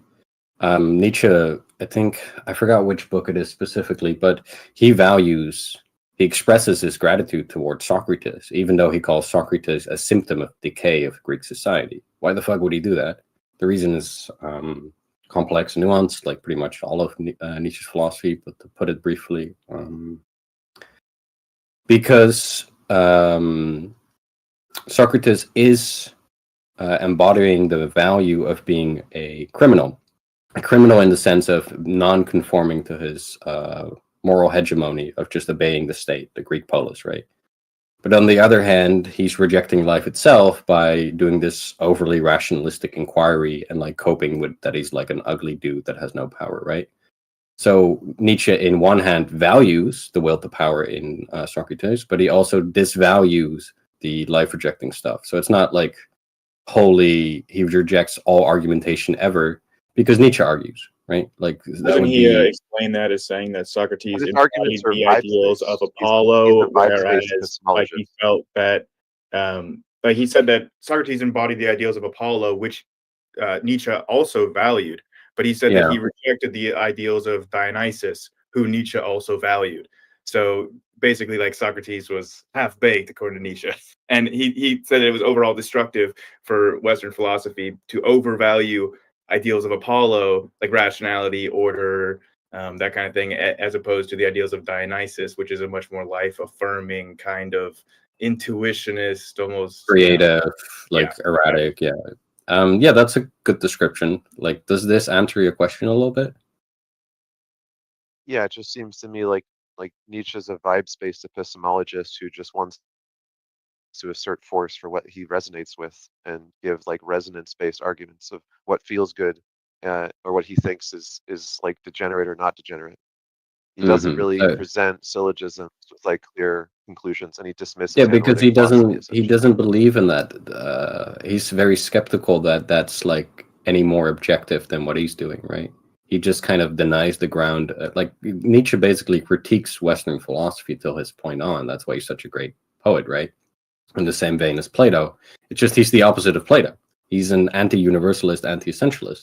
So it's to judge him by these standards is like kind of strange. Sorry, what did you say? I said he's a fun poet, don't get me wrong. Like I think Thus Spake Zarathustra is one of the more beautiful pieces of writing, and I've used it to deconvert people who are like on the fringe of thinking the Bible is true because it sounds epic, right?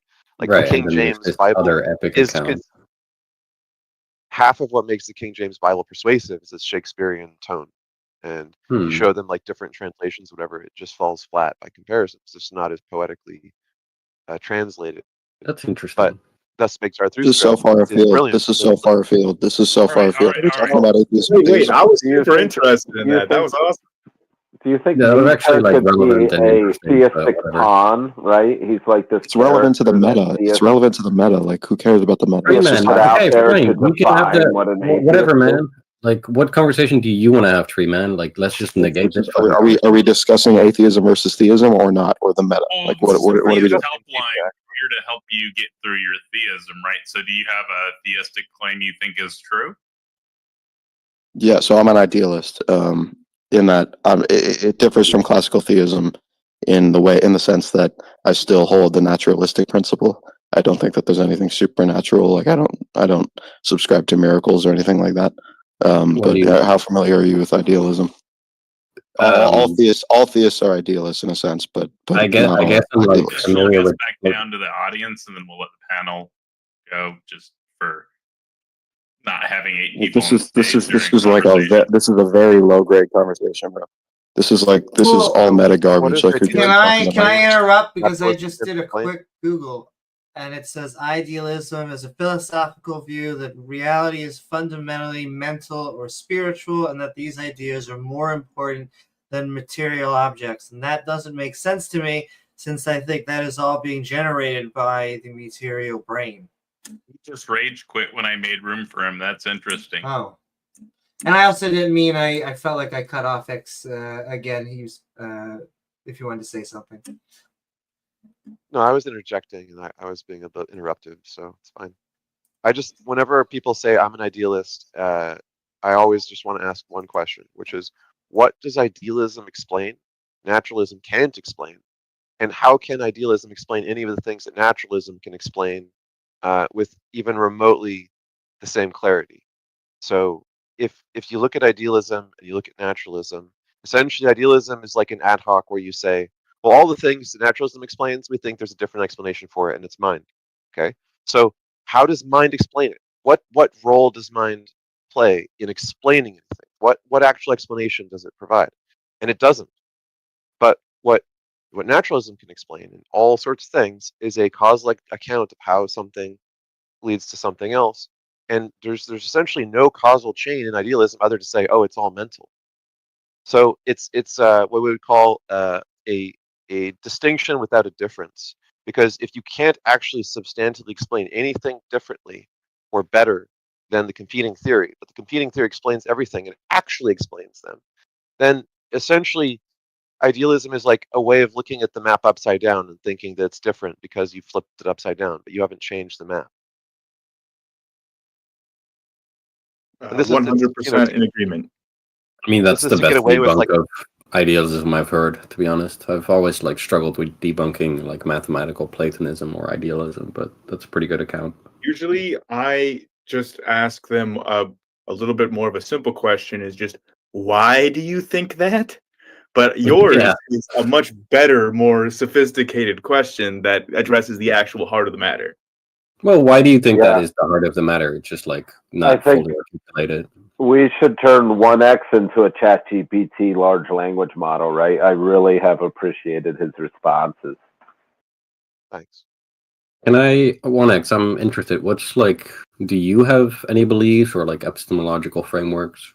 Or you're just skeptical? It's Ix or 9, just because Ix is the phoneticization of the 9th planet in Dune. It's a fictional planet. So there are a bunch of computer nerds in the Ix world that break the laws against AI, basically. My own background, like I started off as like an esoteric occultist. My parents were into like Freemasonry type stuff, or I guess I should say my grandparents were Freemasons. So my parents' generation. My grandpa is also Freemason, so I guess we're similar in that. But sorry, didn't mean to interrupt. So yeah. So basically, my parents' generation like interpreted all the stuff they learned from the grandparents' Freemasonry stuff, and we're like, oh well, let's do our own research. You know, they had access to all these like libraries and texts, and they came up with their own sort of school of esoteric study. But it wasn't orthodox in the sense that there were like kind of like guest lectures. It was a little like Harry Potter, you know, where the Defense of the Dark Arts teacher is different in every book. Right. There were all kinds of different people that came through our community that taught all kinds of different things, and like it was more of a study group that had certain rituals that it did, but was open-minded to other people teaching. Now, I'll be the first to say that a lot of people in that community had a lot of woo-woo beliefs and supernaturalism and so on in their thinking. Yeah. But it didn't really like translate into the kind of like, you know, one of us, like burn the heretic type behavior. Yeah, so it was more. It wasn't like hegemonic, right? It's yeah, like people were like comparing notes. It was like the way academics who have different underdetermined theories like try to explain their theories to each other, even though they know there's no defeater between them. So, right. Yeah. So they also encouraged me to do computer stuff. So I became an atheist while still practicing that sort of like atheo-paganism, if you will. And it really just gave me a perspective on religion that it's very meaningful and interesting for people to elucidate traditions and sort of theater to express their culture and their bonds and like rites of passage, and that's all great. I like that. I had a great religious experience. I wasn't traumatized or mistreated in any way by my encounters with these very benign forms of sort of self-generated esoteric religion. But on the other hand, I'm not going to play fast and loose with what's real just because I like the theater of spiritual ritual or these. You can see its value, but still like like the metaphoric lens is a good way to tell stories about experience and psychology, and it's very healthy for humans to use stories. Like if I write a story that fictionalizes some real world problem in a way that helps us deal with or understand it, I'm not going to just lie and say it's also the absolute gospel truth that this happened literally. And so I'm always a little torn between wanting to try to be charitable to what I think we could say about some of the beliefs people bring in terms of the value that they have, but also still to try to hold ourselves accountable to what's actually true. And I personally think that if you do both, it's actually better. So religion I would agree. without, Yeah. like religious belief without a rational underpinning is kind of just in the realm of superstition. Like you don't even know what's true or not. But when you know what's true and you can play a game as if something else were the case, but you're free to change that game. You're not bound by it. It's not the law that the fictional game exists. It's like playing different flavors of Dungeons and Dragons. They're really fun games. So what I hope to see in the future, my kind of hope for humanity's progress in the realm of religious thought, is things like secular humanistic Judaism, are a flavor of every religious tradition that'll emerge, where people still have the synagogue and they still do Jewish traditions and they still celebrate, the history of Judaism. But the synagogue doesn't have to be a place that fights with scientific facts or that like promulgates supernaturalism. And someone earlier, Wise Ape, was saying that they're calling themselves a pastor while not actually being super. And that's why I thought that was such a fun idea. I was like riffing with him about that. What does one do at a secular synagogue every week when you go there? What do you talk about there? They read stuff from Torah, but they're reading it not in a "this is the supernatural word of God" sense. They're reading it in "this is our really influential tradition that's like So teaches us how to be." Are you wanting I'm not them? Jewish, Are you wanting this to be like where they read from every ancient religious text to try to extrapolate secular wisdom from it once a week? Well, no. Since I was mentioned, can I interrupt real quick? I would read from ChatGPT, right? I would invent new narratives, and what I do as a pastor is like help people find meaning and purpose in their lives, and create ceremonies for like things like a wedding or relationship building, right, or death. We can do ceremonies and stuff too, to be with people in their times of in their greatest moments and their worst, right? So you just want to replace religion, basically.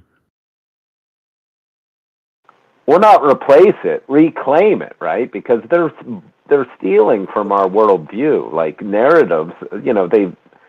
They're acting like. They're the inventors of these things that are not. It's almost like having a stadium and then a company puts its name on it, right? They put their name on the building, right? Like these churches are made of stone and stained glass. Like these are things that belong to materialism, and they're just like ascribing it to something else, like. What, bruh? I don't think that any of those things belong to materialism. Like the people that invented bricks were fucking definitely not materialists. They were worshiping like the gods of Uruk and stuff. I don't see how this is stealing, right? It's like nobody like this is like calling piracy stealing or something. This is just like cultural trends. He's parodying the way that Christians say that we still in our worldview. Yeah, no, he's parodying it, but he's doing a bad job at it, which No, because we started building not necessarily because of religion. Like we needed a something to put our fire in, so we gathered some stones and made a little fire pit, or we built a shelter, right? And then people would like off and do theater and stuff, and then like a little group said, "Well, hey, let's call this a church," right? Yeah, so no, I don't think that happened at all. I mean, one of the earliest stone constructions that we have is Göbekli Tepe, which was definitely like had religious purposes for its construction. Yeah. You're also giving this naturalistic account of like our human instinct to build and like make societies, but like you're not including the naturalistic tendency to be religious, which is weird. So it's like, yeah, whatever. I'm not articulating it well, but I'm saying there's something more basic that we're doing that we have religion. instincts. Religion is like a subcategory. But I'm including. Hold on, I'm including religious tendencies in the instincts, so that like resolves it for me. Maybe use this as an analogy. Like we procreate, right? We have relations with. You can speak about all yourself. right. So do birds. So do pigs. So do snakes and reptiles and all this stuff. But then, like the church comes in and says, like, "Oh, it's a marriage, right?" Like it's crazy.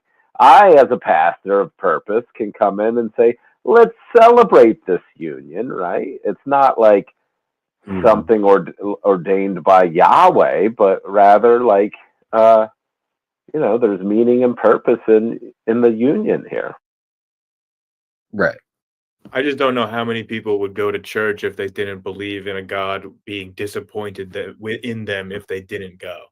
That's a very fair argument. People go to this on a Sunday to have a discourse about philosophical ideas, and it may not be a religious-like experience, but some of my friends go to church on a Sunday, and I argue with people who go to church instead.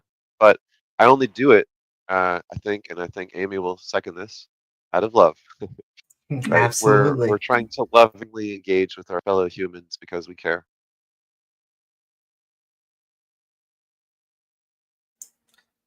Yeah, and the churches, pastors like me, and as we get more pastors out there, people will go because not because they would disappoint a God if they don't, but they disappoint themselves because it's so entertaining and fun, and we actually have a reason to buy nice sound equipment and stuff. Where if you're in a traditional church, it kind of feels icky, right? Because it goes against a lot of their doctrine.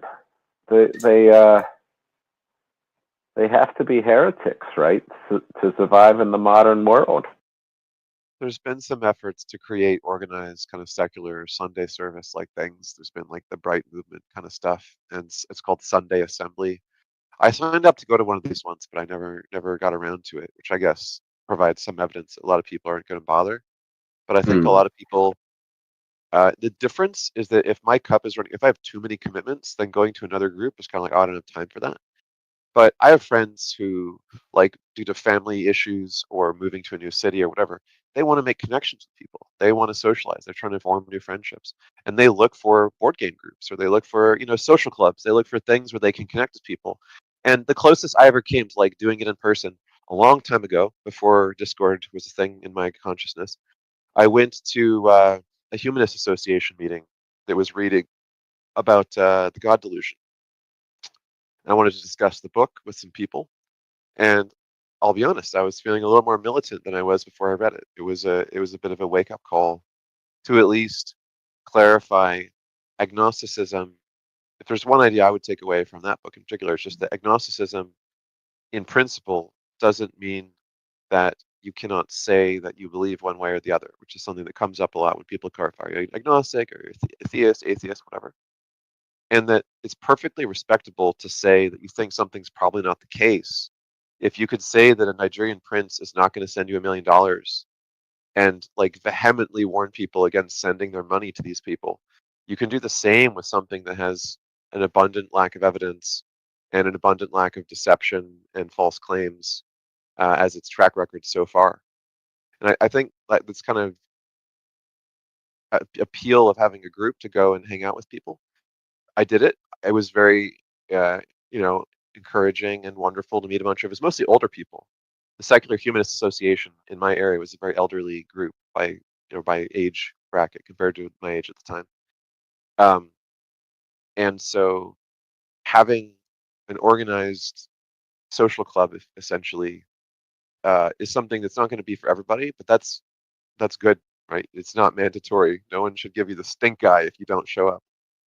I personally think that my personal hope is that we move beyond religion and even the facade of religion as a species, rather than co-opting it in a secular sense. I think that a lot of the things that you guys are describing are just like, having a sense of community and belonging, which Like, Yeah. you know, anything that facilitates having friends, and like you can have parties with your friends and you can make philosophical friends. And like the issue is facilitating making friends in a secular society. And I feel like that's really the heart of the issue, at least what from my perspective. And like I think it's a good idea, like rather than having this dressed up in the facade of religion and synagogues and churches and things, like just have them be social clubs, like philosophy clubs, or like you were talking about. If you want to look at the wisdom that you can gain from past religious texts or from the Torah or whatever, you could have a group that meets every week to secularly discuss the Torah. It doesn't have to be a synagogue or have the dressings of one. And you can have the same thing with anything that you share mutual interest with people with, and that facilitates all. I think what we're talking about here. Can I point something out though? Like why, real quick, why religions have such staying power is because of finances, right? People have died and donated their entire life savings to the church. So the church right now, right, different churches could run indefinitely. They could run 200-300 years into the future. They're that well funded. So the reason why I think things can change currently, though, is because things are now going to be automated, right? Like through ChatGPT and robots and stuff. So we could develop like institutions that are just as robust as, you know, financially speaking, as any religious institution, and be there for the community and for people, right? Like with better narratives. And so I think we have a springboard, a launching pad now with these new tools that can defeat these religions that are set. They hold such a like lasting power because they're financed. Why They're do you want to financed. defeat the religion? What's the deal with that? Because the text, right? You really have to cherry pick it and massage it, right? To make it's trash, and you got to make it palatable. It's like smearing icing over a heap of trash to make it look like a cake. Most like old religious texts you compare to our moral. I'm saying we do kind of what religion does, but with better narratives and better. We just improve it, right? Improve upon it, like, or not upon it, really. I think religion was just like. It was an offshoot of what we should be doing, right? Can I just ask you some questions? Because this came up to me earlier when Grace on Hawk was talking about this topic. It seems I'm very skeptical of this notion that we can just abandon religion and like replace it with something better, because I think religion speaks to one of the fundamental human needs. I don't have that human need as much as other people do, but I do think there's something there, right? Something that's very hard to replicate under like a secular, atheistic, scientific, like whatever the bullshit terms. In my opinion, that human need is community, social connection, feeling understood, feeling belonging, as well as a sort of coping skills, a self transcendence that like helps instill meaning. But you can get all of the self transcendence is key part here. For example, at a music festival, you can experience the same sense of self-transcendence, or in a war, like the whole notion of, oh, if I die, my fellow soldiers will carry on the whole like you can feel like you're a part of something bigger than yourself. And like, I'm not saying we should do more wars or like more music festivals, but you can feel like you're part of something bigger than yourself in secular context as well. And you can attribute all of those same needs being met from purely secular sources without having any sort of dressings of religion. I think it's totally possible to transcend this as a species. And I think if we survive long enough, we will inevitably. The point is really just that objecting to the use of the word or not, if you remove the word and all of its connotations and just talk about the actual things that are happening, doesn't sound like you have any objections to the things that they're doing at, say, a secular, humanist, Judaist synagogue. You just wish they would get rid of the words. Yeah, I just find it like inherently weird. Like even if I went to a religious like church, synagogue, whatever, and it was like secular, it still has a weird trapping, I guess. But maybe that's like just this. There are revolutions and movements that start out purely secular, and then there's an extremist element that hijacks them and gets a lot of power because they're the only ones willing to address a certain kind of person or a certain way of thinking, and then speak to it and like give people what they want there. And so you have, you know, movements where, like in Iran, a bunch of secular people wanted to overthrow the government. They did, and then a bunch of extremists came in and took over. Now, if the secular people had more of a message that spoke to people's religious leanings and in a moderate way, they actually had addressed it more. Now, I'm not saying I'm in favor of having any religious element in a government personally, in our government, but I'm saying like it's a historical fact that things like the French Revolution, for instance, was like a small group of elite atheists wrote an encyclopedia which had words like democracy and atheism in it. It was banned. They started like illegally printing it in other countries and smuggling it in. They eventually got enough people angry at the church and at the crown that they got a revolution started.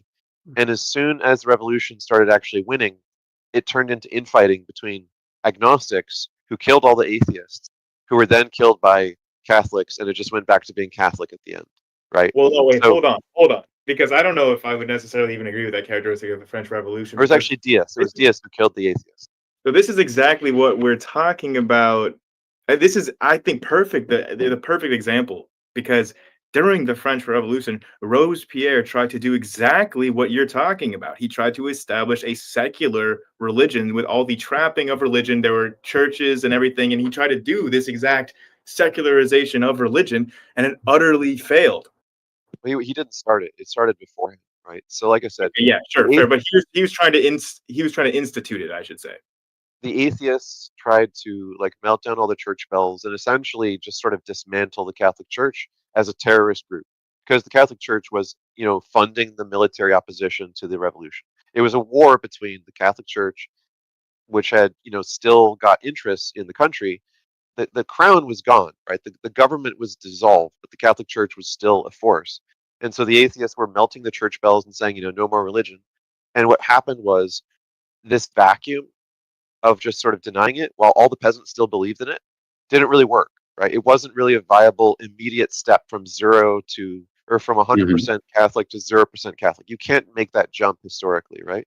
So in the case of Iran, they wanted to just stop being an Islamic republic or whatever, but it didn't really work. So the Islamists took over. And so it's helpful to make alliances with moderate forms of religion, even if you would prefer that people just be totally irreligious. I'm right there with you. Like I don't think it's a requirement in the ultimate future, but in the immediate present, forces like secular humanist Judaism have a flavor akin to that in almost every religious group. They're secular non-theistic Buddhists, and they're secular non-theistic Hindus. They're secular non-theistic groups in all of these different traditions where they celebrate their culture. They're very appealing to people in that culture. It's easy to jump from the theistic to the non-theistic brand of that culture. They're doing a good job of what they're doing, even if you don't. I think we may be talking past each other a little bit, because like you seem to be like, I wasn't implying that I'm saying that we should like make a hard switch from religion to non-religion. I was just saying that I hope that one day humanity will move past religion, and if I think it's not going to be the case where this will be instilled in humanity from the top down, like Robespierre or Stalin or Mao or something like that. Like I think this would be an organic transition, just as the growth of scientific knowledge and connectivity and mutual understanding of different cultural like religions and things like that. I think it's just more of a natural process, and if that occurs through these sort of, you know, transitional religions, pardon the terminology there, but of like these sort of syncretic, more highly secularized religions. Oh, I'm sorry. And in terms of your case about whenever you have secular movements being hijacked by religious fundamentalists, like in Iran or the French Revolution or something, like I would say that you can find like instances, like micro examples of that, but when you zoom out to examine the larger trends, which I was talking about, you know, a very zoomed out view of this in terms of transitioning to no religion. If you look at the larger trends, the more secularized cultures and groups of people have like spread and predominated. in a lot of the world. I mean, over the last couple hundred years. So I don't know. I mean, the Yeah, overall but trends I think are not so much like secularization getting hijacked by fundamentalism. great. As It a could be. heads up, I do have to go here in about 4 minutes, so we'll be shutting down in about 4 minutes. So if everybody wants to finalize the discussion for today, and then we'll have another one next month, obviously. We'll go ahead and start closing down once y'all all finish. I do see your hand raised, Omnicron. Unfortunately, we did go. This was a longer show today, but we do need to start closing down here shortly. But y'all can go ahead and finish up your conversation, and then we'll go ahead and shut down the stage for the day. And also make sure everyone plugs all their links and stuff, and I'll make sure to link them all on the YouTube as well. All right. Thank you for the Yeah, conversation. so I think it, listen. absolutely, but I think I'm going to argue that it could be a hard switch, right? And naturally occurring, like that's gone out the window when we invented text, right? Because once they could codify and create a canon, that's when they quit playing naturalistically, right? So they're using things like permanence of text to propagate their religion.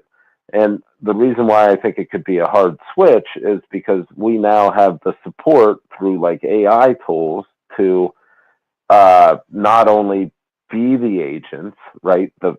Almost like the paid pastors and priests that they have, but also the content, right? We could develop a Bible, more or less, right?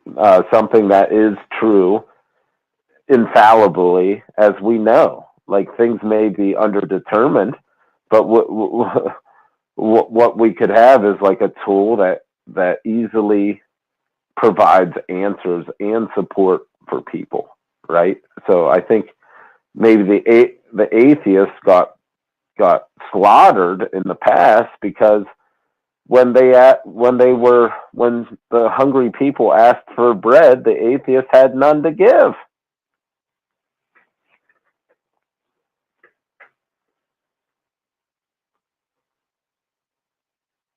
Thank you for the wise words, Wise Ape. Anytime. So I guess I'll go next. I don't know. I think words and written language is still totally naturalistic. I don't really differentiate like artificial human creations from being different from the natural progression of the world, basically.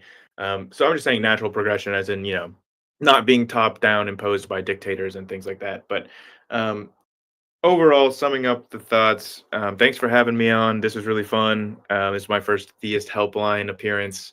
It was nice to see you, Amy and Taco, and to meet you, Wise Ape and Ix. Thanks for having me. My name is Grayson Hawk. I've got a YouTube channel where I debunk various pseudoscience.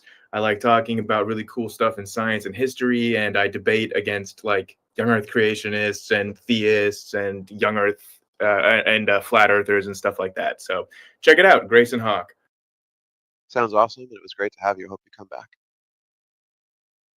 Yeah, it's good having you, Grayson. And welcome on board. Same with you, Wise Ape, and the whole panel. And I did share y'all's links in the live chat on my YouTube, so I told them all to subscribe to y'all. Y'all should all subscribe to Amy and Grayson. They're amazing. I was also on Godless Granny's podcast yesterday. I had a lot of fun with that.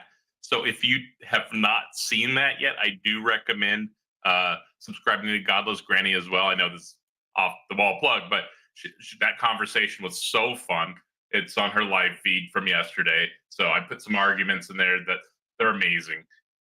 Everybody, thank you so much for being here today. Did everybody get to say something? I think Amy still needs to say something, right? Sure. I'll just send a shout out. You can all find my channel at youtube.com/Amy Newman, along with my co-host James W. We do skeptical content, but I do want to before I thank everyone, I just want to send my few final thoughts is that we do need to be more empathetic as atheists, agnostics, the skeptic community. I agree that is the only way that we end up winning people over. I do not think that we should look at whether atheists or theists is a pragmatic argument is the right way to do it. I think we should always try to search for truth and go where the evidence leads. We do not need an ultimate being that is the fundamental necessary grounding for reality. You're never going to hear a physicist talk like that. If they would like to present evidence for that, that would be fantastic. Hey, Aunt Angela didn't bring up the Shroud of Turin. I guess I just did. Yeah, minds are not fundamental to the universe either. And it seems to be they're actually a multicellular organism mechanism, the same as digestion. It's just, you know, we as the conscious beings seem to have a little bit more bias towards consciousness than we should say digestion or even excretion. And yet both of those, all three of those functions allow us to survive, along with our body healing and many other mechanisms. Yet they don't seem to be fundamental to the universe. Funny about that. And with that, I just want to thank our atheist panel. I want to thank, like I said, Grayson Wiseape for joining us, Ix and Taco for being fantastic as always. And please subscribe to their represented channels. Thank you, Taco. And again, thank you everyone for watching. Make sure to subscribe to everybody. We'll be doing this again next month. We do these once a month. Otangelo, special thanks for chatting with us. You're always so fun. And I see you down there still. You rock, dude. And just be a little bit nicer to people in general, I would say, of different people groups. But thank you everyone for watching.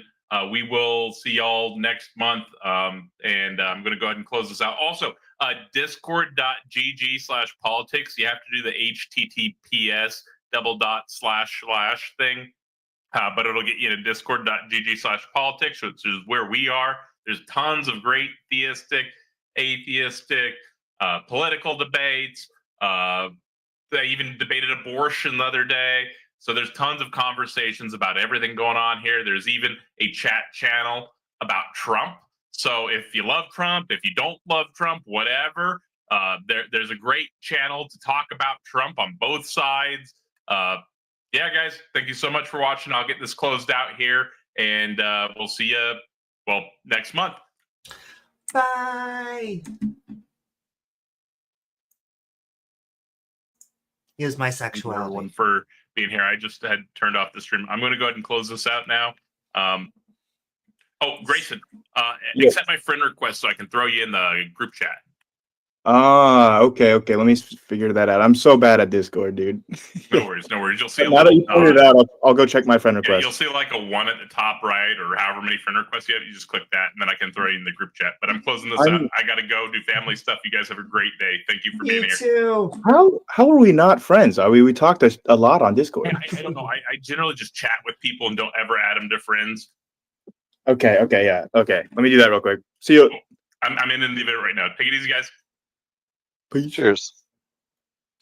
All right, y'all. With that, I think we are going to come to the end of our stream. We hit 5 hours, baby. It's been a while since I pulled one of those. It has been a fantastic conversation. It was interesting listening to the atheists go back and forth at the end there. But I just I can't help it. I react to what makes me mad, I think, and hearing some of the arguments from the theists just gets me that emotional response. But it was an interesting conversation on both sides, and glad to have Grayson on board. And yeah, sending love to everyone out there. I'm going to do a final look. Let's see who is live. The line is live with Matt Dillahunty and Dara the Magic Skeptic. So I'm going to send you over to them. There you go. If you're looking for more skeptical content as this stream comes to the end. But it has been a fantastic stream, everybody. I'll put some title signifiers about the subjects after the stream ends. I want to thank my co-host out there, James W. We did a fantastic episode on our drone signs of the end times. No, it's signs that people are getting bored in New Jersey. And I want to thank the whole panel, both the atheists that were speaking and the theists that came on. If you like the show, please don't forget to like, follow, subscribe. I said it, YouTube. You can let them go now. And it gives you access to see our premieres or join our live streams. Or hey, why not leave a comment once the video is done? Sending love to all the people who sent love to us. Both Shane Billouette sent in his member comment, and then Left-Handed Jedi sent in a $5 super chat.